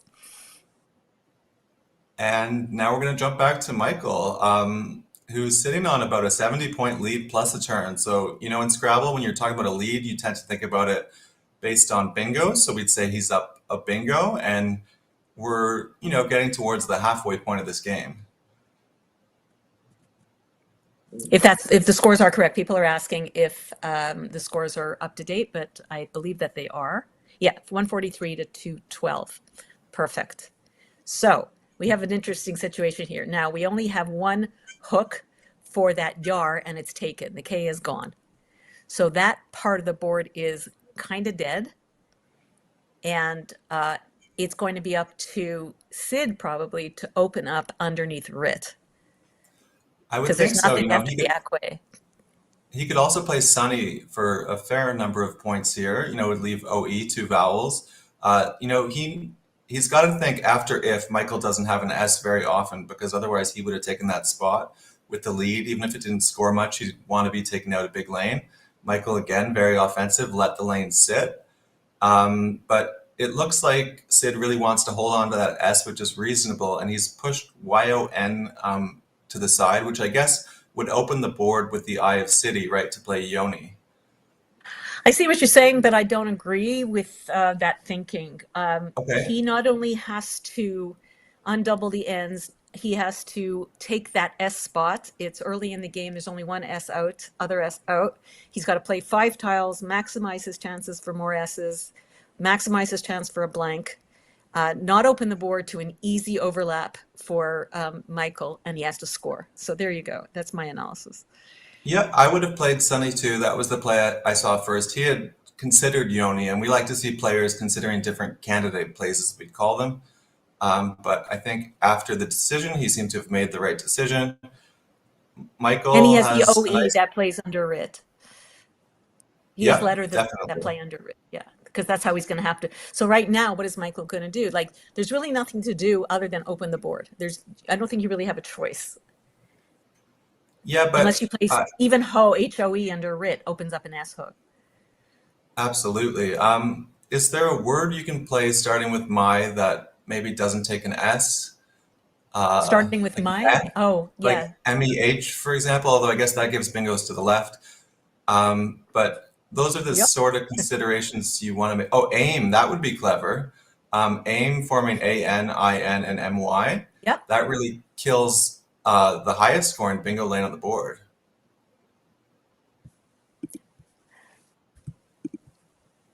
Another possibility is just to play HOM as he's looking at underneath Writ, arm, woe, and that.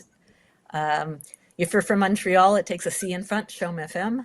I think I made maybe 2 people laugh right now, but in Scrabble, it doesn't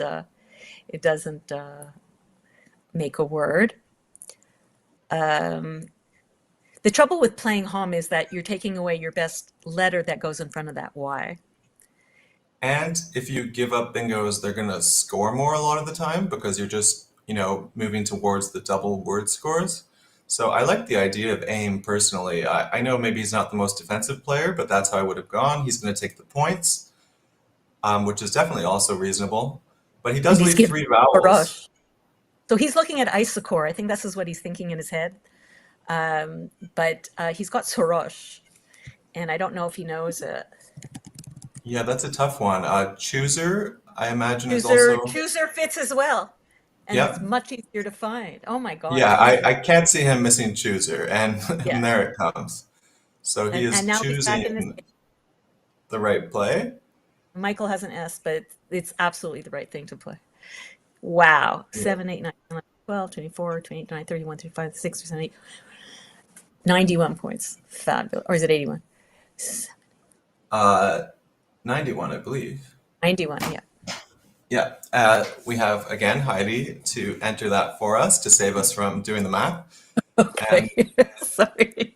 Old That's habit. okay. Just a reminder. So Michael has the S here. Are you going to burn it on this first turn if Absolutely. you were him? Absolutely. Yeah, it scores a lot. The trouble is with what? You don't want to do sabe. You want to get rid of more than one vowel, but the only way to do that, I guess, a C, A, S, E, A, but then you're leaving BIP, which is ugly. You could play SAE, but BIPA is ugly. So he's looking at SAB, again, 3 vowel leave.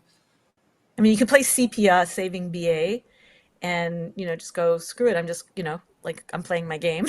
And but the X has not been seen yet, and there are 3 O's, so the sepia would cause an OX overlap for a lot of points. So you have to start thinking about what's left in the tile bag and how can your opponent come back and really hurt you. Absolutely. And another consideration is your opponent just bingoed, which means that the 7 tiles on Sid's rack are totally random. When people have taken a few turns without bingoing, they start to work towards having more balanced tiles. And right now we see Sid actually has pretty nicely balanced tiles. But from Michael's perspective, there's a good possibility Sid's tiles are not very synergistic. So Isba's being suggested in the chat, and I'd have a hard difficulty disagreeing with that one. It gets rid of 2 tiles, and it doesn't open up anything too dangerous. I think we both just missed that. So thank you to Jackson Smiley. Hey, Jackson, how are you? I think these players are, they'd love to see Jackson at the tournament, but they're probably relieved they don't have to face him. Right. And he's decided to play BAP. That's very interesting. He's more worried about a bingo than he is about something like this. Okay, and Sid plays very quickly. And he picks up Augites right without even thinking, which he wouldn't obviously have had if he had played Isba. He would have had a different rack. Right. But there's nowhere to play Augites as far as I can see. And Unitages is the only bingo with the N. I'm doing this in my head, guys, so just... Yeah, I don't see a bingo, definitely not through the C. If UPA was good, it needs the S, then he would have his bingo spot, but it's not. So he's going to just probably try again to work towards a rack like TIES or TEAS, just like we were saying earlier in the game. Or he could right now take up that user spot. I think it's time to cash it in because he's just picking 6 tiles now, Sid, and I think now's the time to do it. If you had something like to the N, a big letter, there we go, a big letter to the N, triple letter, 6-letter word, then, okay, so he's opening up, okay, he's going for it. Good for him. Now, I think he's playing a little fast. He has 9 minutes to go, so there's still lots of time. He played it awfully quickly. Yeah, he played it quickly and very aggressively, but Sid doesn't have the other S, so it really could work out for him here. Yeah, absolutely. That's a lot of points for usage, so it makes a lot of sense. He doesn't draw the S either. He draws the J and that Z, as we're calling it, so we will see what happens, but let's go over to Sid, and what are you thinking on his rack here? I'm thinking put it in alphabetical order so I can think better. Right. Okay, so the first thing I'm looking at, so this is how I'm analyzing the board. I'm looking to see, can I get a 6 through the E to the N, maximizing the P or the F? That's the first thing I'm thinking. I'm also thinking, I don't have that other S, and does Michael have it? Because why in the world would he have done that? So I'm scared. So I'm looking to, if I can't use that EN, I'm looking to the right of usage, and I have an O. I can play DORP, for example, which is going to nicely block the S hook. I'm thinking Michael has the other S. There's no question in my mind, because why would he play that? As I asked you, that's exactly what I was thinking. I happen to have a bit of a feeling that Michael plays longer than most people, so maybe he's a bit less likely than others to have an S after that play, but most people, for sure, after playing usage, are going to have an S. And even if he doesn't, Dorp just overlaps nicely. Sid knows he doesn't have an S. He knows Michael might. Um, he has a bit of a lead, and when you have the lead, and the only real lane after Dorp are, nines ending in ER that he'd be creating, or through that C. So he's now switched to Forte. Does that overlap? Oh, from the A In of, back, in back. yeah, that's nice too. But if you're scared of the S, then I think you have to play Dorp. I think you absolutely have to pay more defensively here. It's a few less points, but it completely, to a great extent. I mean, how often are you going to stick SP or something? I mean, so I mean, if you could stick the F there, it would be great, even better, but I don't think you can. So he's looking at Dorp. I personally think it's a better play. I don't know, Heidi, if you can show us again, Quackle, if you could just do a quick sim, that would be great. And sorry, Robin, I'm looking at the chat and all four S's have been played, so apologies for our commentary here.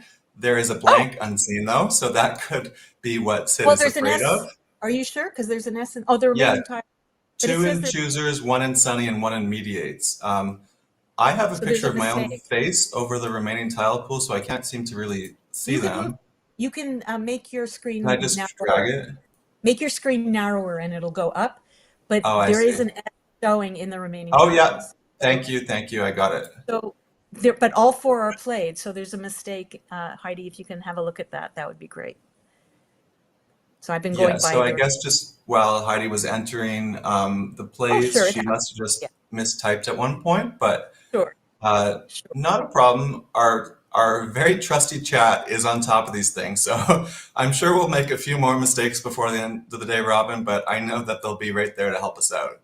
Thanks, everybody. It takes a community to put on a Scrabble tournament. It's true. It reminds me of yesterday when Josh Sokol was on stream and he was making this really creative pathway to try and steal a game from Stefan. And there was 7 or 8 experts in the chat and the 2 commentators, and Josh was still thinking of this path that it took everyone in the chat to try and figure out what he was doing. Okay, Morris is pointing out, Heidi, that usage was not entered. So let's have Jot comes down from Michael. That scores nicely and holds that Z to try and get back in this game, while Sid has the X. It's going to be pretty much tied. The score is going to be a bit behind while Heidi undoes that one mistake. So we will get you the updated score as soon as we can. I think that brings Michael to 320, so just 9 points ahead, but behind on tempo. Right. So now we're looking at dangerous spots on the board. And the only 2 I can see, as everyone can see, is through that C, and then getting a very high point tile in front of the ER in usage and Dorp. And if you're lucky, a blocking letter like a V, but visor can't be spelled that way. But he has got voice and voice setting up the R hook, there's a D and an R unseen. So voicer for Michael, he might be looking at that, although it saves clunky ZU. He'll also be looking at the unseen tile pool, right? And it's not that appealing of a tile pool as far as bingos go. There's a lot of ugly tiles from his perspective, the Z, the V, the U, the J. But, if Michael has a blank, he definitely could be close. Right. So this is a situation where having the X is not great. To score, he could play fair and FE. But there's more consonants than vowels left, and you are stuck with that X. You do have that X to deal with. But the X also, could be a big boon to him if Michael plays long below and it opens something up. So He does have FE set up right now. The alternative, I guess, would be something like fence or fencer, going really long, really going for that blank, thinking I need that blank to win. I like fencer a lot. Yeah, I think the blank is just so important here. I think the person who has the blank is going to win, a really high percentage of the time. Is there an X setup he could make? Although on this board, you don't want to be making setups too often when there aren't very many scoring spots, because anything you set up is going to be taken pretty often. The only trouble with fencer is there are possible bingos. Are there possible? Yeah, I mean, EGINOR. I mean, yes, there's possible bingos. Yeah. So are you setting anything up for the other person, which you obviously don't want to do? It's the last thing you want to do. So if he had, if this was Michael playing voicer, would be great because nothing's going in front of that V. But FE, it's very easy to hook an ER. So, wow. And there's also only 3 in the bag, right? 10 unseen. So FE is sort of nice because it leaves 1 in the bag and puts some uncertainty to Michael, but also it sort of feels like you might want to get some tempo towards going out. So this is a very tough decision, and I think Sid's going to use a lot more of this clock here. Yeah, people are talking in the chat whether Refect or Fencer is better. I'm not, if someone could explain to me why they think Refect is better, it's going to score a lot less and it's still going to open up easily hookable letters. So I guess the R as the floater, Robin, would allow more bingos through it, would be my guess as to why people have a problem with that one. Yeah, there's a very good reason for that. Yeah, there's a good reason. Also, I guess you could hook it with an S, like as the S blank to make says or something like that. Fencers and says, and then the Z would triple. So there's a few different reasons there. If the other R wasn't out, you could even consider fence, I guess, holding the R, but you are scared of that blank. When it comes this late in the game and you don't have the blank, you always have this feeling that the opponent has it, even though 3 out of 10 times here, it's going to be in the bag. Now, another possibility that David has mentioned, which I like a lot, is F underneath HO and WOO to make ho and woof. And it sets up an R hook for yourself as well. But it also, he's getting rid of it. X. That is a really interesting decision. So again, I was talking about tempo towards the end game. So this leaves 2 in the bag, which is going to be a bit harder for Michael than just 1 when he'd have a lot more information. I'm thinking if he had played FE, would Michael have had something to the E with his Z? And I don't think he did. He would have had like oeuvre. Since we're from Canada, we can pronounce it properly. Oui. And that would have saved ZI plus whatever he picked out of the bag, which wouldn't have been terrible. So yeah, that would have worked out pretty well, I think, for Michael, getting rid of those clunky OUV combination. And talking about bad combinations, Sid drew another N, which is what he really wasn't looking for there. Right, but with so many N's in the bag, I don't blame him. To play Nix would have been ideal, but there was really nowhere to put it. By not playing that E, he's actually done himself a world of good. If he wasn't going to pick up another vowel, we don't know, obviously. So the question now becomes for Michael, do you play this voicer? And you say, he's looking at cuz. Okay. I think that makes more sense. Voicer leaving UZ on this board is just awful. It can get in a lot of trouble. It's suicidal.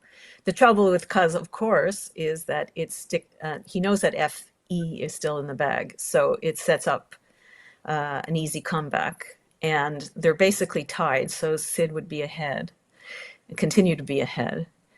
But go ahead. He would leave a nice rack, but you're not bingoing. Here, what you want to do is score.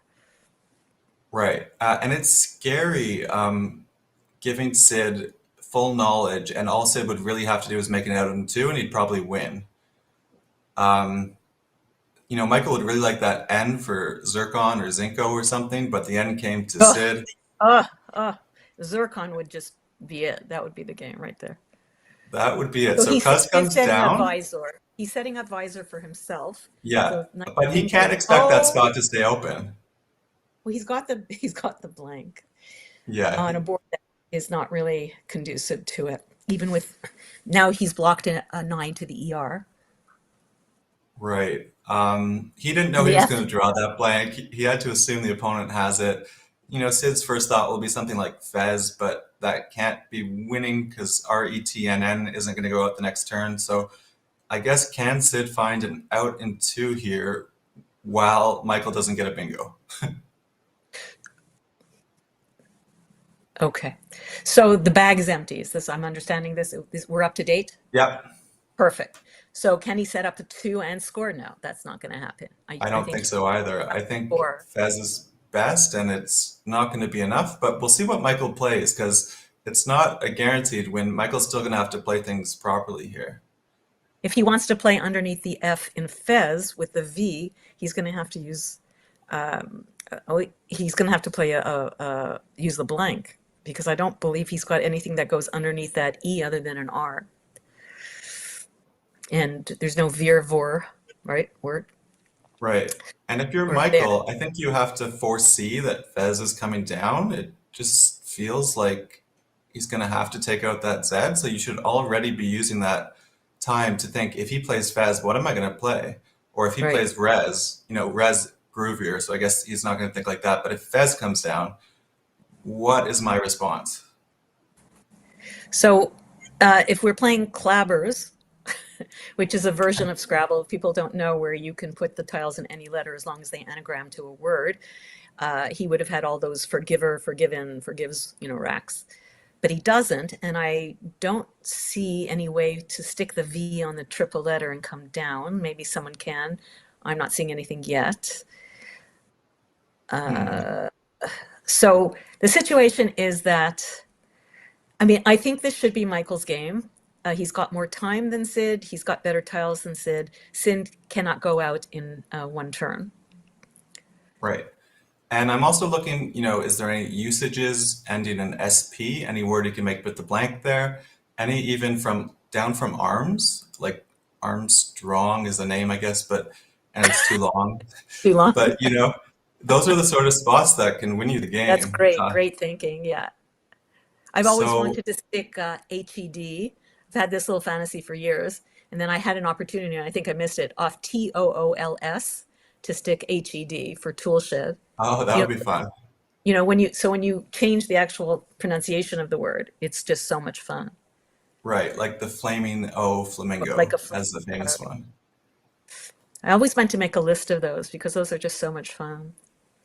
So he could play something like Grift, knowing that he's not going to get hit too hard back, but VOE, I don't think there's an out for that. But again, we were talking about outs in 2, so trying to find a 2-turn sequence where you can get rid of all of your tiles. He could play even just something like Rover to the ER, holding GIE blank, and then just go through the F afterwards. Seems like it should win. They're suggesting Griever, which I think is a very, very... Oh, that's a better version of what I was just sort of trying to figure out. Giver as a setup. Oh yeah, Giver. That's from Morris. Hi, Morris. That's a great idea because Michael knows he is the O and Sid doesn't. So with the E as his only vowel, he's not going to be able to address that. And overfit. Someone has suggested it and I've just seen it. So overfit does allow you to stick the triple letter. So that's the winning play right there. It's 40 points. You can't lose. Yeah, and as long as you're 100% sure that overfit is good, we know it's good here in the booth. Not sure if Michael sees it, even if he'll play it for sure, just because he has these other safer wins. The pressure is on him, though. The clock is ticking. But it's very, for people out there who are learning Scrabble, very important always to consider your prefixes and suffixes. And whenever you have OVER, just make it fit, so put it on the board. So put over in front of the F and see if anything shows up. Just do it mentally in your head, and then you'll find it very quickly. You don't have to do the anagram, just constantly do prefixes and suffixes. Great tip for all of our newer players. And looking at the chat again, I see that Uncle Pedro suggested that if he plays Grift, like I'd pointed out, and I thought it didn't go out, it does with Hoove from the HO. So definitely that would be a winning sequence. I think it would be pretty hard for Michael to lose this game. Yep, but we've seen crazier things. He's going to play Giver. So there's that suggestion we saw in the chat. Looks like the best play. If you don't see Overfit and you're not confident, love to see it. We always want to see people win the game as opposed to someone, blundering and maybe losing the game. So I love seeing Giver come down here. So we're definitely, I think, going to see 10 or net underneath Fez for Sid, and he's going to do the math, and he's going to realize that he can't. Now he could. What's our score here? If he could play nit. Does that block Michael though? Can he play something OT or? I wouldn't do an N easily like Heron, but if he played nit, Gopher through the F, for example, right? repot. Like there's no way to block it. No. Yeah, there's no way to block it. You can't play just through the I and block it. The ERO blank is just too powerful here. He'll have his choices of going out. So I think Sid just has to accept that and figure out the best sequence that will maximize his spread. So he's going to get 18. That'll put him to 407. And then something Michael, like 0. Yeah, 0 is easy. That's hero 0. Yeah. Whatever. I mean, sometimes you want to send a message to your opponent by your word choice, the blank. You're going from hero to 0. Right. I love it. Okay, so 10 comes down. Yeah. So from hero to 0, or maybe from 10 to 0, right? Right. And just the question is there something underneath the 10 ORD? No, nothing. Obviously, you have to make it an S or a G. Oh, there is actually Ergo. Ergo. There you go. He's given him a better spot to go out. We'll see if he finds it. He should have played net. He should have played net. Yeah. Yeah. Okay, so he's playing. What? Is that E-Rose? Is that valid? Yeah, EROS. Okay. Oh, Eros. Okay. Oh, yeah. Scared me. I was pretty sure it was good, but I wouldn't be playing a word like that. That doesn't come up very often that I'm not, 100% on.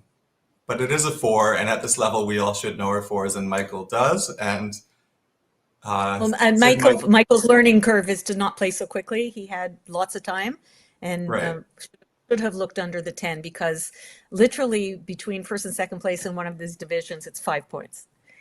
And that could be the difference between winning a tournament and not. So he knows that. I don't have anything to teach Michael. He's a wonderful player. But in this case, just take your time. You had 2 minutes. Yeah, I definitely agree. It's stressful and you're on stream and you see a win and you put it down, and I get that. That play is 1 point better than our suggestions of 0 and hero that we first saw, but he did have a minute 54. So yeah, he got 19. Ergo would have gotten him 1, 2, 3, 4, 5, 6, 18, 19, 26 points. That's a huge difference. Yeah, definitely. I think we're going to be stepping away. We're here on Let's Play Scrabble.com.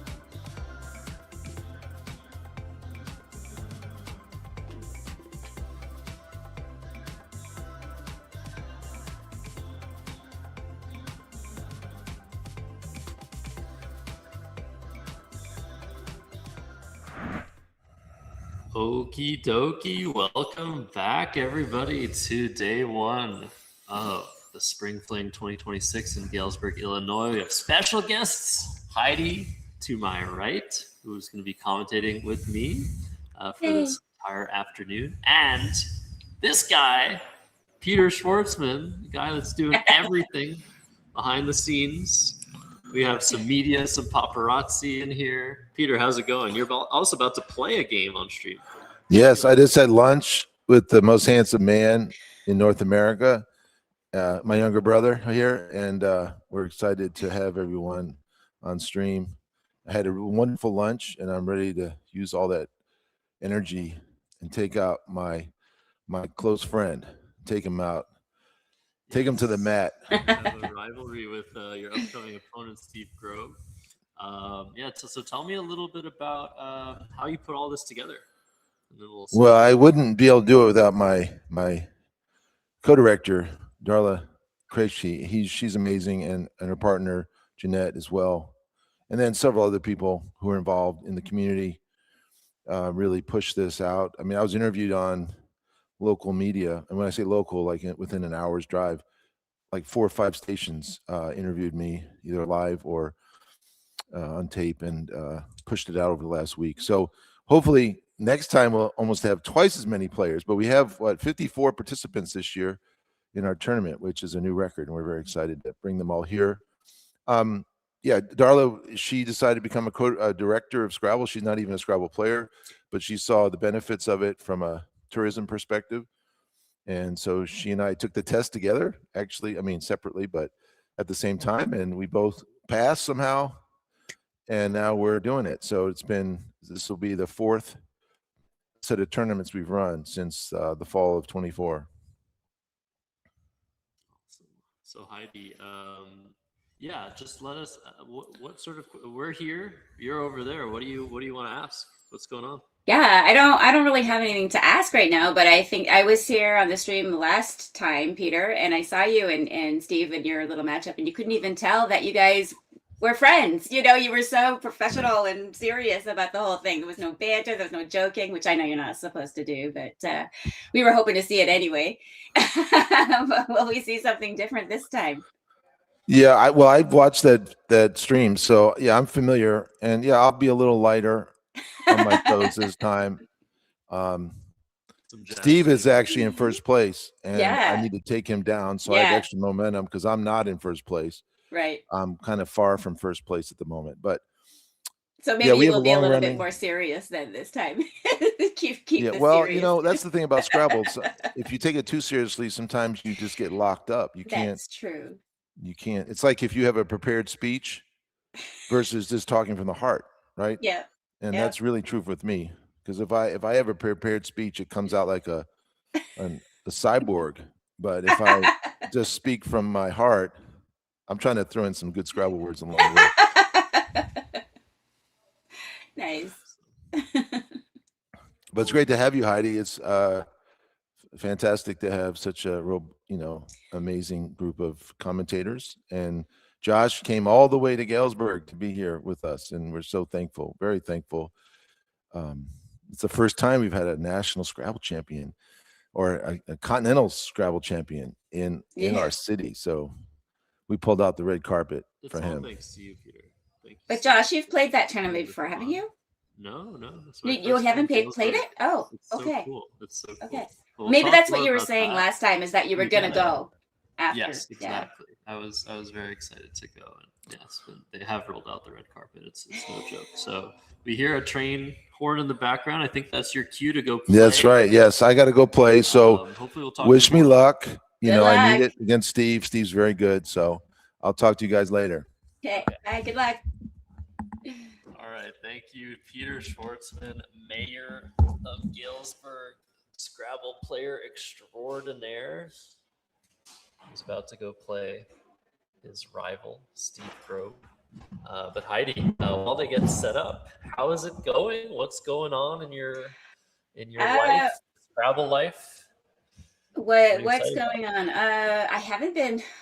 I'm currently not doing a lot of tournaments or anything. So I'm in the Woogles League, so online little bit of Scrabble online, still doing the, little small tournaments online on Sundays and Mondays. But other than that, like I haven't been doing much. Going to club when I can. But I'm really looking forward to this summer where I expect to go to the huge Albany tournament. Really hoping to do that. Hopefully nothing crazy happens before then and I can just go and no worry. But that's what I'm looking forward to right now. What about you? This is a big Canada Day tournament too. What about that? That's near you, right? Oh, that's true. That is true. Yeah, so I'll probably go to that one. Very cool. Yeah, well, look, Heidi will be with us all afternoon. We don't yet know which divisions we're going to be featuring. There's 3 rounds left in the tournament. There's a lot of things that could happen. Players could run away with it. There's a lot of stuff that could happen still. I mean, Steve Grove, I think, is 4-0 in Division A. In Division B, June Graff might be running away with it at 4-0. We might feature her as well. And then I think the CSW division is a little bit more condensed, but we'll have to see how the standings look and who we're going to feature. But Heidi and I are ready to commentate anybody and anything in any lexicon, right? That's it. These little 1 days too. Like how many games is it? 7 games? Yeah. 7 games. Anything can happen. It is so crazy. I mean, you and I, we do a lot of pub tournaments together, and you just never honestly really know what's going to happen because, you could go on a run of luck, or you could not have the opposite happen. I could end up beating Matthew Tunnicliffe. Never happened probably, but I could end up beating somebody who is like way over ranked. And yeah, just it's such a short tournament that really anybody could win. So they're kind of fun to see. Yeah, definitely. And just the whole atmosphere here, I'll tell you, like it's so wholesome, so positive. Like this is such a great city. Got to walk around a little bit for lunch, and it's just like this is a great place to be, and everyone's happy to be here. And yeah, hopefully, like you said, maybe not like last time where Steve and Peter, they're great friends, but they're also very intense rivals. So you might see some seriousness, you might see some action there, or some lightness. We'll have to see. Scrabble can be anything. It really depends on the game and how everyone's feeling. But yeah, it's going to be a fun match for sure. Steve Grove's going to be going first. Like I said, he's 4-0. I think Peter is 2-2 as well. No, he's 1-3. Pretty much everyone's 1-3, and then Steve Grove is like beating everyone. Actually, I think that's what's happening. And they're playing North American Lexicon, correct? Yeah, we're playing the WoW Lexicon, and they're just getting set up now. Everyone's back from lunch. And yeah, let's talk a little bit more about Galesburg, Heidi. I'm not sure if you had the time to read up a little bit. I've commented in this tournament before, but there's so many cool facts about Galesburg. What is your favorite Galesburg fact? Well, I was just noticing that it's the birthplace of very famous writer, poet, Carl Sandburg. Sorry, is that the right name? Mm-hmm. And yeah, I was actually just about to ask you what your favorite thing was since you've been there. Did you get in last night or? Yeah, I got in last evening. It was really nice and sunny out. I didn't get to see too much, but we're in the center of town here at the Community Arts Center. So that's why you guys might, if you're just joining, you might see all this art behind me. I feel very elevated by it. That is awesome. It is awesome. Yeah. There's so many cool things about Galesburg. I like the fact that it's such an important railroad city, but not just the regular railroad. Like there's tons of trains and like so many things going on in that regard, but also the Underground Railroad in 1830s or whatever. This is a hugely important part of that. So I think maybe that, or just the fact that Peter Schwartzman, top Scrabble player, is the mayor. Well, yeah, and you know that he's on a bid to get the Scrabble Hall of Fame there. Did you see any candidate spots for where that should go? Yeah, he showed me a little bit, some plots of land that he was interested in using for the eventual Scrabble Hall of Fame. We'll see if that gets going. But as we're saying this, we could take a look at the players. They've sat down. They're starting to bag the tiles. We Okay. can take a look at that camera view to see what's going on there. Yeah, what's going on? Okay, how are they unsquaring the tiles or spying on them, Heidi? I feel like the person who finishes squaring last has a disadvantage Why? because they're slower. It's like they're having their opponents waiting for them. It could be. It could be a psychological thing. You know, it's true. I'm thinking about it now, and I'm like, yeah, you're right. You already feel like you're being rushed from the start. I don't know, Josh. I've been having so many issues lately with time. I mean, I've played, like I said, a couple of those online tournaments. Of course, we're only getting like 6 or 8 minutes or whatever, but I'm going overtime a lot. And even at last club session, I went overtime in 2 of my games. I don't know what is happening. It's crazy. Have you ever had a spell like that where you just couldn't get it together? Yeah, definitely. And actually, okay, let's get them started. Steve is going second, Peter going first. You see their records there under their names, but yeah, they can go ahead whenever they're ready. In terms of time pressure, yes, I've definitely had periods where I just feel sluggish and I just can't get my rhythm going. That hasn't happened in a while, but currently in this broadcast, I'm not sure if you've been watching, Heidi, but there's been a lot of time pressure Oh, wow. already. Yeah. The first game was time pressure. It was a crazy end game. Both players had 1 minute. The third game was time pressure. So there's a lot going on, and we'll see if that happens in this game. I think I caught the first one where, was it Charles playing? And he could have tied, but it was just, they just didn't have enough time to figure it out. Exactly. Yeah. Yeah, and it happens. Like, most games are not, they don't come down to the end game. Right. But a significant enough amount that you really need to leave yourself the time just in case. So EILNNUY is the opening rack here for Peter, and it's not an easy choice for him. You'd want to get rid of the Y, the U, and the N first and foremost. So maybe Loony comes to mind, Luny. But there is, Heidi, a 26-point play available. A really weird word, lineny. Oh, yes. Keeps the O. Would you do that? Would you do Loony? Which maybe Liney for 24, keeping UN is also possible. What are you thinking here? I do like Loony. I feel like INE is not too bad, but I don't really, I haven't studied leave values or anything, so I don't know if that's too many vowels to keep or not. If I thought of lineny, I would probably play it, just because it doesn't, I don't know. Obviously, it hits the Y on the double letter there, and it's going to score nicer. And yeah, and then you get more chances at drawing a blank. So if I thought of lineny, which I know the bingo linenier, so I might think of it, but still, it's a weird one to think of. So I might just miss it. Well, look at this. Peter playing into Steve's hand. He has the QI already ready to go for 44. Peter's not going to like that because he did consider playing Loony. And now he's just given back 44. Wow. The engine was giving precedence to Loony because of how defensive it was. Right. And yeah, it turns out this was one of those cases where, QI coming down. And look at that. It's setting up the J. So depending on what Peter draws, it might be some problems. But you see that X coming out of the bag. And it's 24 to 44. We're off to the races. Peter, what do you do with the X here? Is there some way to get rid of it? I guess there's oxen to the IN. Oh, yeah. DOUX.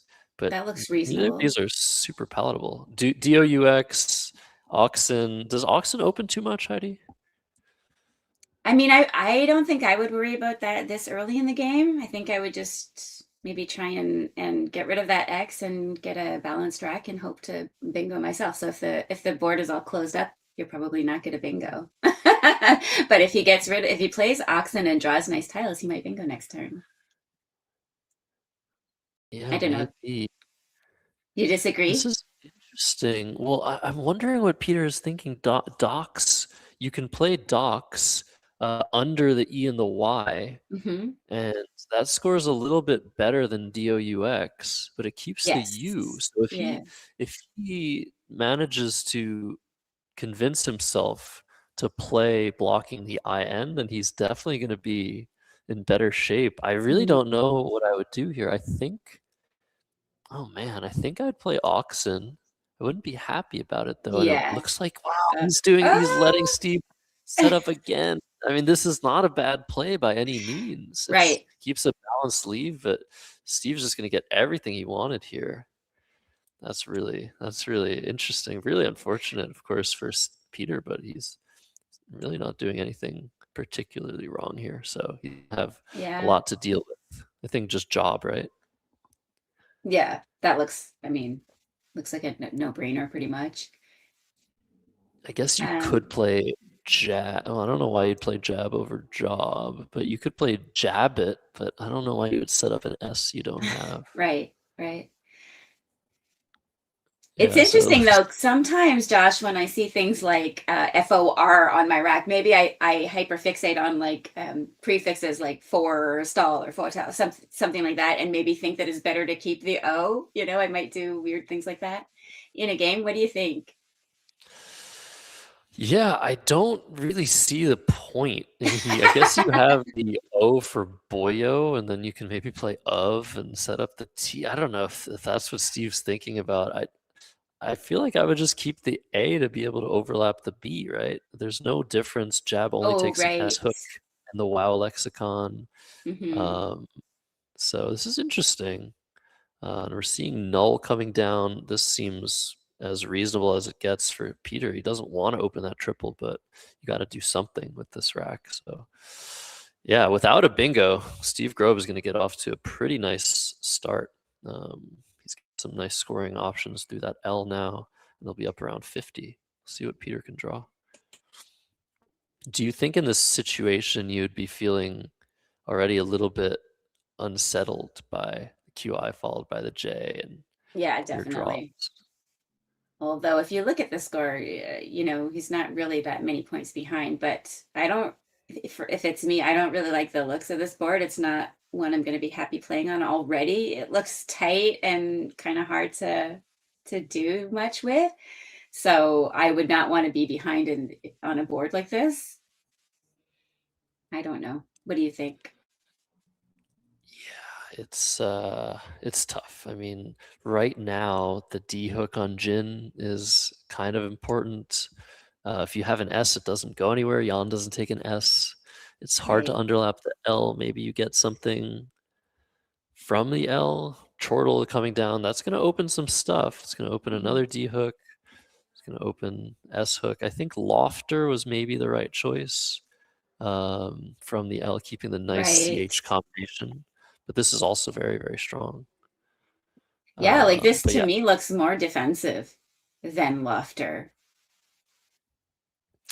yeah. Oh, he's taking it back. Interesting. It's more defensive in some ways, but in others it isn't. So immediately Lofter is going to give back a T and an E and an R Hmm. to play to. Hmm. Um, Oh, it's like he heard oh, you. it's like he heard me, and it's also interesting because now Peter's going to know exactly what Steve has, and this Right, I don't think is going to serve him very well. He's like, oh, he right. has CH. He's not going to be happy about that. That's such a good combo to have. Yes. But yeah, this is all the psychology of the game. This obviously the plays are kind of a different story. Right, But exactly. I think here Peter's probably looking to that E to try and see if he has something. Maybe you just play K9. Looks Oh, pretty strong. really struggle with these racks, Josh. I don't know when I have something that looks so close to a bingo. They're nice tiles, but there's a couple of duplicates. Like, I don't know if I should just sort of do a small fishy play or play longer. I know it depends on the game state, but so in this situation, I'm behind by quite a bit. I don't really want to, you know, I don't know. I don't know what I would want to prioritize here. Yeah, that's the thing. So Peter put the C on the board. You saw that, and Mm-hmm. Mm-hmm. took it back. But careful, careful. Well, yeah. Okay, there we go. So he's biting Steve with his canines. That's 28 points, and brings him within 40. But again, you're right. Like this board is not good, and you need to draw something at some point to open the top left. Right now, the top left of the board is not getting any love until the Djinn hook happens. Yeah. And that could just easily get blocked. Like right now, look at Steve. He has just Za and Ab, and that would totally eliminate Yes. the Djinn hook. So this is really ugly. And also with that blank draw, I think Steve can just wait, do whatever he What do you wants think? here, and Can just he wait. play? Can't play was anywhere. A W you said that would be what I would be trying to get rid of with this beautiful, otherwise beautiful rack. CHA Definitely. blank would be sweet to keep. Yeah, that would be the ideal, and that is a good strategy. If some of you watching are new to Scrabble or you're a beginner, what Heidi just mentioned, I'd be looking to play was somewhere. You look at the letters you don't want and you try to find a spot for them. That's such a good way to approach a position. But yeah, in this particular case, there is nowhere to play that nice dump. So just Za is 48. You could play Yes. Wiz, WHIZ, through the eye of K9. That's 38. But I think Za, there's so much to that play. If you just draw an I or a Y, you have Witch and Wob on top of the B, the AB, and it's a huge score if you want it. So yeah, I think Za is the play for sure. Yeah, I think so. It's interesting though, right? Because Steve already has given Peter some information by putting Chortle on the board, and it'll continue.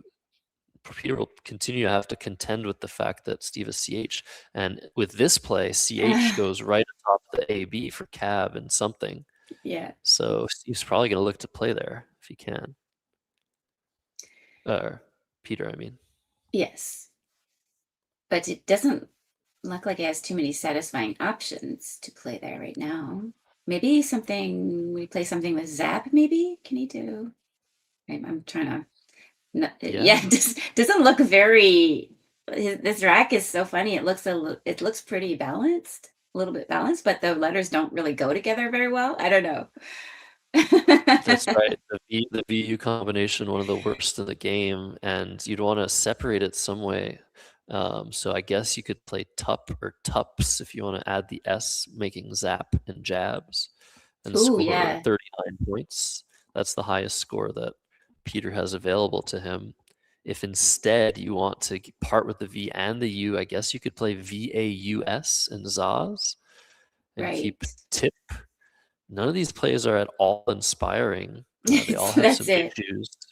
And the biggest issue is that this board is just so tough to work with.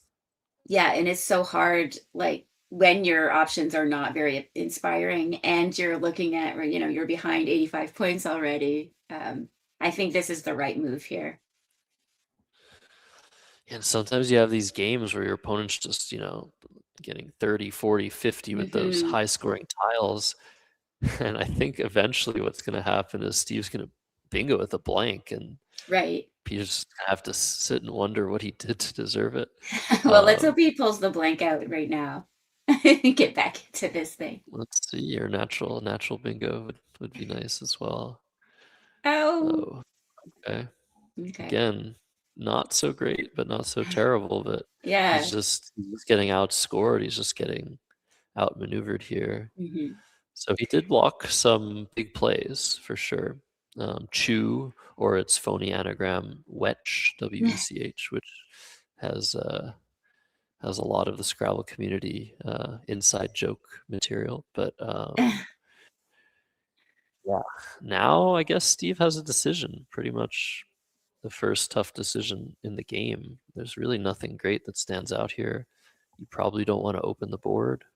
So maybe you just play Hut. That's what he has lined up right now. Hut to the T and Lofter. And he's keeping crew blank. That could turn into a bingo for sure. Lace work, something like that could happen from the L. Wow. Just like that, eh? Lace work. We'll see. It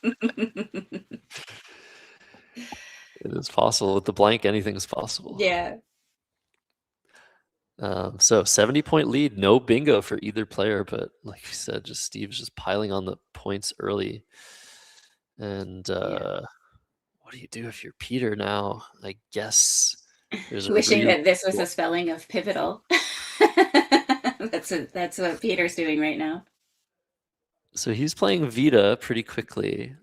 The issue with this play is it blocks even more of the board. Yeah, which he doesn't I want guess to you do could- when he's down.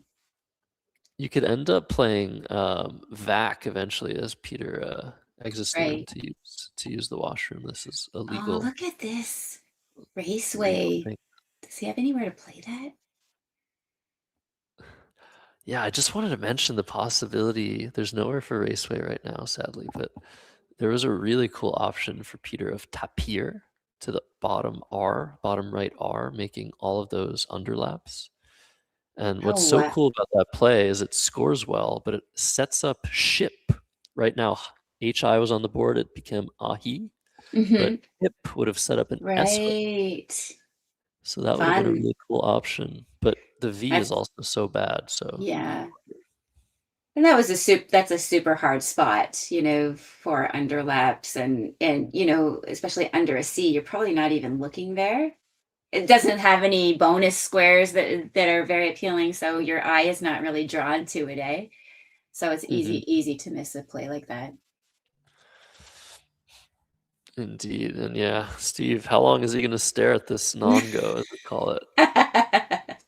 I find like one of the key factors for time, I guess, time usage and time management is how long it takes you to rearrange your tiles into something that isn't your bingo or play that doesn't fit on the board. Yes. And do you have a strategy for dealing with that, Josh?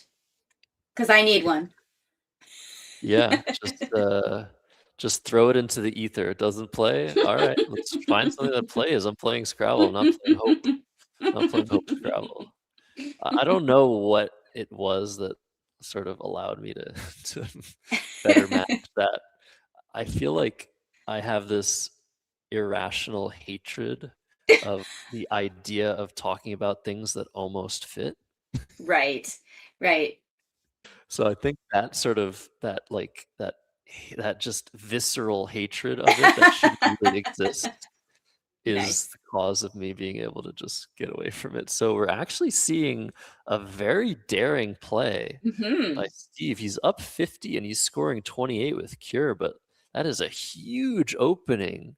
Yes. Obviously, with the blank, you're likely to get something big there, but an E out in space, that's so easy to use. And Peter has drawn the blank. He has. Does he have anything? He almost has like an ing word. Repelling has 2 L's. But he's looking for it. At the very least, he could play repeg and set up an R out in space. That could work, but man, so close. I guess you would want to play your L though. If you're trying to bingo from the L and liney, maybe you want to play your L, but I don't know. This is a tough one. Oh, maybe you could play repel and keep the I blank G for ing, maybe? Right. But where's it gonna go? Where's ing gonna go?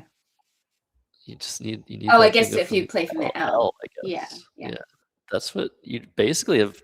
The play of Vita sort of solidifies that as the main thing in the position, the main pillar.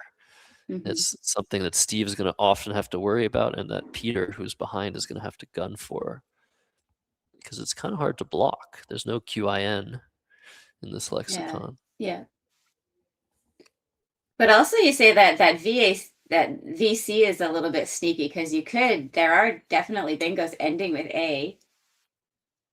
I don't know if Absolutely. Yeah, no, that's a great point. Something could be played there, and if it does get played there, the end of the point is that once VAC is played, there's a huge S hook. Yeah. And so it's definitely not in Steve's interest to play something like Fa and VAC unless he has an S. But it's definitely in Peter's interest to do something like that. So there's that little tension there as well. It's a very tactical situation. Whereas I think Steve, if he's going to play with VAC, he's going to want to play a longer play so that he can then access the bottom triple and block the L simultaneously. Exactly. But it's still just such a risk to do, no matter whenever you do it. Yeah. And this must be so frustrating for Peter here, just looking at this beautiful rack and not being able to do anything with it. Nothing satisfying, anyways. But like you say, maybe he could just play repel. Seems to be a good kind of way, or repeg, one of those to open another line, and he still keeps his blank, and maybe he can bingo next turn.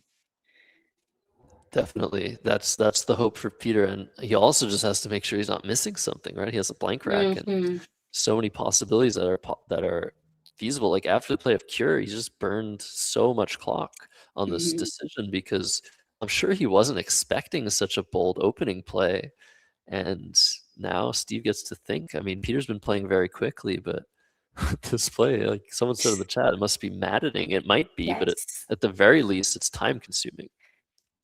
Yeah. Yeah, because there's nothing worse than playing something and then, realizing just after you hit the clock, oh, I could have played this word, or maybe there's nothing like that right now, but you have to do your due diligence to make sure that it's not the case. Yeah, what we do know is once Peter does, I think, decide that he doesn't have a bingo available, he's going to make a play through that E because the one benefit to making such a bold opening play is that it's basically a forcing move. Like if Peter has a play through the E, he pretty much has to make it at the score because otherwise Steve's going to get that spot and pad his lead even further. So it does sort of simplify things for Steve and creates sort of a situation where, well, if you don't have something good there, too bad. Right. Ooh, nice point. Pointing out, Adam in the chat pointed out the sneaky S front hook on cab. That's another great way. An IEST bingo, maybe. We'll get that's super likely to occur at some point, and that's the thing. Like, I'm trying to think about the logic of a play like Cure, and blocking the T of Tups, I guess, is the good logic there, and blocking that spot so that Peter can't make a play there. But yeah, now Scab plays with ST are just there, pretty much like till the end of the game, unless someone uses them. It's a good one. I had not noticed that. I wonder if Steve noticed it when he played Cure. Because he did have that blank, so. Yeah. And, playing aggressively when you have a blank is never a terrible idea. I guess if repeg or repel come down, then just an overlapping play through repeg and the T of Tups using the R of Cure is going to block that scab spot. So it might not be important after all. Right. Yeah, that makes sense. Peter's going to have to make a decision here, though. That's 6 minutes, right? Almost. Yeah. This game just feels like such a rivalry game. It just feels like, one player gets off to a good start and then just makes a play that the other player's just like, what in the world is going on? It just feels like there's this unseen psychology when people, play each other so much. It's so funny to see them like so serious, knowing that they're super good buddies. Like neither one of them has cracked a smile yet since they started playing. But before the game, they were smiling. That's all that matters. But I think that's how you have to be, right? You have to sort of put emotion aside if you want to win. You have to just, stay focused on the task at hand and do what you need to do. Exactly. And it's just so frustrating, I think, if you're Peter. It's like, I'm on stream. I'd better not be missing something. Yeah. And he just dropped the blank off his rack. Maybe Steve saw it. Maybe he didn't. Come on, Peter. What is he thinking? Playing Liger, maybe? So we have the stats of the all-time record between these two, and we were talking about them being rivals because they have played so much and they're good friends in real life. Right now, Peter has been definitely closing the gap between the two players in terms of their record. But overall, 15 for Steve Grobe and 12 for Peter. That's the overall head-to-head record. That's pretty close. Peter's been winning more often, and yeah, that is pretty close. So Liger coming down. Similar idea to repeg, keeping the scoring tile. The L is not as good of a spot to use. So I think Or slightly. maybe an AL word. Who knows? Yeah. Oh, come on. I'm so rooting for Peter here. Ooh. Does he have? Oh, did he? Interesting. I'm thinking he might try Limpider. But yeah, over to Steve now. So what's interesting about Liger is it, I guess, makes it slightly harder to play down to the R of Cure. And Steve just very quickly playing a not obvious looking play of WO. That's interesting. That's 8th on the list. It's around 3 points below just playing something like Yowl to the L of Liger.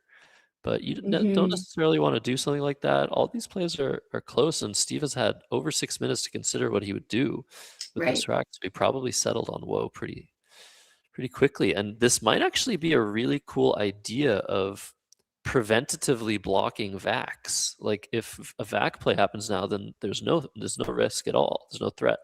Right. So this could be a long-term choice. And look at what Peter set up. As I said, limpid. He's thinking about it. It's not a word. And it's another rack that just feels tantalizingly close. But the longer Peter takes, the more, hey, maybe you jinxed it or mentioned. Oh, no, don't say I jinxed it. Why would I have jinxed it? Well, there's jinxes. We live for the competition. But he's down to 9 minutes with half of the game left to play. Oh no, okay. This board is so tough to use. It is. So, this is a point in the game where weaker players might just get impatient and try to throw open the board. Just be like, I can't deal with this anymore. They lose patience. They're like, I just got to throw it open and hope. I mean, I know that it is reckless, but I'm saying emotion can sometimes get the better of you in situations like this, eh? Yeah, but weak or strong, opening the board here is a good idea, and there isn't really a bad way of doing that, right? Is that if right? you imagine, I mean, what are you imagining? Something like MIDI and LI? I mean, that seems a little bit dangerous, and it might get hit back hard, but it opens the board in the right way, so it's probably totally okay. Impel can be played to the L. He's looking to play just MI to open some space. Okay. And that seems maybe less volatile. No, this is a good play. And if Ami gets played, there's the R hook potentially. But that BE draw, maybe not exactly what Peter wanted. Might just look at the opportunity here. And Steve was ready to play Louis, Looey, to block the L of Liney, but that's no longer necessary. So, open one door, close another is what just happened here. I guess you could just underlap with something like Foe, F-O-E, play Oaf and Ami, but I think Steve's going to be looking to do something more defensive, maybe Foy and M-Y, keeping the 3 vowels, but not opening as much. Yeah, because for sure he's tracking now that, Peter just took 6 minutes or whatever on the turn before, and now he's clearly trying to open and trying to bingo. So Steve has to be vigilant here and trying to close, trying to make sure there's no opportunities. A lot of, I guess, board strategy at the top level is about not necessarily trying to block or open as much as possible, but create a board that benefits you in different subtle, nuanced ways. And a play like Foe, you might think, well, that's just opening an even better spot for a bingo, hitting that double word score, underlapping the F and the MO, maybe even going all the way to LIES. But most 7-letter words that fit under Foe will give back a triple. Right. And at this score, Steve is still in decent enough shape that will provide him with an advantage, and he still has that blank. So that might be the thought of why play Foe and open a little bit. He's keeping the Y to continue to score with as well. And another frustrating position for Peter, there are no bingos available here. Wow. I think really the thought he BP was going to bingo this turn. the BP combination is terrible. Yeah. I think the best here is just biped. He has biped lined up, Mhm. plays with FE and mod, but it doesn't really open the board in the way he wants. Right. Peter down to 6.5 minutes already. So he's playing it, 31 points. It's the only play that really keeps him within decent range. And he needs some luck here. He needs to draw something to the L. There are lots of A's left for him to draw. So that AL possibility is definitely there. And it might be difficult to deal with the biped play in terms of what it opens. I mean, the B and the I aren't the greatest tiles to play bingos through, but it's also kind of difficult to underlap and block. So Right. This is quite the rack for Steve here. I'm not sure what I would even be looking to do here. yeah, I think what he's about to do here makes a Yeah, lot of that sense. yes. And look it at does. that staircase now, all the way Yikes. down to the P of biped. But this is going to block the L of Liger and allow Peter to play freeboot at the very least through the B of biped. So that is his only bingo. Oh, look at me go. That's too bad because that's pretty difficult if you ask me. Yeah, he's seen rebooted. One Yeah. spot too short to fit on the board. Maybe he'll see freeboot since he already has most of the letters lined up. But the pressure is on. He needs to find this, and he knows that he needs to find this. Yeah. But also it's just such a weird word. I would not fault him for not knowing it. Oh, is he about to play robot and open the board a little bit more? That would be a good idea, but because he has this bingo available. Oh, he's looking at, there we go. Beer root. He's looking at stuff now. He's looking at endings, at beginnings, and so maybe he'll see boot. Maybe he'll see freeboot. It's very difficult, you're right, to make the blank an F. He's just going to play robot. Yeah, like I feel like even if I could, put the letters together in that arrangement, I would just be like, well, there's no way that's a word. Freeboot. Yeah, it's really tough, but the time pressure is speaking to him, and he needs to make something happen. And he knows that if he continues to spend time and can't find a bingo, he's just not going to ever have a chance. And it's going to be tough no matter what. He's got under 5 minutes now for the rest of this game. That's right. And Steve's got 14, so he's been dominant all morning, and it seems like the domination is continuing. Okay. Peter's drawn into Vedette, and he sees it. That will play with ER or RE, and I'm trying to think of a way that Steve could possibly block everything. Are we going to see him play Woo through the O of Robot? It doesn't block everything, but it definitely handles a lot of stuff at once. I mean, Heidi, would you overlap with like Yaw and WO? Or Yao? Away? Like all of those plays next to the RO are just so dangerous, right? Yeah, no, I don't think I could. But I don't like what. Even at the score, you're going up 100 points, but I mean, Yeah. an 100-point bingo is likely after a play like that. Yeah. I think Yaw is actually playable just because it's so much harder to overlap. Putting the Y next to the triple means you have to make that letter that overlaps it an A or an O or a B or an M. And the WO, you need to make 2 there. So it's a lot harder to fit things there. So I might be tempted to do. Yeah, but you can still end an E on the other side though. But then I guess you have access to the triple if that happens. So exactly. That's the logic, right? Because you're Yeah. going to be up over 100 points. You're not too Yeah. concerned. Right. And we're seeing AY, which is a similar idea, not allowing overlaps that hit the triple 2 ways, scoring 28 points. But Peter's going to play, I think, Vedette once he tries to see if this has opened anything new. As long as he was certain of the word, it's his only bingo, making the blank a D, and it plays with ear. Oh no! Oh no! I thought he had that. Oh. I think he had some confusion. I think he was unsure of it because vidette is a Oh. word too with an I. Oh man. So I was worried about. All right, that was, I think, Peter's best chance back so far into this game. It's That's too bad. yeah, it's unfortunate. And okay, that's not what he. I don't think he needed that at all. Are we gonna see a full? I mean, look, this is really sad. Let's mention that. But are we gonna see a full staircase? Are we gonna see a play from the V of boat, and then the triple? That's Could all it's be. gonna take. Yeah, Oh, DAW this coming is down. okay. Maybe AW a little bit better to keep the constant and not allow access to such high points of the board, but it's all very, very small margins at this point. And Mhm. Peter with this draw is not going to be able to bingo, and he's down 102 points. It's looking really grim. Yes, it's too bad. You really needed to play vidette there.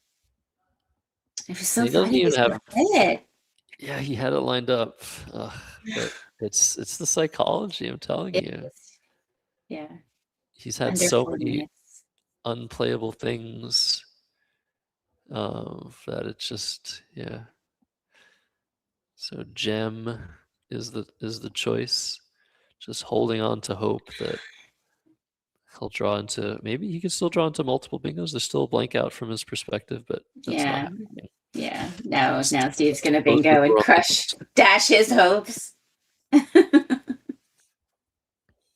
Yeah, they're just dealing with the score, making sure that they have the right score. What we have is 357 to 270, but they're dealing with the score on their own. And yeah, once they figure that out, I think it's only a matter of time. I think Steve's just going to play something with wars or wart or, well, not wart, but wars or where. Yeah. Just anything here. How many bingos do you see right now, Heidi? Well, I don't know how many I see there in the other dictionary, but I probably only see like, 3 or 4 off the top. Yeah, Carios, the radios, things like that. So yeah, Carios is one of the Collins ones. Oh, is it? Okay. There's only 15 bingos available, and 2 of them or 3 of them are the same. Okay. But yeah, this is radios. That's a blank D. It's a weird spelling. It is valid. It does look weird, yeah. And yeah, that's it for this one. And oh my God, I thought for sure Peter would have something available here, but So Garitza's not good in this dictionary? Okay. no, he literally has nothing. That is is so crazy. Yeah, that's crazy. That's harsh. That's and he can't even. You would want to like open a triple from the V and vote. Yeah. With 4 tiles in the bag, you can't even do that. You could play like Mug or Meg to try and open triple, but he's got 3 minutes. Yeah. And that's a really good draw for Steve. That means wow. SENN are left unseen to both players. And yes, Peter's been firing. He's been spotting things that he almost has geniture right now. It's not to be. Sometimes that just goes like that, right? Sometimes it's just not going to be your game. Yeah. And look, obviously, there was a couple misses along the way, but it really came down to the beginning of the game where there were a couple close options. Yeah. For Peter on turn 1 and on turn 2 that really snowballed in Steve's favor to give him a really big advantage, and he just never let go after that.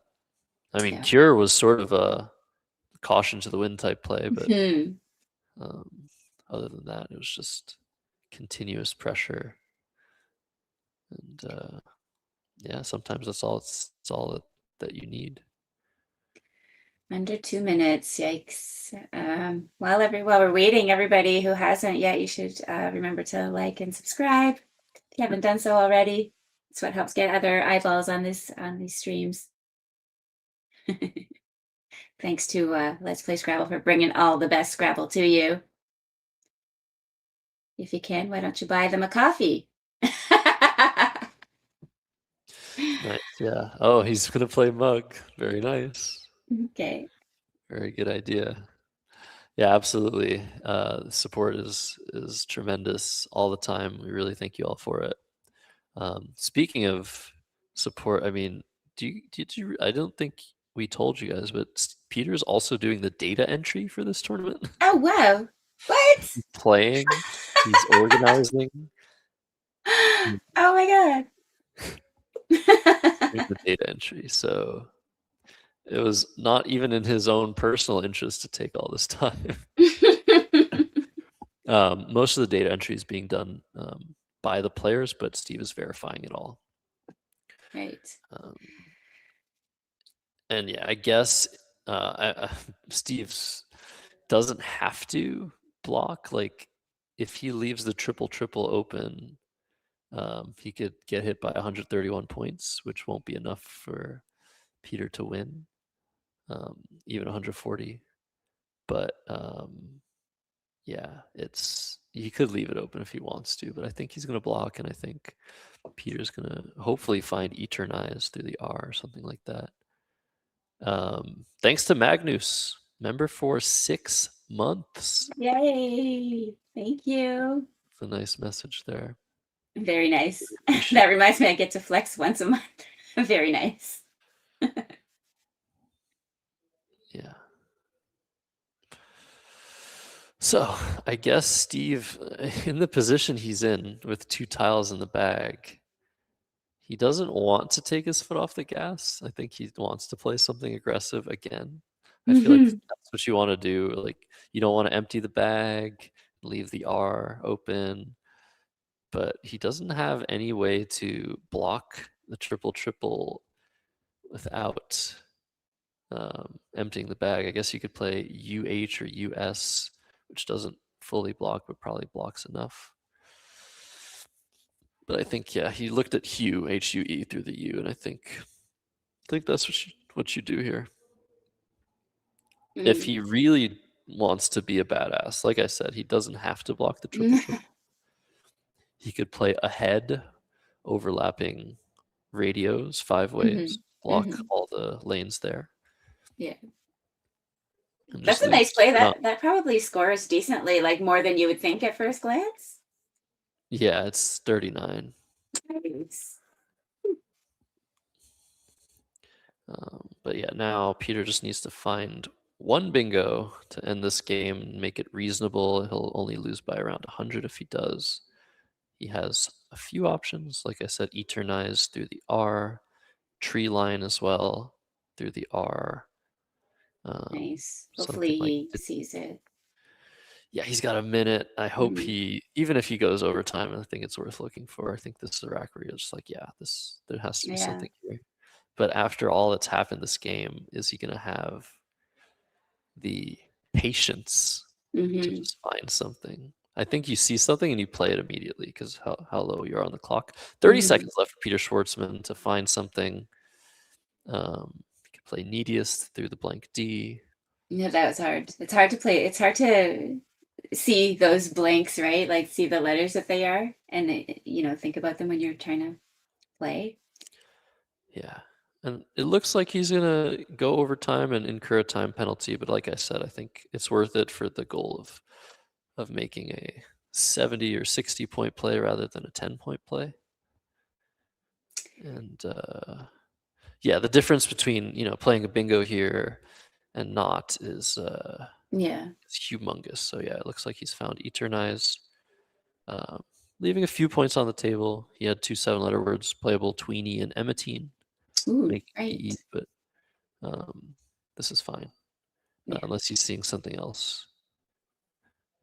But if he takes too long, he's going to go over another minute and negate any point difference there. So, but he knows that. So the blank is either an S or a Z. I guess we could have the blank cam to C. He's just double checking that the bag is empty. It is a blank Z. Nice flashy way to end.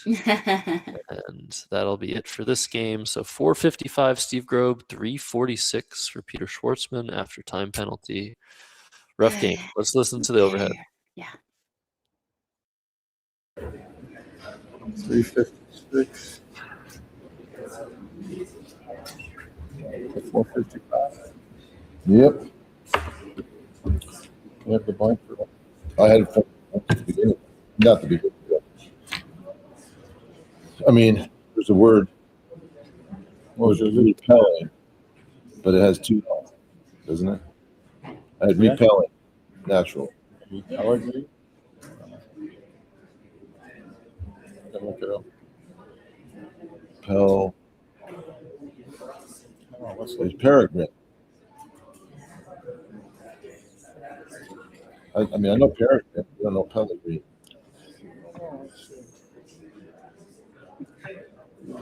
Peregrine. Peregrine. I missed that before. No, there's 7. 8. 8. I didn't have to blank. I didn't have to blank. I don't. I don't think I had the blank. That's your right. Yeah, I think that's. You open that up. I didn't hit the blank. I do the blank after that. Yeah, that was a big play because but there's a lot of deep. But I must have had a blank. The end. Put the. Yeah, I don't think I had the end. Put the blank. Oh, So they let me know because we're gonna view it, so I save time. And still gonna take 10 If I points played- off the. oh man, so 346. Yeah. If I played Portal here, did you have anything like in there?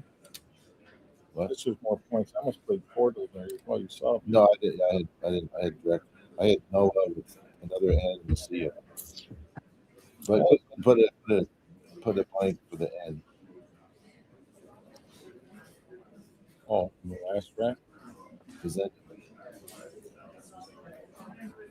instead of end, put a blank. Here, Geo.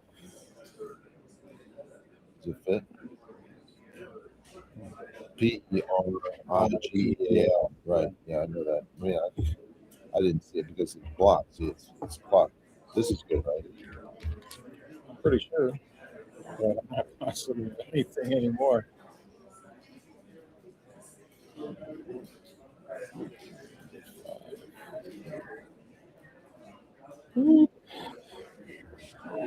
Yeah.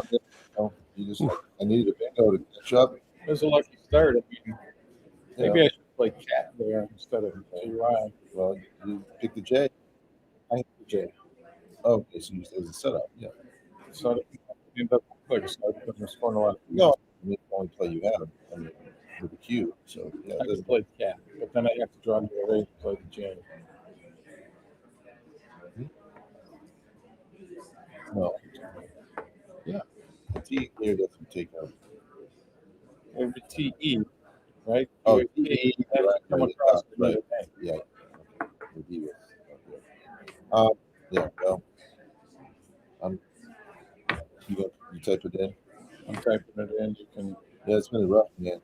I mean, this game, I did at least I didn't miss a triple because here, I'm sure I missed some other things. I mean, it's just one of those things. I had clunky tiles. I had. What was your lead with this? What was it? A U maybe or something. Oh, and I had another N. A-N. UN. 45 to 346. Alrighty. Take care of Yeah. Okay, man. Good. Rough one. Rough one. Yeah, Peter's out of it now. He's 1-4. Steve Grobe going to 5-0 after this. Oh, impressive. And Heidi, with 2 rounds left, we're gonna have to take a break and wait for the next pairings to see who we're gonna feature, right? Yeah, yeah. Do we know what's happening? Well, I guess they have to do hot pairings. They have to get all the scores in. They're presumably still waiting for scores. So yeah, we don't know what's going on right now, right? That's right. That's right. So we're going to get all that figured out for you all and get a really nice matchup for the next round in any of the divisions. And yeah, it's going to be great. Either way, 2 rounds left. Don't go anywhere because, I mean, why the heck would you? Yeah, exactly. Best entertainment right here. Keep watching, guys. Let's play Scrabble. Awesome. All right. See you guys soon.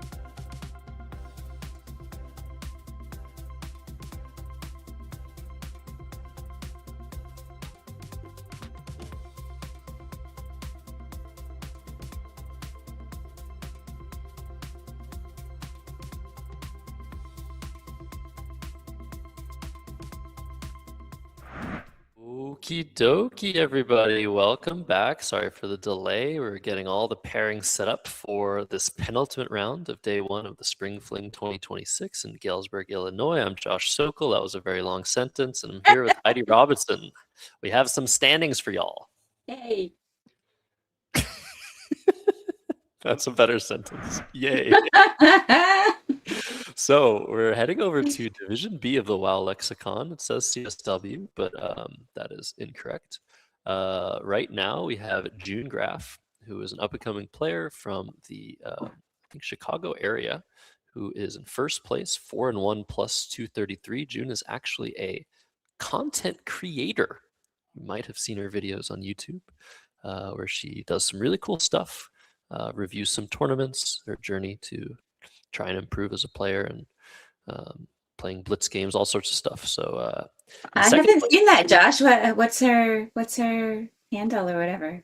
I think it's just June Graff. Okay, I'll have to look her up. Okay, I will look her up. And Sam Hyman is a player local to St. Louis, and it's going to be, I think, a really tense game. I think they're sitting down, they're ready, but we're just taking a look at this because June was actually 4-0 and looking like potentially just clinching the tournament early, but this is going to be a really important game in Division 2. So yeah, let's cut to the board, see what's going on.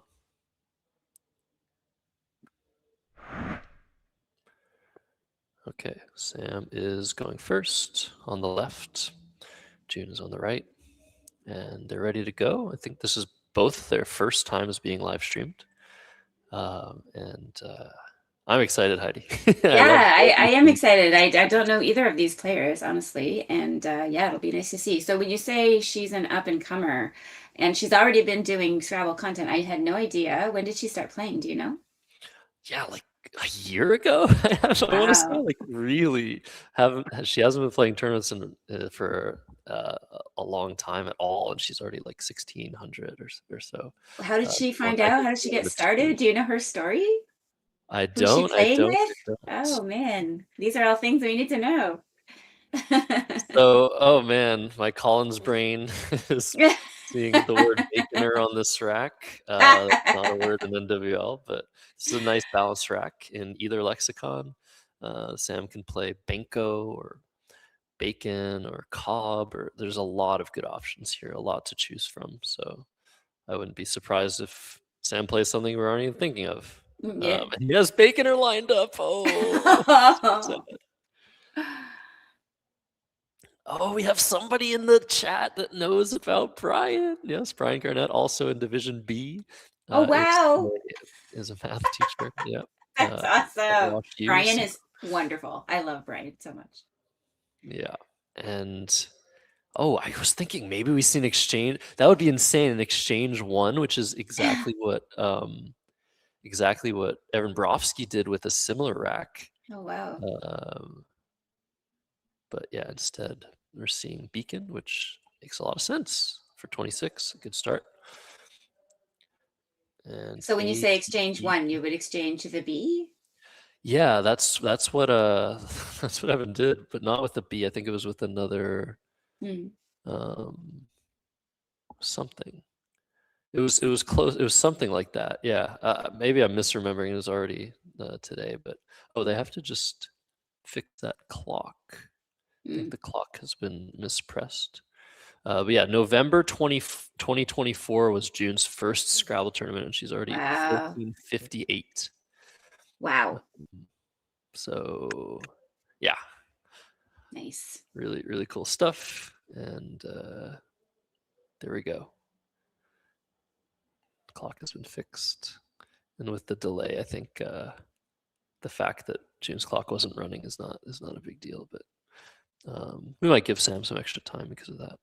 We'll see. Anyways, ADEELTY is another pretty balanced rack, but it's just one letter off, Heidi, of a bingo. So I think playing off YE is the first thing that comes to mind, keeping Delta, which is a really nice 5-tile combination. But I could see something longer like BD or Bade or B-Lady or something like that. Right. Those are all possible too. And not a good draw for Sam. In these sorts of positions, do you want to score? Do you want to open a lane for your bingo? Do you fish? What do you normally do, like early on when you have like close stuff like this? Yeah, I think I would fish if I can score enough points. I think it's worth it. So like I'm just thinking of your YE. Would you play that right under the B, or like where are you thinking for YE if you were to drop that? Yeah, it's a good question, definitely. I think I would play it on top of the ON Okay. just because yeah, I think I'd play on top just because leaving all of these oh, that's not a So word. okay.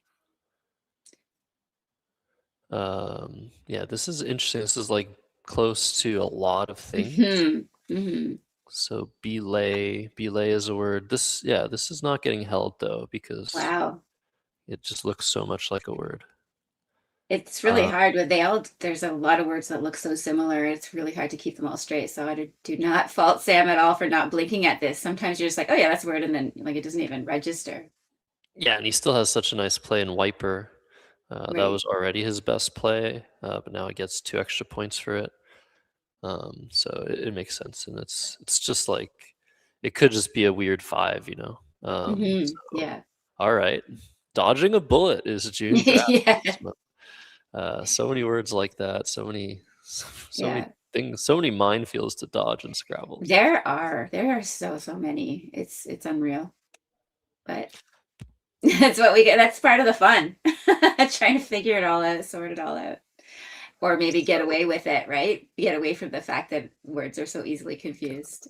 Look how quick and smooth that was. Delegate is playable through the L. Teenaged through the N. Delegate is better because it hits the double word score. And Sam has drawn a U and another W. So this is going to be June's advantage after this bingo. Right. And I wonder if we're going to see there's an E hook on this, right? Delegatee. Can you check that for me? I'm pretty sure that's good. Oh, I guess twerp is now playable though for Sam. And he's just going to be able to score 42 and tie the game up if he sees that twirl also. So this T actually gave him a lifeline in the position. Right. Yeah. And he's not hesitating at all. Has he spotted twerp? Is this twirl? Okay, this is twirl. Yeah, twerp is slightly better because it's 6 points. But it's usually, I would normally see the word twerp spelled with an E. So I wonder if that was. Oh yeah, that's right. I thought sorry, the rack was obscured for me, so I thought he did have the E. I don't think that I would think to play TWIRP at all. Yeah, it's a weird one. And so AEIIRTV on the redraw for June. Not terrible. I might even be looking for a bingo here, but there is none. We have that information. June does not. So yeah, some time taken. Just trying to see if there's something available through some of the floating tiles on the board. There might even be like a 9 through the N and the E. June is definitely more than capable of finding that sort of flashy play. And I really think, like from what I've seen from June, it's word knowledge mostly that is lagging behind potentially other players near her level. Just the raw talent is definitely there, but she hasn't been playing for long enough to see or know some of the subtleties of the Scrabble English language. right. And it's funny, I'm looking at her. She looks very calm and, just methodical, patient. She doesn't look like she's stressed about being on stream. She just looks like she's playing her game. Like, I don't know how much you can read by watching somebody play Scrabble, but this is what I'm getting from her as I watch her. She looks very, very calm and self-assured. Yeah. So mentioned in chat, the only 8-letter word with these 7 tiles that's valid is visurate with the Z. Very nice. But it looks very, very bingo-y. I would be looking at this for a while, trying to see something at ending in IC, maybe Viriatic trick. I don't know. Indeed. So, yeah, small lead despite the early bingo. We're going to see Via here keeping EIRT. That's a very strong move. You could score a bit more if you play Vitae in that same spot. You could play Riviera from the R for 36, Ooh. which is almost 20 points more, but this leave is so strong that this might even be the best play. Right. ACIMPRU for Sam. And now the question is he going to play a really cool... He has Mudcap available through the D of Delegate. And it might not even be a great play because it opens 2 triples, but it is really cool. And he's had some time to think about the position. I wonder what he's come up with on June's time. Maybe he was thinking to play Puma and AW. That's now blocked, but it's playable with AWA. This is a tough rack. Not sure what I would do here. Yeah. So you were mentioning in the previous game, just like, all right, these are the letters I want to play. And for this rack that Sam has, it's definitely the U. But what's next, right? C, M, and P, those are all pretty good. Yeah. Oof. I don't think I would do this. Crump. Just it opens a triple, yeah. It's a little dangerous in that regard. Opens the S hook, but the leaf is pretty good. I'm just more thinking that I would like to keep one of those tiles, but maybe that's not necessarily correct. Like for me, I think that, I would be wanting to score a little bit more if I'm throwing those nice, to me, they're nice tiles, C, M, P, like they're sort of mid tiles. They're good for scoring sometimes, especially the M and the P.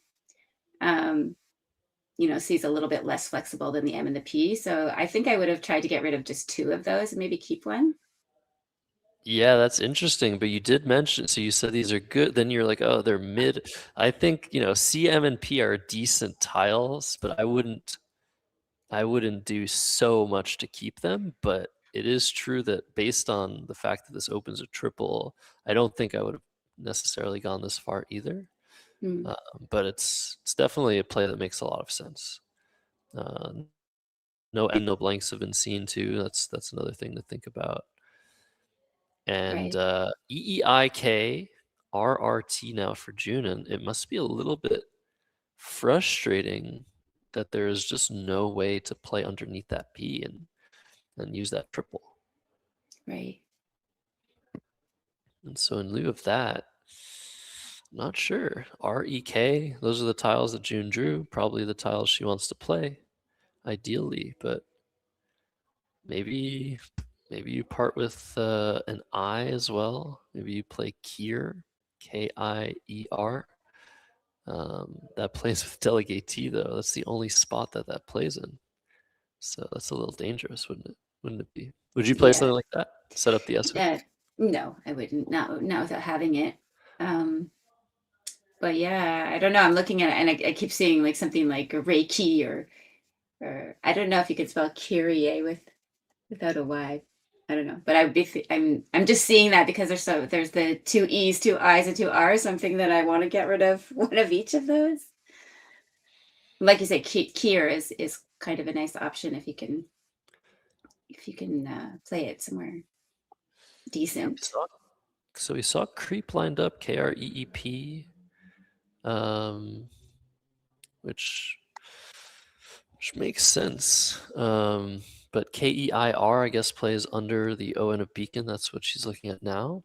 And given that what Crump just opened, that play of Kier, KEIR, if you imagine on the board, is actually not nearly as dangerous as it would normally be because it sort of just, I guess, duplicates what's already there on the bottom of the board. Just an open triple and an S hook. The only difference is, maybe there's going to be a bingo or a double playable through the R that will be out in space. But in this position, it's certainly not a big deal to open that. What about it's kind of silly, but I was like, what if you keep the K and play Riv or something? No, you definitely want to play your K, I think. I was just looking at the top of the board there, kind of maybe play through that E. I think. We see the play of Drek, which repeats the same leave as last turn. EIRT can be really, really strong. If June just draws an S, that becomes a really, really strong combination. And I guess the only issue with this play is it opens a triple. OK as a word. I guess an issue with any play is if you draw FOQ after it. Right. Yeah, sorry. And no wonder you're like not answering me when not responding to my thoughts, because I'm like totally dealing with a different rack than what she actually had. I thought she had two I's instead of a T there. Sorry about that. You're like, what are you even talking about? I don't see what you're talking about. No, I was hearing your thoughts. Yeah. I'll try to be more more attentive. Before comes down, this is a very reasonable play for Sam. Keeping AINT, that's a very strong combination, and it deals with the triple nicely as well. And that's probably one of the plays that June would have considered had it stayed open. She has the same FOR on her rack. Do you drop the Q here for 11? No, I think you have to score more, right? There's still some U's out. This is really ugly, though. You have to know the word ofter, which I'm sure June has seen before. And that plays under the P of Crump for 40. But it's kind of hard to see that word. I've missed it many times. There's also overfit through the via for 36. Wow. Opening a triple, but also turning some tiles over. And when you have the Q, Heidi, I think trying to just draw U, trying to turn tiles over, maybe draw an S, something like that is usually a good idea. Yeah. Even if you have good tiles, the Q just doesn't pair well with any like good bingo tiles. It only works with the I and it only works with the U, basically. So we're seeing ref as a re-overlap. This is 31 points. Plays for a little bit more. I was just gonna say, how much for if she plays it beside Ah? Yeah, it's a 2-point sacrifice, but this is a little bit more dangerous of a scoring spot, so it might the math might work out in June's favor. And now it's up to Sam to find pretty high probability bingo here on his rack. I haven't seen him alphabetize. Have you? No. I don't think he needs to. Look at this. Outlane's about to come down. You can play it on either side of Beacon or with OE. I would play it with OE for a little bit more. I'm interested in the logic here. I guess normally I don't like hugging a letter next to a triple, but putting the N in third position is also really dangerous. It's really small margins here, but yeah. Just bingoing now is very good. But this is the one position that gives June look a fantastic response. Yep. Not much to think about there. Yeah. People hate the Q, but I can't argue with how easy it is to play sometimes. Yeah. So June and up with a beautiful leave too. So yeah, very nice. Yeah. Let's see what comes out. Sam hasn't shown us his tiles yet, but yeah, we see EHNOTT and an S. Schotten is a word. I wonder if June will know that. I'm pretty sure Schotten is a word. And we see an S for Sam. Then UG. Then an N that helps the G. Another G and a blank. Wow. Nice. This is crazy. This is a great draw. Great post bingo draw. Sam down 28. He's going to want a bingo again, and he can. He actually has, oh my God, Heidi. Oh, man. He has a triple available as an 8-letter word. Okay. That's potentially issuing? No, there's no G there. Well, he actually has more than one. He has 8 or 9 available. No, he has 12 triples available. Oh my God! Wow, fun. Potentially the best one is Ungiving, keeping the S. Oh wow. That would be so awesome. That's 90 points, but he can score 99 with singling or snugging. I would never be sure enough to play snugging. Yeah. Mm-hmm. But singling, keeping the U is 99 points. All of these triples would block Schotten. Right. Although, of course, he has no way of knowing that, but he's definitely going to try to play through that IN, one would think. Yeah, I wonder. I mean, you see the IN on the board, and you want to play ING, but he already has an ING. So Yeah, maybe that's the sevens. Mm-hmm. Or even eights. Maybe he's looking through the L of out lane. He's got like sludging or some stuff there. There's also Very this interesting to tricky. see. Go ahead. I was just gonna say, there's also this tricky thing, Josh, where if you're, even though it's a triple, if it's a non-bingo, it can sort of like stay off your radar because you're like, oh, that's not a bingo, and you look for something else, right? Like you forget how much the triple actually is. I'm just saying that from experience. It's happened to me before where, I didn't play a triple because I'm like, oh, that's not a bingo. Forgetting that it's like still over 100 points or something. It's crazy. Yeah, and that's what we're seeing here. So slugging is what Sam is going to play, and I wouldn't be sure of this. I mean, it's a word, and if June challenges, it's going to stay on. Well, it just means to hit somebody, eh? Slugging. So it's kind of a Oh normal. yeah, wait, like a slugger. Yeah. Okay, I was just not thinking. I was thinking of the animal. Yeah. Yeah, slugging. Yeah, they're just slugging each other. Yeah. Okay. Well, June is not suffering from the same brain rot that I'm suffering from.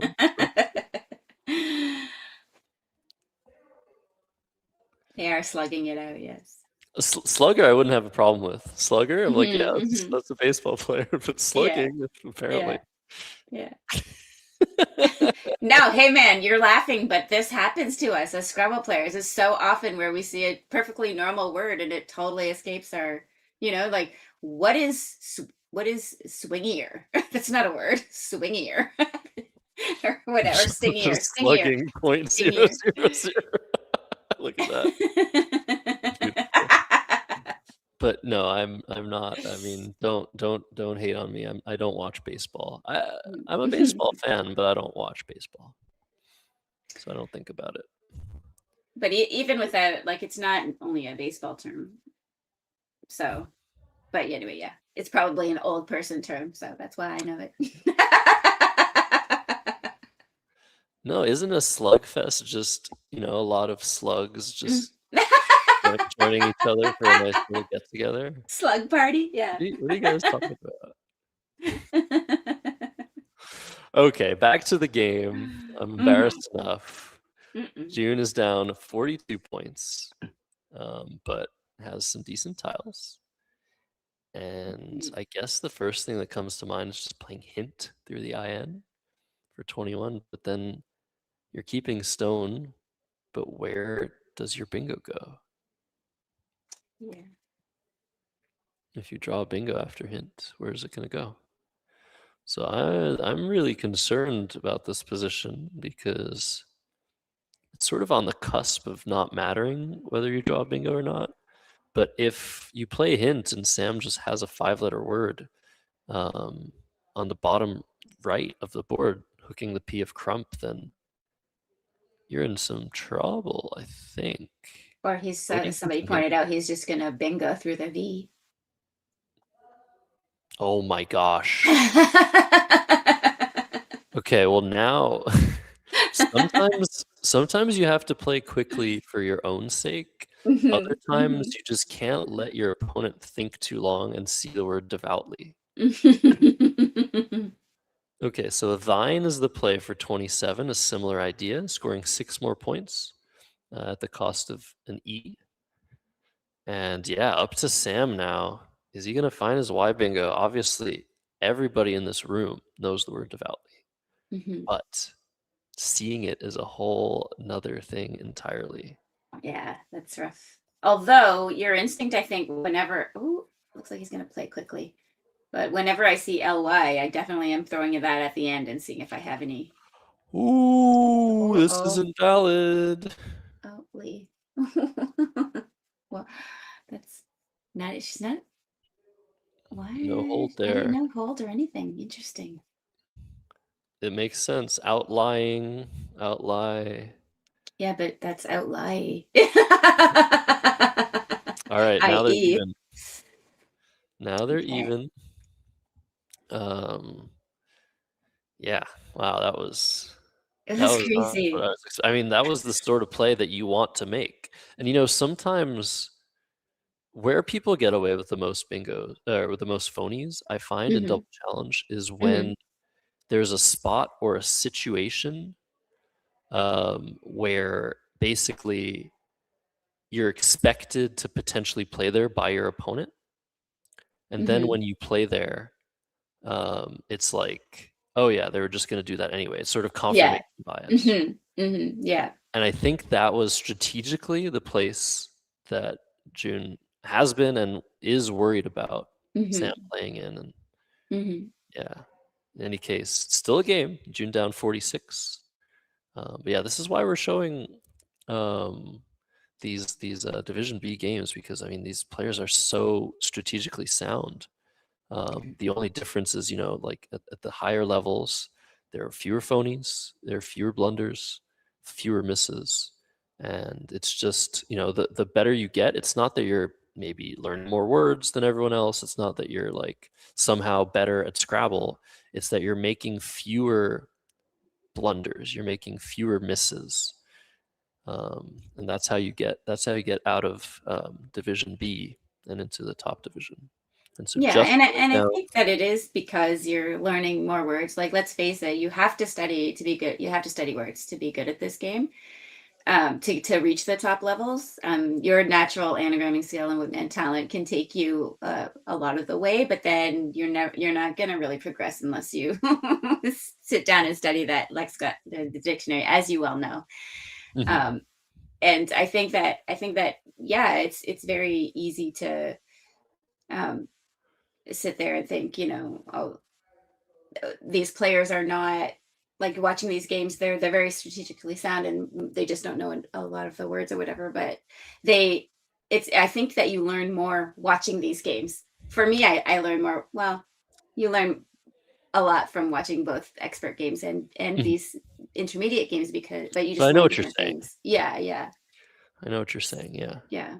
But I've just learned like a lot just watching this game, right? And as we talk through what the possible plays are, and they'll show you plays that you might not have considered, right? And then you examine those plays, like why would we play this or not play it, right? So I think that it does teach you more, or help to explain more why you would want to do certain things over other things. That's right. And what I mean to say in all this is that like there are many, many ways to improve at Scrabble. And a lot of the time people overly focus on learning more words. And we saw in the chat, Evan Chester said in the chat, June has studied more bingos than me. June has gone through all the fives. So you'd think, oh, well, June should know that Outly is. No, that's not how it works. Right. Exactly. Experience. It's so much of Scrabble is experiencing things and avoiding things that have happened in the past. And Outly looks so much like a word. Beely looks so much like a word, and it's just a matter of stopping yourself. Sometimes after the game, you're like, "Wait a sec, I know that's not." Exactly. Yeah. And it's really just all these things combined that make Scrabble such a complex game with such a steep learning curve, and it's so incredible people are able to just sharpen their game to such a high degree. And it's not necessarily word knowledge, it's not necessarily strategy, it's not necessarily any of these things. I like this play, by the way, that Sam is making, Deem with delegated. That's a pretty elegant choice. Yeah. After Just came down, we didn't discuss that play, but that brought June within 10 points. And she's drawn the final blank, which is going to be extremely useful here. but not immediately. There's no playable bingo. Yeah, which will probably take a little bit to look anyways, just to make sure.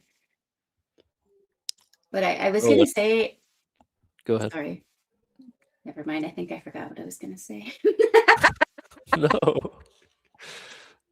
Okay. Well, let me know if you remember, and I'll stop my train of thought. I was just going to say, yes, that even like whether you know all the words or not, or you've studied them all, being in game is such a different situation that even if you know the words cold when you're studying them, you don't necessarily see them over the board because all of these things are competing for your attention. Like, what is my opponent doing? What does the board state look like? What did I just, what am I behind or am I ahead? Like all of these different considerations that change your calculus on every move, right? And so it's very easy to, like there's no perfect Scrabble because you're always dealing with a different set of constraints every single move that you make, right? So it's very, very fascinating. Absolutely. Yeah, it was mentioned in the chat too. Thine, now that Thine is on the board, there's an incredible extension available of Xanthine. Oh gosh.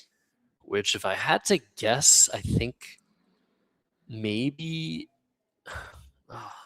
June knows the word. It's come up in annotated games. I'm trying to think. Like a lot of up and coming players look at annotated games, and it's possible that June has seen this annotated game that happened back in 2017, I think, where opening play was Xanthin without the E, and Xanthine, I think, was played eventually. But it was a game, the reason I'm going on this tangent, it was a game where an incredible extension was available of Zea Xanthin, Z-E-A Xanthin. And one of the players actually drew that word, but was unsure of it and didn't play it. Anyways, tangent over. We'll see if one of the players draws into the X and a natural Xanthine, which would score 54 immediately. Wow. And I'm very impressed. I mean, obviously June took like 2 or 3 minutes here, but there was no bingo available, and I'm very impressed with just the play of Anvil after just thinking about the possibilities of bingos, because you could bingo through the V, but you have another V, you could bingo to the T. June was probably looking for A and T words, none of which existed. And yeah, there's still some, I guess we would call these marginal areas where you can play an 8-letter word. And June is within range where you can just threaten those and still win the game without hitting them, because Sam's going to be worried about them. Maybe he'll try to block the V, try to block the T, and then June can just jump back into the game with the high-scoring play, which happens a lot in these games. Well, the game is very close right now anyway, right? Right, exactly. Sam does have the upper hand right now on score, but June has the upper hand on having the final blank. It's just so hard to control all the space on the board in a way that will guarantee a win for Sam. And like you said, they're too close for comfort. There could be just a high scoring play. Maybe the X is drawn. So yeah, interesting stuff. 326 to 301. 7 tiles in the bag, so time is running out. Yeah. There's not a great option here. Wow, what a draw there of the second S and the Z for Sam. So no vowel, but that's probably going to help him long term. They've both made pretty good use of their clock, I think. It's almost 7 minutes left now and getting close to the end. I was thinking of, as you were talking about Xanthine, isn't that something that you always see on the back of like gum labels? Chewing gum? Xanthan. I think it's Xanthan. Yeah, that's how I learned that one. But yeah, Xanthan gets related. Okay. All these resins. Yeah, So this is tough though. Yeah. You said time usage, but this is the time where you need so much time. True. And June just doesn't have it. Yeah, I don't know what to do. I have the urge to play off HOO. I guess maybe OHO next to the AN of Anvil. Not a lot of vowels left. 4 vowels, 10 consonants. So that's good for June. Sam might not draw a vowel for the rest of the game, but you have to do something. And how HAO plays for 12, I guess, in the same spot. Oh, a twirl. Oh, I Oh, didn't think of nice. it. Nice. Is Sam holding? No, he's counting. Yeah, a twirl is not a word. Oh, it's not. It is such a common. Yeah, I wanted to leave. A whirl? Leave the suspense. Is that what I'm it's a thinking of? whirl. Okay. Exactly. So this is gonna stay. Wow, crazy stuff. This is the third, the third phony here, Wow. of the game. But yeah, this is such a good one.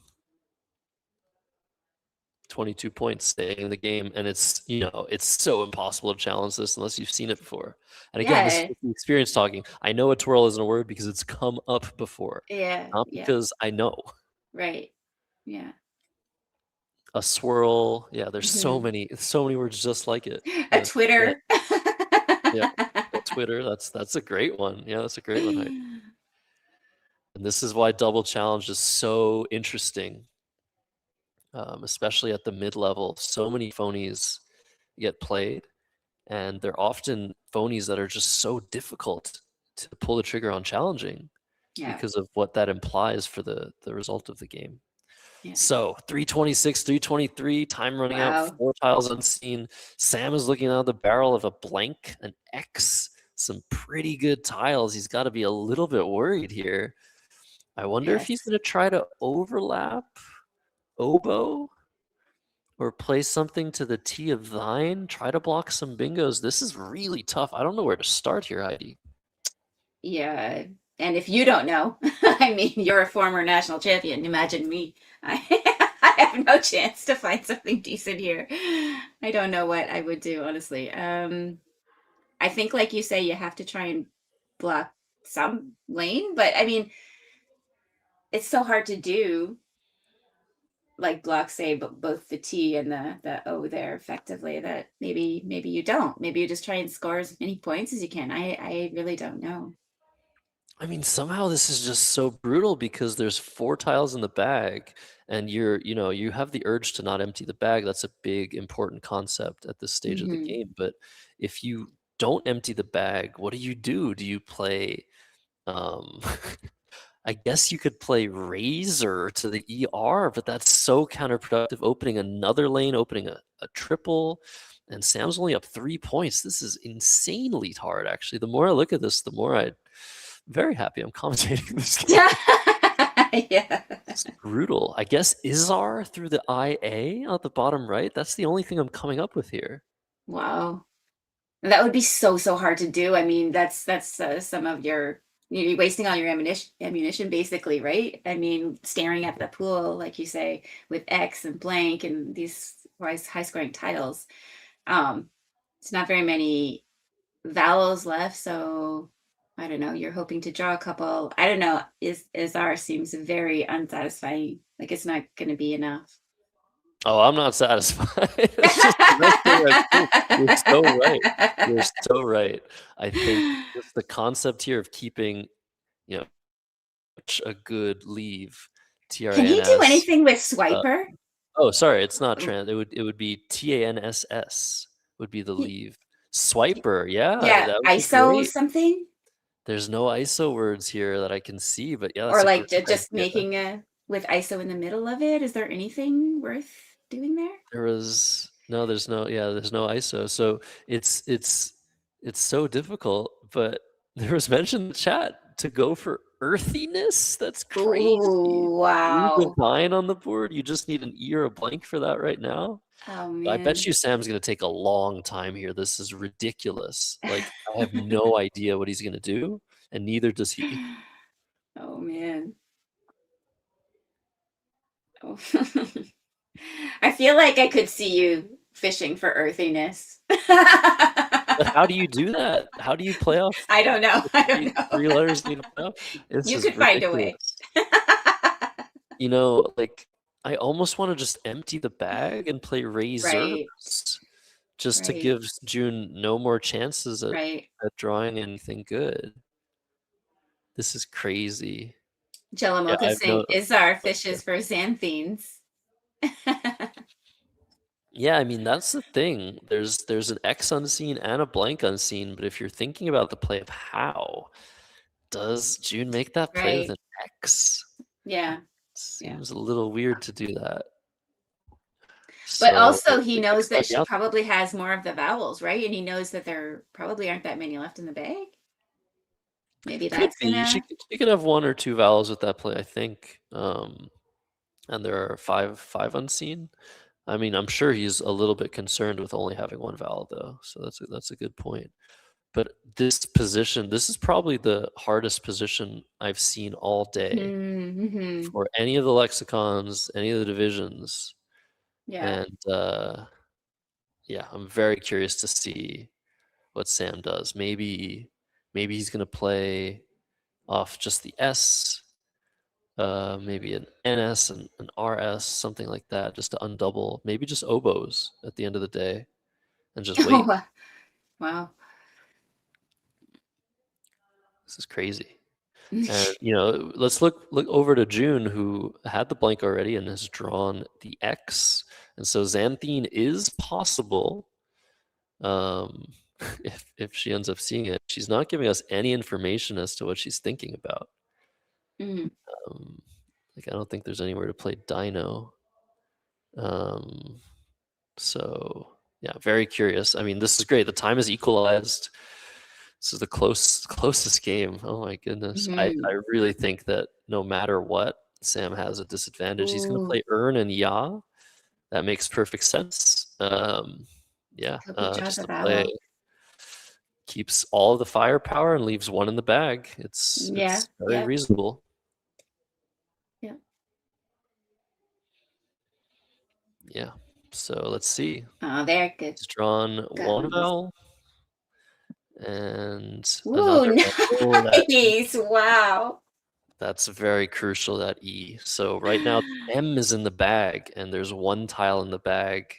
So complex. He If almost anyone is drew following this earthiness. game, he would have. Yeah, he would have potentially. If someone is running this game in a strong engine, I'm very curious to see what June's best option is here. So, like, if Sam's turn last turn was hard, so is this one. You want to play Dixit to the T of thine, but that gives back so much counterplay. Mm-hmm. You want to play XI, I guess? Yeah, set up Okay. Oxo. This looks really strong.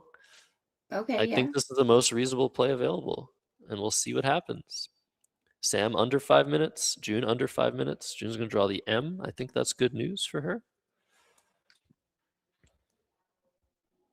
Okay. So up to Sam here. He needs to go out in 2. And he needs to, I think he needs to block the Oxo spot. And luckily he does have a way of doing that with Biz. So he can play Zed, Zeds, Zaz, Zest, a number of options there. And yeah, we'll see what he chooses. He's got some time to think. Try and plan this through, plan a good sequence of events. I think he's spotted the location he wants to play in. I think he's noticed Oxo as a threat. And it's just a matter of, will he have enough? He's down 12 points. June has some nice letters. And it looks like he's playing Zaz, which is a winning play. Nice. Biz and Zaz. But it's a matter also of what happens next. Sam, I think, needs to go out, or at least threaten to go out. And we'll have to see. If, for example, June plays Demo, making buys M and SO, Mm-hmm. Yeah. Sam has to find one of 2 outplays that he has. So right now he only has, I think, 1 spot he can play in for an outplay, and that's through the ER on the board. Oh, wow. Turs and Desert. That is not easy to see at It all. is not. No. June has spotted Demo, which I think is her best score. And it's just a matter of, can Sam finish the job? He's got 4 minutes. I don't know. I mean, June might try to block, but then Sam will probably have enough by playing Ted and buys and AD. It's crazy stuff. It is. I'm actually surprised. Like, I would be taking a long time thinking that I could go out here. She not? Yeah, but time is a weapon, right? Like, but Yeah. you're thinking for June, yeah, like you want to find an outplay. That's the first thing you look for. But where is the outplay? Like, where can you even fit 6 tiles on this board? Hmm. There's also dim out, which plays to the T and out lane, making jus. Yeah. J-U-S. Yeah. But that I was just just gives wondering that about easy that. out. Yeah. Diets is going to be findable for anybody. Yeah. Yeah. Wow, crazy stuff. 2.5 minutes left. This is incredible. And by the way, if you're liking the look of these tiles, these have been 3D printed by Mitch Poplack. So huge thanks to him for sending this set. A lot of people make this stream possible. Just the little things like that. It's also the tile bag that Cozy Tiles has prepared, especially for the stream. I guess you could use any old bag, but why not have one that says "Let's Play Scrabble" on it? Yeah, exactly. The board has been custom made by George Bissonette on the West Coast. So huge thanks to him. And as time is ticking down for June Graf, we know that Sam is in a winning position so long as he sees one of his 2 outplays through the ER. Again, really not obvious. And if he doesn't, and demo comes down, which is the play June is looking at, hooking onto Biz, and Sam doesn't go out, the best he can do is tie. TES would re-overlap for 25, after which the best sequence for June, or the best outplay, would be ANI from the A and out lane for 10, and that would lead to a tie. But this is a matter of seeing all of this stuff with almost no time, and Jin comes down. Oh.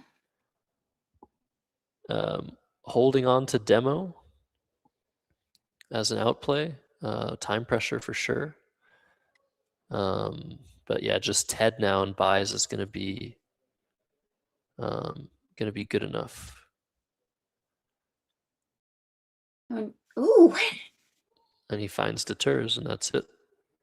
Okay. That'll be all. Crazy game. That was crazy. 384 to 352. Sam takes this one to move up to 5-1, but it's not over. Let's listen to the overhead mic. June might still win. Demo there though. Okay. On TV. Oh, happy. That was a great game. It was fun. 384 to 52. I thought you were going to get me for sure with that ball. I did too, but I think I screwed up. Well done. Because I was mad over here.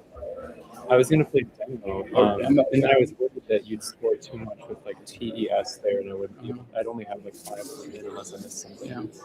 So she's answering the question for you, Heidi. I don't know if I'd have been right. Well, I don't know if they will. I missed it though. If I play demo and you go out, I feel like I win. I haven't done the math, but you can head it up just to see what it came out to. Yeah, because demo, we even the blind, obviously, right? I'm only up by 11 after demo. Demo will give you 6, 8, 12, 22, 26. 26. So it wouldn't be enough anyway. No, never mind. And the logic of playing that was to prevent you from scoring well here. I didn't see that. And then I totally blanked on the fact you could just e-hook it yourself. So I was going to put TED also there right. too. But, but obviously, I saw that. Yeah. It was exciting. Wow, what an incredible, intense game there. Some awesome decisions. That was mistakes. They were laughing. Oh, me too. Gosh. So Hopefully what nothing did too egregious. what but did never June know. say I about wonder if why triple she Oh, didn't play so demo? we can mute the overhead. Let me just explain while they put the scores in. So June noticed that TES re-overlapping after demo was so many points, and she couldn't find a way to win after that. There was no way to win after that. The only way to win Right. was to tie. So she had the right idea of trying to Right. delay her high-scoring play, but then she realized after playing Jin that it doesn't actually stop. Doesn't actually stop Sam from scoring Right. Got in it. that Okay. area. So it was just time pressure, but Yeah. there was no way to win there. Right. I think they came to that conclusion. So, all right, things are heating up in Division 2. We are going to pivot, I'm pretty sure, to another division, but we'll let you guys know at the end of the stream who ends up winning. I think June's still in the running despite that loss, and Sam definitely in the running after that win. So yeah, we got 6,684 subscribers still. We haven't had a sub for like 3 hours. What's Yeah, going we on? must have it. Yeah, It's free. come on, guys. It's free. We can Is that a live counter? Heidi, maybe Josh isn't refreshing the count. Yeah, It's live. can we see if this is actually live? Like, it seems like that should have moved by now. Yeah, well, no. Ow, come on, people. Maybe that was fake. Maybe that was fake. Maybe that was AI. Maybe our audience is already all subscribed. Yeah, I think most of you, if not all of you, are subscribed, but it's free. Why wouldn't you do it? It makes it easier to find the next stream. Click on it and like it, and tell your friends to subscribe. All of that. By the way, I wanted to mention I have this thing right here, but before I consume this thing, I want to show you guys what it looked like before it was desecrated by a knife. Look at this my God. beautiful cake. Now, who did this? Deanne's Custom Cakes and Cookies. Wow. This is beautiful. This is gorgeous. Okay, if you guys are on Facebook, I don't know if a lot of people in the chat are, but if you are, find Deanne's Custom Cakes and Cookies on Facebook. And, if you're ever in the Galesburg area, it looks like, I'm going to taste it, but it looks fantastic. I'm going to do a taste test. I'm going to mute myself. Let me see.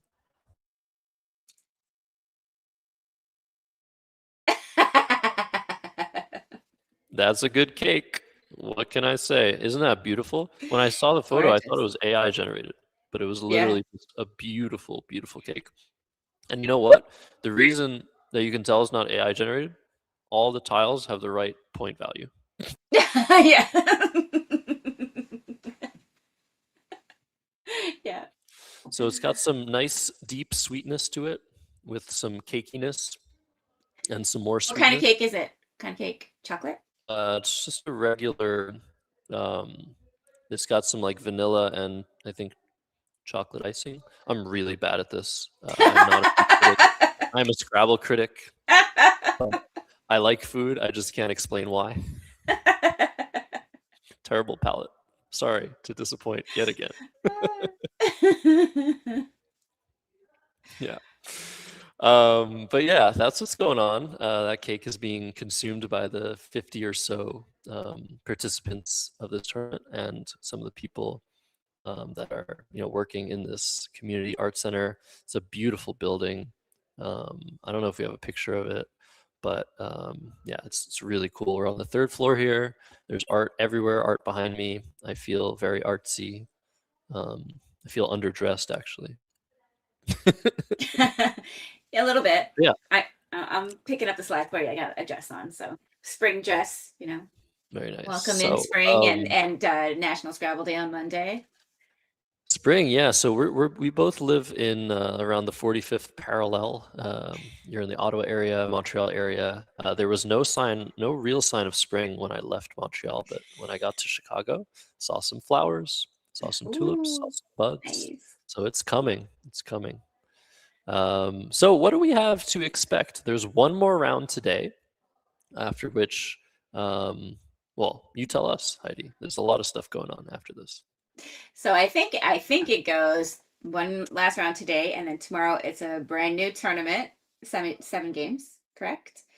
And then on Monday, National Scrabble Day, there'll be yet another one day. So I don't know how many people are signed up for that one on Monday. I know some people probably have to work, but hopefully there's still a good crowd. I think Peter was saying it's still pretty pretty well attended, that one.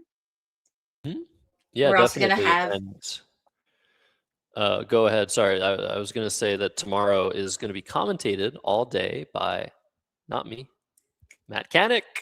Oh yeah, right. I get to play. I didn't come all the way here to not play Scrabble. So So you're playing. playing, Matt Canick's commentating.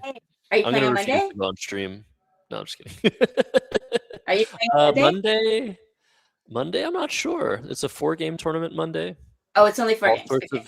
so it's a 4-game tournament, and then it's the National Scrabble Day stuff as well. Which are we seeing a match between the Ranky twins? Is that That's what what I we're understand? doing. We're seeing the Ranky twins. I know that we have Jason Adalski, I think, signed in to commentate that, but we don't know who the lead commentator will be. It could be me. I'd love to commentate the Rankies. Yeah, they're fun. They're fun to watch for sure. Yeah, I might do a simul. If you guys know what simul's are, Oh, it's when you play yeah. multiple players at once, but that would be Right. later in the day. Right. I think the main attraction is Ranky versus Ranky. If you follow Charles Ranky, Ancient Cosmographer on YouTube, on YouTube. Wow, I wish. On Twitch, he streams matches versus his brother somewhat regularly. They live together, but of course they play Scrabble together only online. No, they probably play in person. But no, it's just for your entertainment. They don't have a stream setup. Actually, we should get them a live stream setup so they could. Yeah, that would be great. And they call me Evan saying they're going to be doing some commentary on Monday, baby. So yeah, yay, Awesome. that'll be good to watch. Really cool, really cool. But yeah, that's what you guys have to hope for. One more game after this. Of course, we have to wait for the pairings. It's very crucial to get the pairings right for the final round. We don't know if we're going to be showing Division 1, CSW, whatever. We're going to find the best matchup for you guys, and we're going to commentate it.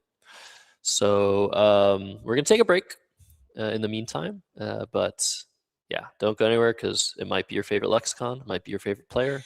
Who knows? Definitely going to be your favorite commentators, right? Oh yeah, that was yeah. Was implied. Sure. Yeah. There you go. Thanks. All right, Heidi. See you in just a bit. You're watching Let's Play Scrabble. Best place to watch live Scrabble on the internet. And we'll see you in just a few minutes. Don't go away, guys.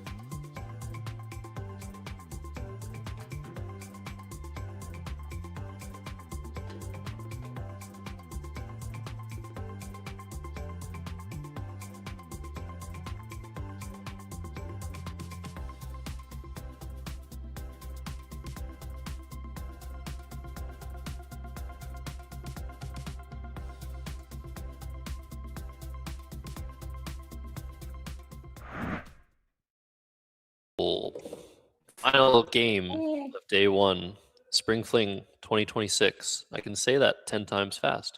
Spring Fling 2026. Josh Ogle here, Heidi Robertson. Welcome back, everybody.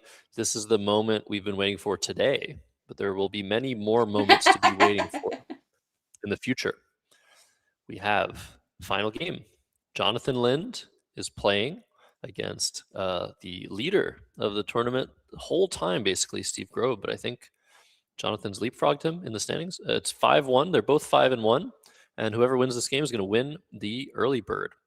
We have some standings for you guys just to confirm my suspicions. Steve is still in first place. Never mind. Sorry, Steve. He's almost 250 spread ahead, but it doesn't matter because Jonathan is also 5-1. So if he wins, he wins. Mike Johnson in third place has a decent chance at second. Jason Vaisberg in fourth. And the rest of the crew there.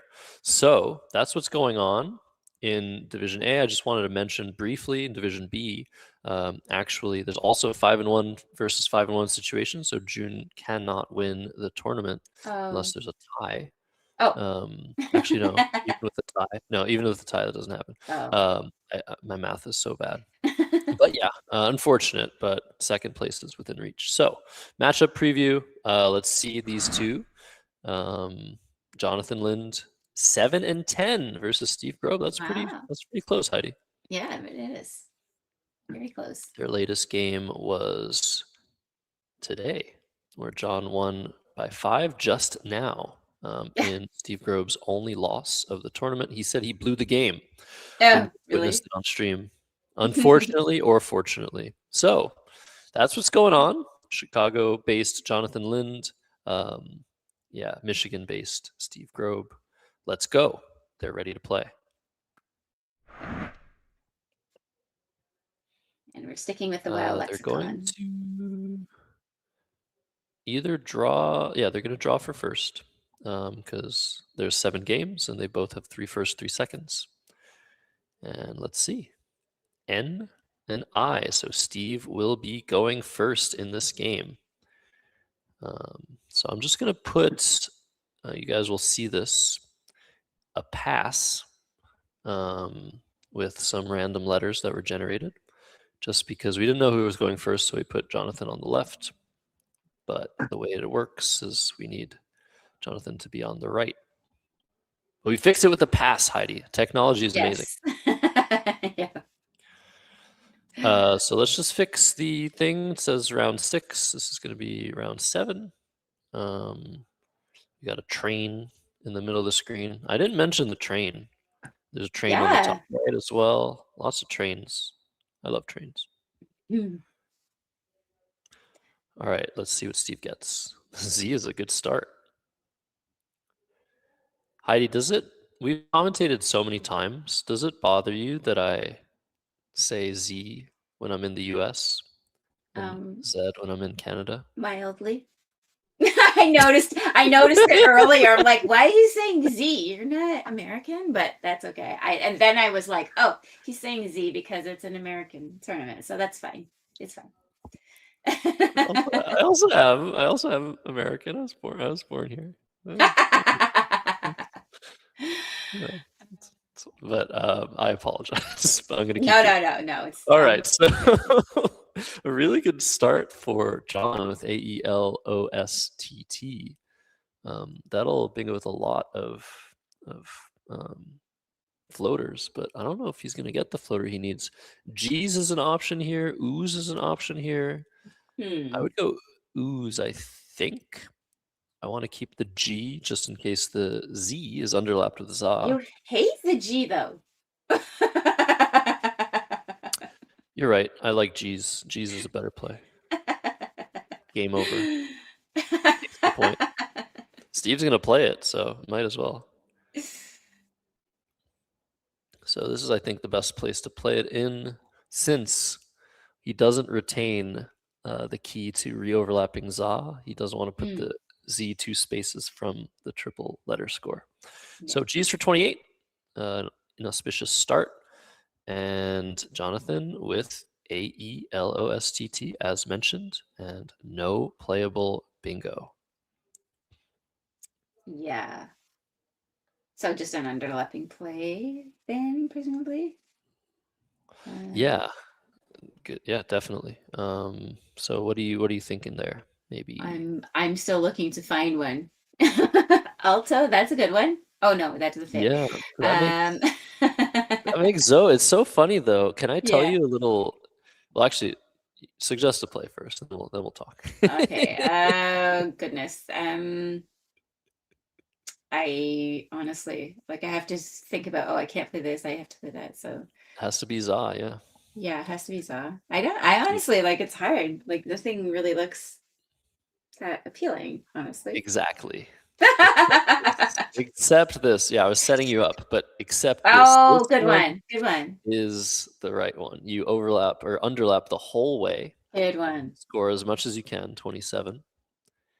I like it a lot. But Yeah. honestly, just TA might be similarly good just because it doesn't give as much back and keeps a really, really strong leave. So Lotta is good, TA is good. Can't go very wrong here. I wanted to mention a little tidbit. John told me this hilarious story once where he is a WoW player. Both of these guys play WoW. Right. And they also watch content. So sometimes when you watch content in the lexicon you don't play in, you get a little confused. Yes. Hmm. And at some point, Jonathan was playing a game and he noticed this amazing setup where he could set up his Z for like a huge score. And But he it made the wasn't play. Zaw. You're too astute. You're too astute. I can, if you want me to stop, I'll stop. I'll stop telling the story. You've already Sorry. ruined it. I'm sorry. I'm such a ruiner. Spoilers. Ruiner. You ruin everything. But let me try to be concise. So he makes the play. He thinks his opponents might block it, but his opponent doesn't block it. And then he goes and he says, while making his play, Nigel, because he's, imitating Nigel. Nigel is known for making setup plays. Hits his clock, goes to write the score, draws a tile, and realizes to his horror that he's made Zoe. Oh man. Z-O. But I think the act of saying Nigel made his opponent intimidated. His opponent didn't challenge. So Oh that's man. that's the first step to playing Collins, is getting away with the phony two-letter word that's valid in Collins. So it was an amazing story. That's Amazing crazy. story. If you ever want to get away with the phony, just say Nigel, and then you'll get told off by the director because you're not supposed to coffee house. Gook is the play by Steve Grove, making Zag. And Jonathan's going to respond with a really ugly looking play. Sex for 54, keeping WUWL, but Yikes. IR his high score here. Yeah. So sometimes you just have to. It is what it is. It is what it is. By the way, the game I was talking about was a casual game, not a tournament game. So Okay. coffee housing is encouraged in casual. Exactly. Rather than banned by the rules that you and me are trying to change, right? Exactly. Well, we can. We keep talking about this, but we will definitely have to organize a tournament, you and me, with coffee housing encouraged. Oh my goodness, that's another U and I thought that was a third W, but it's just an M. Magnu saying, "Say Nigel" after playing against Nigel himself. He would just be like, "What? What? What? Yes, can I help you?" Yeah. So over to Steve now. He's down 29, but he has amazing tiles. Mm-hmm. One standout bingo. It was already mentioned in the chat by Mopo. Herselt, nice. 88, nice. making the blank an R, hooking onto Gook. Mm-hmm. Yeah, that's far and away the best score. That's 88. You can get 82 with Dishelm. And you can make Does he think that he can spell Phony. Kaylee's without another I? That is a Kaylee? C. I'm sure he's making that a C. And look Yeah. how much Jonathan is looking at that. Like, what is this? Is that not a sign? Yeah, there's a word in there, shields, and childs is valid. Now let's look at the blank slip Yeah. just to make sure he made that a C. But Yeah. whatever he makes that isn't a valid word. Yeah. Yes. Too bad. You That's so can play rough this. sometimes when you just kind of, it's a weird word. It's something like this, and it's so easy to get mixed up if you're not 100% sure. Absolutely. Yeah. And I think Jonathan's going to challenge this. So Mhm. there's Ceili and Ceilidh, both pronounced Kaylee, I'm pretty Yeah. sure. Mhm. We do see Steve drawing, but that doesn't mean the play has been accepted. When you Right. are considering challenging a play, you say hold. Mhm. Your opponent then can draw tiles after 15 seconds, Mhm. so long as they do not mix with any tiles that are still left on the rack. But here you can just draw 7 tiles and put them wherever you want. Yeah. Looks like Steve is putting them on a separate rack for some reason, but that's okay. We'll see them if the play is accepted, and we won't see them. Actually, we will see them regardless, because now if Jonathan challenges, what happens, Heidi? Yeah, it just He's comes off showing. the board. He shows them to his opponent and before putting them back in the bag. So yeah. Oh, wow. Did he accept it? Wow. He has accepted. And Oh. I was thinking about this. I think I know why. I think I know why this was. Oh, does he have a good play? No, No. that's one of the reasons you. Oh, he did. Okay. He must be challenging. Okay. Wait, what is happening? Yes, no, he didn't challenge, and then he exchanged 7. Oh my He god. exchanged Okay, 7. okay. Oh my goodness. Okay. I was so confused there for a second What were too. you gonna say then? What did you think was happening? Why he accepted it? I know why he didn't challenge. The reason he didn't challenge is because he saw that Steve had so many valid Oh, options. right. Okay. So many valid options. So why would he play a phony? He's probably just trying to play the most obscure word he saw. Trying Right. To get me elicit a challenge. challenge. Yeah. Yeah. That is why.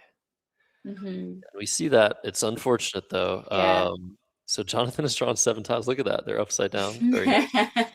And dry is played almost instantly. This is a great play.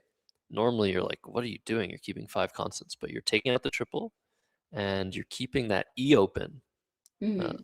That floating E is going to be very useful if you draw just 1 vowel, which we see that has happened. Does that? I'm not sure that actually bonuses, but oh my god, not any help here for John Lind. It's almost as if almost as bad. tile bag. It's almost as if the tile bag's telling him, like, oops, you should have challenged. Yikes. That's horrible. And yeah, runlets will play above the GEE of G's for Steve. So this is looking really, really good for him. Wow. How the tables can turn so quickly. Yeah. So if you're just joining, Steve Grobe has gotten away with a phony. That blank is a C. There needs to be an I between the E and the L to make a valid word. However, it was a very tough challenge to make. Jonathan let it go. Double challenge is a thing. And now he's playing Ovine. This makes sense. Opening the board a little bit to the left, keeping I a thought balance. Unhive. Is that good? Is that good in this? No, not in this one. Yeah, that would have been great. Okay. That would have been great. Yeah, good find. I've gotten away with unhove before, which is not a word. Yeah, Steve now can just play runlets with impunity if he sees the spot on top of the. Oh, he's just gonna go with this easy spot. He's just gonna go with this one. Okay, similar. This is 68. It was 70 on top of the GEE. There's something to be said potentially about not opening triple for underlaps, but I think probably slightly better to play on top. I guess this does prevent John's bingos from scoring so much. But yeah, this is a huge buff for Steve Grobe. He's at 216 to John Lynn's 97. Someone in the chat asking why not a vouch, but it can be hard to play through blanks. You know, you just sometimes can just overlook them. I don't know. There's no letter on it. You know, out of sight, out of mind kind of thing. Can happen. Yeah, no, vouch was definitely possible for a higher score, but the other issue with vouch is that it blocks so much. So there's something strategic. Yeah, I was just about to say that. Unhangry, nice idea. Nice. I wish I was unhangry. If only. That would be a nice way to get out of this mess. Absolutely. So, like I said, 120 point deficit, just about. John is going to make a very logical play, use that triple, open up the board, create a threat. Maybe he'll draw something from the H, like harangue or hangered or hearings, something like that. Lots of possibilities for him. We'll see what he gets. But it is Steve to move and try to defend his very, very good lead. And the board isn't very open. Like the bottom right is totally inaccessible for bingos. I'm thinking of playing somewhere on the top left, try to deal with all that space. What are you thinking here, Heidi? Yeah, that's probably what you should do. But I was looking under Ox, like thinking Oba would be a good way to get rid of a couple of vowels and score points. That's probably the wrong idea. You need to protect your lead, I guess, in this situation. Well, Oba's a strong play. Is it? No, Oba's a strong play, yeah. It does play for more, though. Oh. Under the LOT, tough little spot there. Ooh, yeah, nice. So that's probably what I do. Would you? You would play that instead of like trying to block lines up there? Yeah, it's just so many points. It's 28. Okay, I guess like alternatively, I just don't really see a great way of playing defense here. I think when you're up by so much, when you're up by 100, if you can just continue to score turn after turn, then you should be okay in most scenarios. Of course, keeping just a D, which is a 2-point tile, is not ideal for continuing to score. But okay, Steve is just deciding to play abroad, which makes a lot of sense. It does deal with that space, but it does sort of open things on the left side. I think what Steve is thinking, and we've seen this from him all day, is he's thinking of long term. If Jonathan does bingo, which he should with Ingrain and ID, that's going to open 2 triples for Steve, and he's going to be able to use those probably. If John doesn't want to play Ingrain, he's got a 9 available. Retaining. I hope he doesn't play Airning, though. Airting is a word. Airthing is a word. Yeah. This is a tough one. Raining and Ingrain. If he does play Airning, though, can Steve challenge legitimately? That's another thing. It'll be so tough to challenge in a position like that, where if you let it go, you're still super likely to win. And we're seeing it. All right, Airning coming down. This is invalid, but if it were valid, it'd be the best play, I guess. And we have to see if Steve has seen this before, if he's come across this phony, if he has the cojones to challenge. I'm worried. He's drawn into Lection, and this is on hold. Does Steve? Oh my God, that is brutal. What a challenge. John is pretty sure this is valid by his body switch. It's coming off. And it blocked Lection. That's probably why he's challenged. Right, yeah. And that's it. I mean, that's game over if Steve sees Lection, which I assume he has already. Wow. That is. Is it though? Is it like really an insurmountable lead if if election comes down? I find it Just hard to say. considering,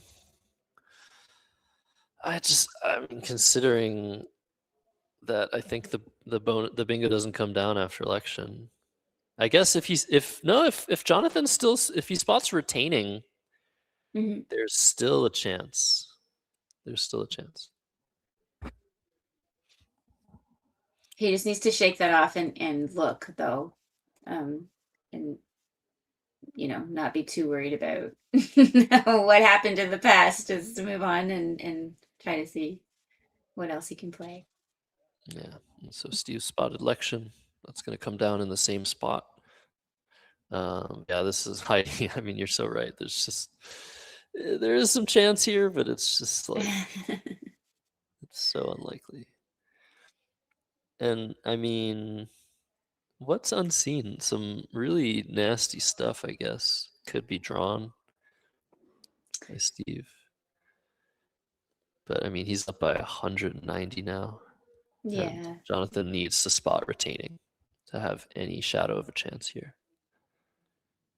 Yeah.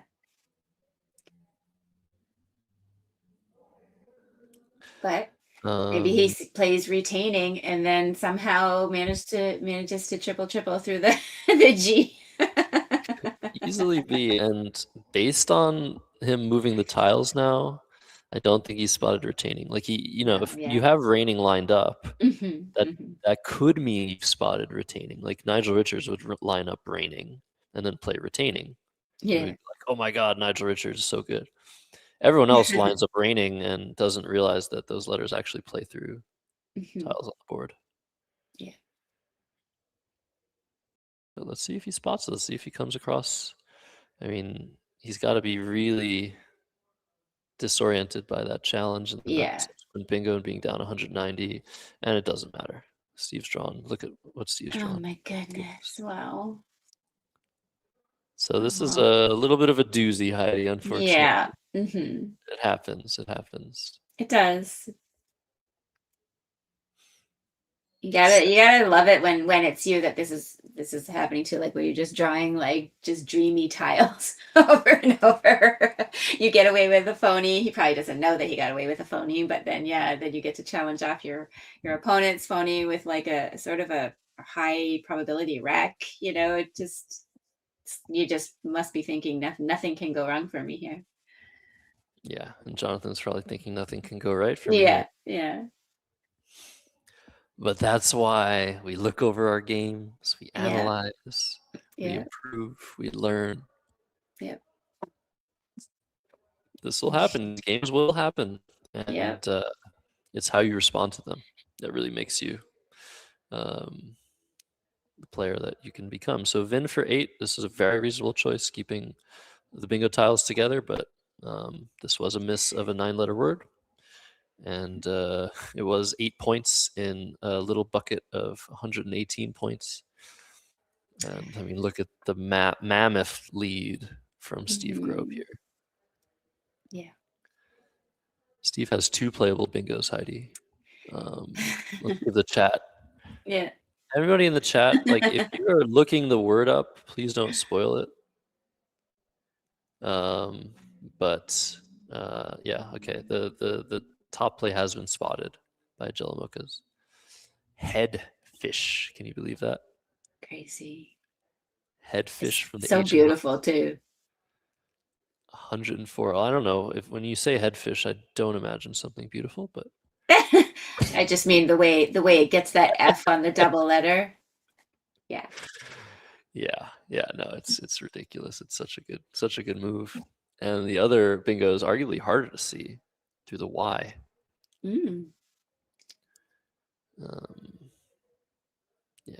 So if you can see that in chat, you are very good at Scrabble. If you are looking it up and then posting it in chat, you are probably decent at Scrabble, but you should check yourself and try a bit harder.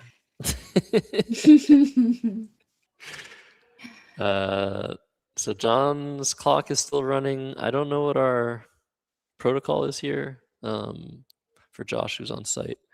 Do we tell him until the just because Oh, he's playing fish head. Uh-oh. Okay, and you know that's so hard to challenge. Oh, Maybe not. Okay. is he going to play headfish? Has he realized, oh, maybe it's headfish? I think if you think, oh, maybe the word is headfish, then you don't play either. Yeah, because that so doesn't look So- like more wordy than fish head. Sorry, Heidi. Josh wants to know what you would do in this situation. Would you let Jonathan's clock continue to run? So funnily enough, I'm redoing NASPA rules for anybody who doesn't know, and I know that's not the organization that's sponsoring this tournament, but the new rule would be that we can intervene when we see a clock that's running improperly. So we would be able to tell Steve them. notices. Okay, so we don't even have to tell them. But perfect. Okay, yeah, you are doing a ton of work behind the scenes to improve our rule set, which we thank you for, by the way, massively. It's such an undertaking. But yeah, I think that's a reasonable rule, especially given the clocks we're using for these streams. They're a little bit finicky on the phone or the iPad, so not ideal, not as tactile as we'd like. So, but I will tell you that interestingly, the rule currently, before the new rules go into effect, is that you can notify players if a clock is running when it shouldn't be running, and if a clock is not running when it should be running, but you cannot tell them if the clock is running on the wrong person's time, which makes no sense, right? So that's why we're changing it. Yeah. Of course, the counter argument is you're responsible for seeing if your clock is running, but if you can see that someone makes an effort and does what they're supposed to do to press their clock, I think that should be enough to. If it just doesn't respond, that's not your fault. Yeah, so exactly. Fish head being played, I think Jonathan is just going to challenge this unless he's hit rock bottom. If he's hit rock bottom, he's going to let it go. I feel confident that he's not going to challenge it. It looks so much more wordy than headfish. There we go. Oh, is he going to do it? Very good. All right. I have the opposite of the commenter's curse. When I say it's definitely not going to happen, it happens. So yeah, I'm happy to invoke my powers here.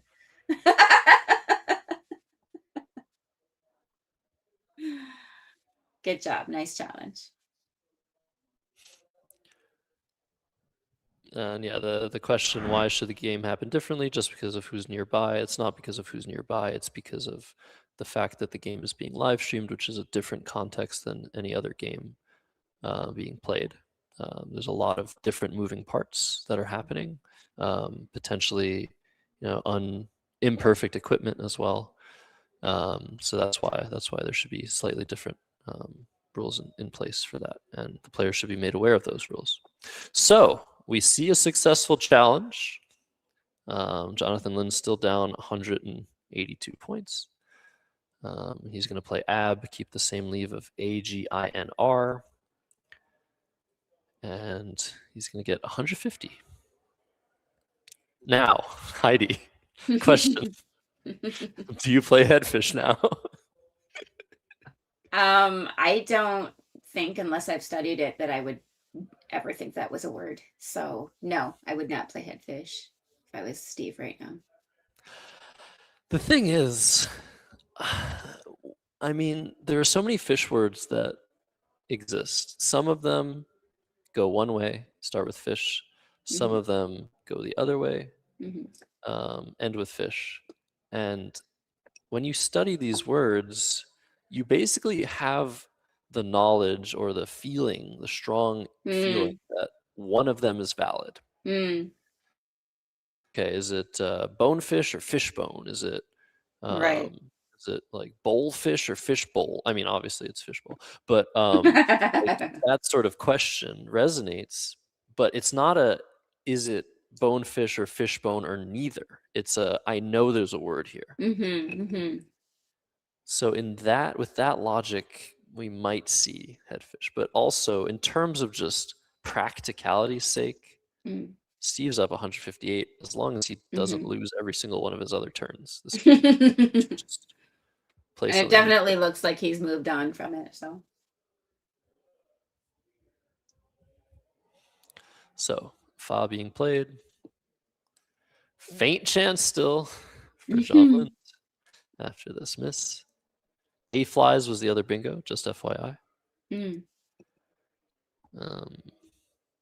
And yes, we see the definition of headfish is a marine fish. Yeah, that's the definition of pretty much all fish, all fishes. They're fish. And That's what bonefish they and are. fishbone are both good, so there you go. Yes. Yes. That was a test. Of course.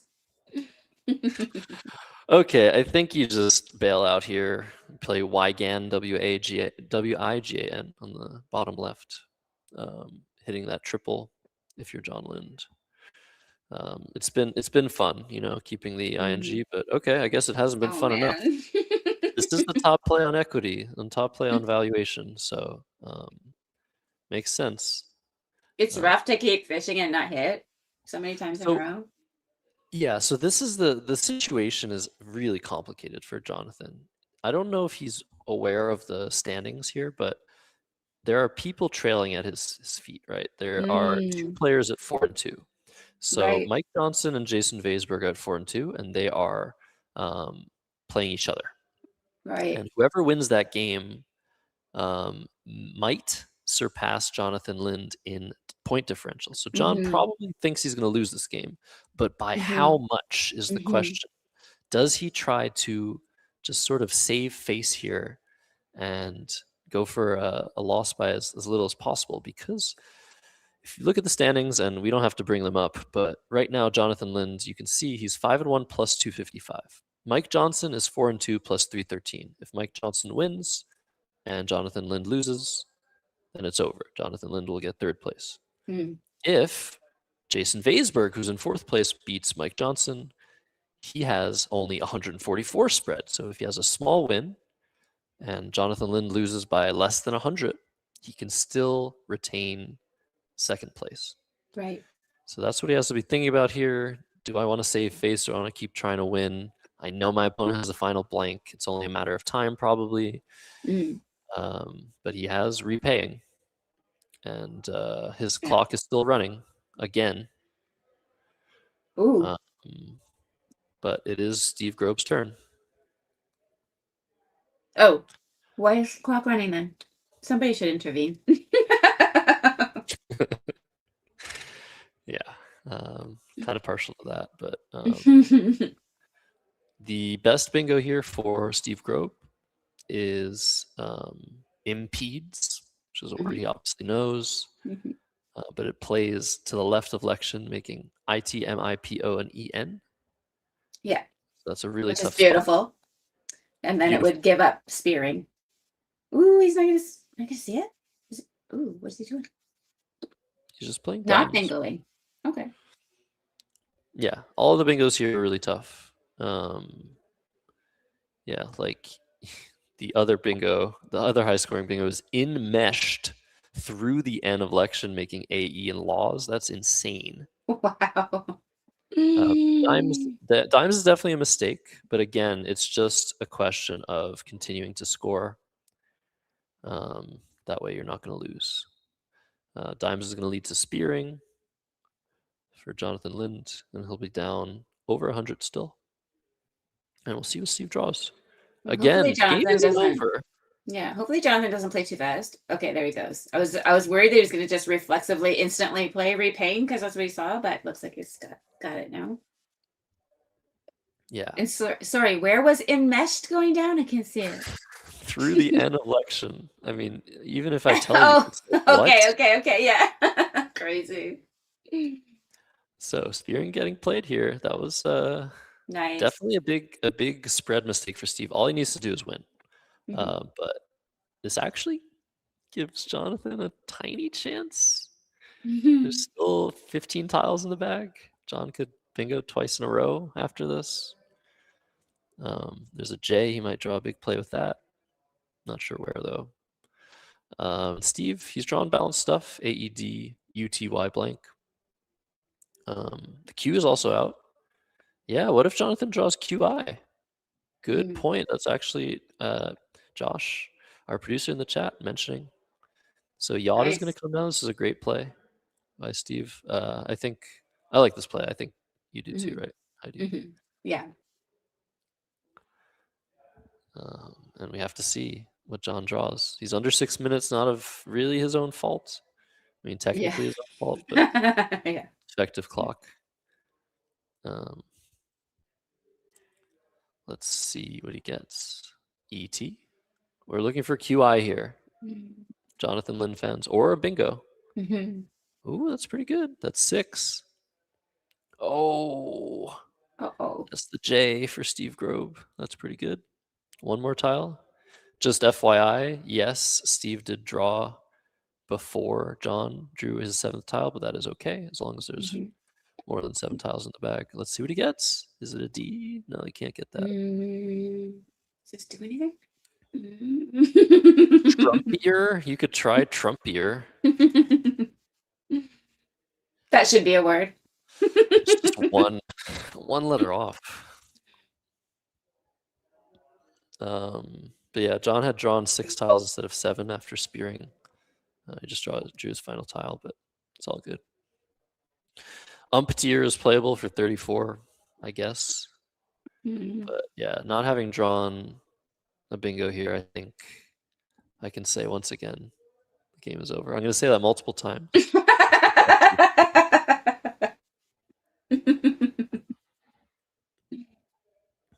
Yeah, so Josh Greenway on site, who, by the way, we have to thank. I'm going to thank him again. But for all the tireless work he's doing to set the stream up. He's asking if it is okay to draw not within sequence like that. So John drew 6, Steve drew 4, John drew 1. That's okay. It's the same. It's the same thing. It's all the same mathematics. So was it you, Josh, who suggested that one of the steps in the turn sequencing is that you should, before you draw, check to see that your opponent has 7 tiles? I didn't suggest that. You didn't? Okay, somebody did, and I don't think that's a good idea. You don't think so? But we don't have to discuss rules. Anyway, it's one of the recommended steps now. Yeah, no, it's an interesting recommendation. I understand the logic for sure. Well, yeah, we're gonna get an interview with Heidi, right? You're down for another interview about the rules. I already interviewed you. Yeah, it was fun. It was a good one on your YouTube channel. But if Josh Greenway wants to do a paywalled one, that's cool too. Well, they've changed a lot since we had our chat. So yeah, be down for another. Yeah, there's been a lot of changes, a lot of updates. It's important rules to continue to change as new situations arise, as new ideas come through. Yeah, John is under 3 minutes, and he probably has no idea. At the top level, you get a sense of how much time you've actually used in your turns. Right. Yeah. And I think if John sees the clock, he's going to be like, "What?" Right. Well, especially since his clock was running a couple of times without it actually being his turn. Exactly. So. That's why he's going to be confused. Not because he actually used more time than he thought, but because he has like no time left. I think so. He plays arm, makes perfect sense. You could just draw the Q. Get QI. We'll see. I don't think Steve is going to block. I mean, he could block QI if he wants to. But you have to sacrifice a ton of points. Yeah. Yeah, he's just going to go with Jivey. This is a great idea. Block the Y, get rid of the V, play some tiles. This leaves 5 in the bag. And John's drawn the Q, so all right. He got QI 64. It's coming. But it's not going to be enough. Yeah. John will have 332 after this. The H will be open, and Steve can just block it. He might even draw a bingo. We'll see. I like this little thing on the interface there that shows the phonies that have been played. Yeah. Yeah, it's wait, where is that? So underneath the remaining tiles. Oh, that's not the phonies that have been played. Yes, I what is understand. it? Think that. No. Oh, it's just showing the blanks. It's just showing the blanks. So Okay. they're gonna need to debug that because it doesn't recognize that fish head came off. Right. Okay. Came off the board. It's something to do with the script, the file, the way that the GCG file feeds information. There needs to be an exception made for that. Right. Got it. Yeah. So over to Steve. He's got an 88-point lead. There are many ways for him to win this game. First way is just a bingo. He has overheat. Also F8 through the H. He can also just not empty the bag, play a 2-tile move. Geezer is really fun for 23 from G's, his opening play. And that'll put him far enough ahead that it doesn't matter. He's doing something similar. He just plays emo for 10. He's up 98. And even if John were to bingo here from the H, let's say Hope Kurt was a word. Let's just imagine. That's 104 points. So suddenly Jonathan is up by 6, but only drawing 1 tile. Steve's going to be able to outrun him in the end game. So it's just being very diligent all the way through. And he's going to take this game and take day 1 of the Spring Fling 2026 in Galesburg, Illinois. I wonder if there's any cool, like, I don't know, 10-letter words or something through disconnected tiles available. That would be great. I mean, Steve can bingo here with Wrathier if John doesn't block. He's probably going to hope for a blank draw and like play 1 tile off, but no, he's just giving up, which is a very, very smart decision. So Coop is going to block the top of the board for bingos. And Steve can score nicely on top of the E to that top right triple. Yeah. Get to 468. But yeah, and John has 2 spots to go out with turf. So I think that's what you do. Just maximize your score here. And that'll be it for this game. Crazy stuff. Yeah. Well, pivotal moments there for sure in this game. Yeah, I mean, what to say? I mean, we really got the sense of a couple of things today, especially. We got the sense of how time trouble affects everybody. We got the sense of how the double challenge rule is so different from the 5-point challenge rule, but you can still get away with phonies in 5-point challenge. Yeah. We saw that. We saw everything. Some great games today. Yeah, there's a lot of action. Yeah, you know, John can be proud. He almost made it to the top. So Waiter is coming down. That is 35. Keeping the blank. So Steve's like, if you're going to go out. Not even going to get it, yeah. Not gonna give Insult to injury, yeah. Yeah, so turf is the play. 362 to 465 is the final score. And before we head to the overhead mic, I just want to say we have to wait for one more result to see if John retains the second place. There is a possibility of a very, very small win from Jason Vaisberg, but we'll see. Okay, overhead mic time. I don't show that. How much is for turf? 15. That should be 364. 351 and 13. Yeah, I get 364. Oh, you got 365. You use it 364. Yeah, 465. 61. Yeah. Well, I mean, it's all right. I won't get info. What? I don't know. I must be a bingo today. I very lucky. I think so. Let's give me the fish head draft. Yeah. The fish head draft. Headfish? You like headfish? Yeah, I do. I was actually kind of hoping you can see that deal fish. Well, I saw deal fish, but that's H-E-A-D and they have it there. has a chance of it. That's a moral victory, folks. Jonathan Lynn saying, yes, I do like headfish. I'm glad you didn't play. What? Rathian, PDH. Cool. That's very lucky. I don't know. I thought it was going to blow another one against you. Did I really miss Endgame once? Endgame? Yeah. Oh, that's Oh. horrible. Yeah, that's. He had a name. But I had Raining. Raining doesn't play. I'm putting Rain Toss off of the team. Oh. Yeah, that's not good. It's probably a lost game at that point. I'm sure you have someplace for action, but I don't know.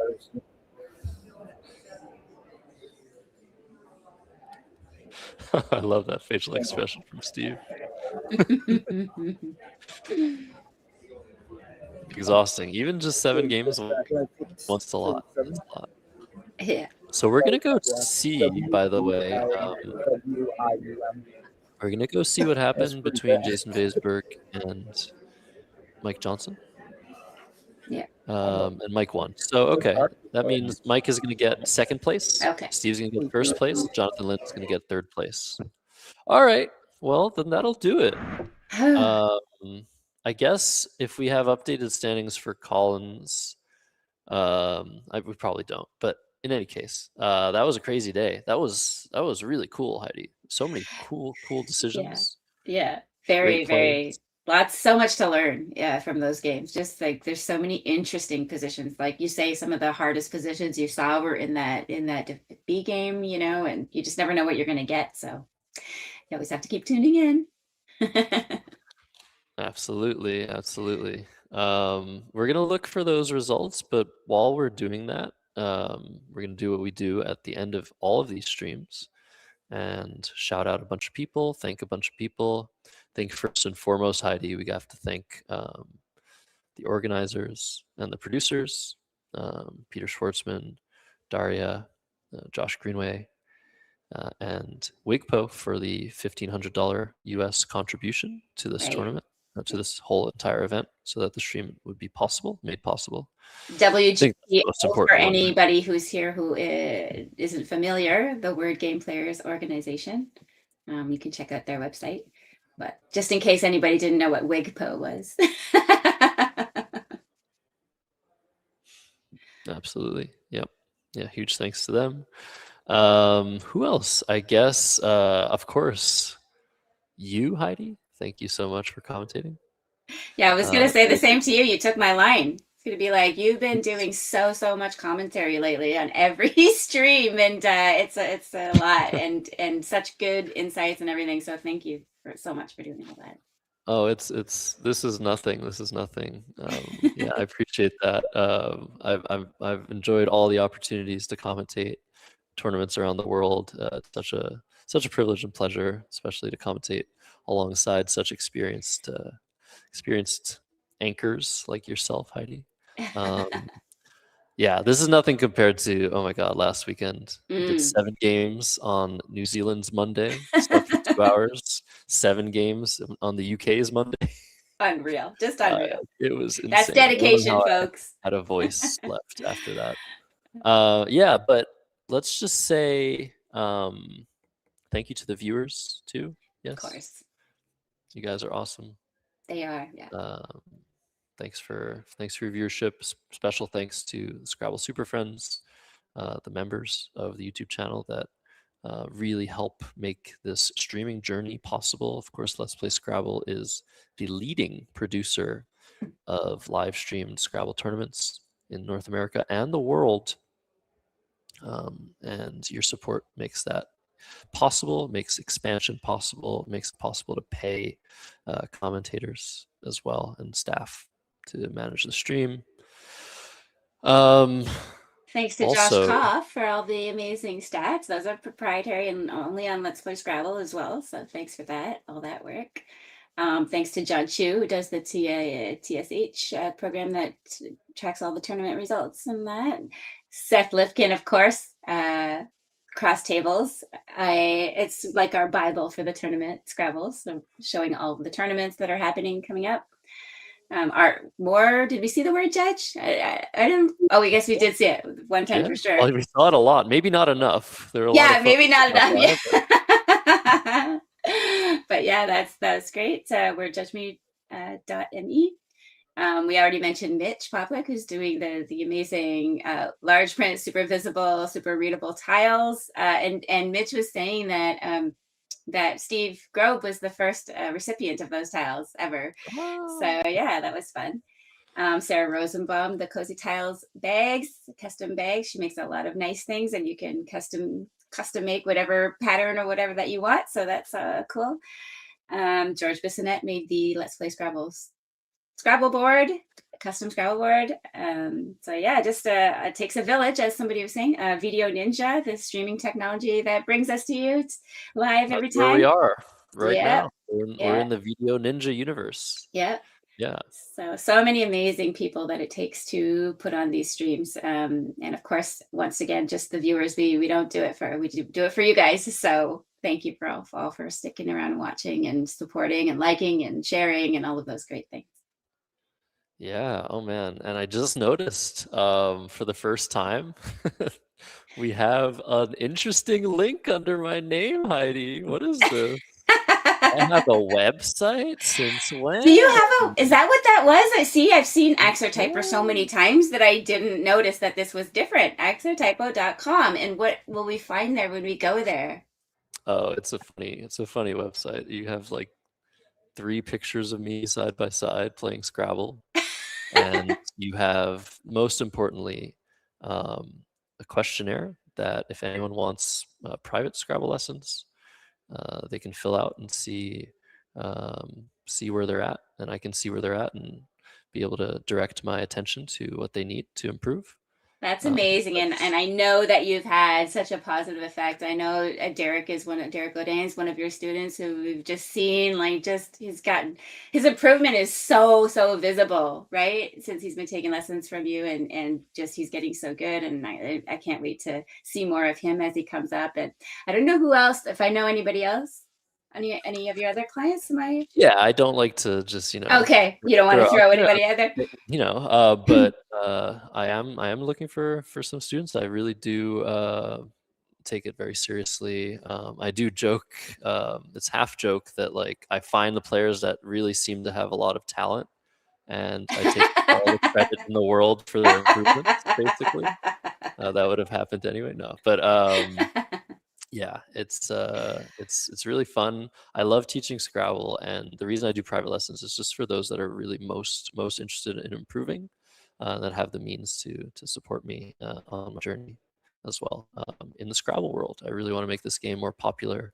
I really want to make everyone better at Scrabble, and I hope we can continue doing that together through the many endeavors that we all share as a community.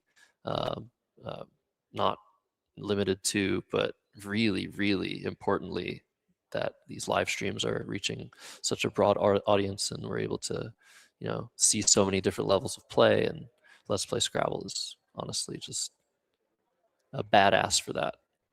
Yeah, and it's so amazing to see like new people coming in all of the time. Like every time I look, there's a new up and comer who just started, playing with us and is already doing so well. So it's I mean, you don't have to shoot up the ranks right away when you join. You can stay, wherever you're comfortable at whatever level you're comfortable. But there is definitely a place for you, no matter what your ability or desire to study or whatever. It's just such a great community full of wonderful people, no matter what level you're at, and you can always find something to enjoy about the game. So yeah, come join us if you haven't already.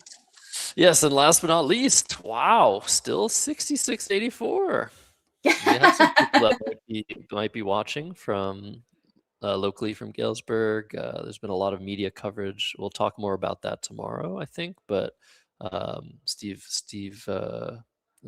Schwartzman Steve's won the tournaments. Peter Schwartzman has been doing on the media talking about this tournament. He's been doing so many things. So another big shout out to him and everybody who's subscribing and watching.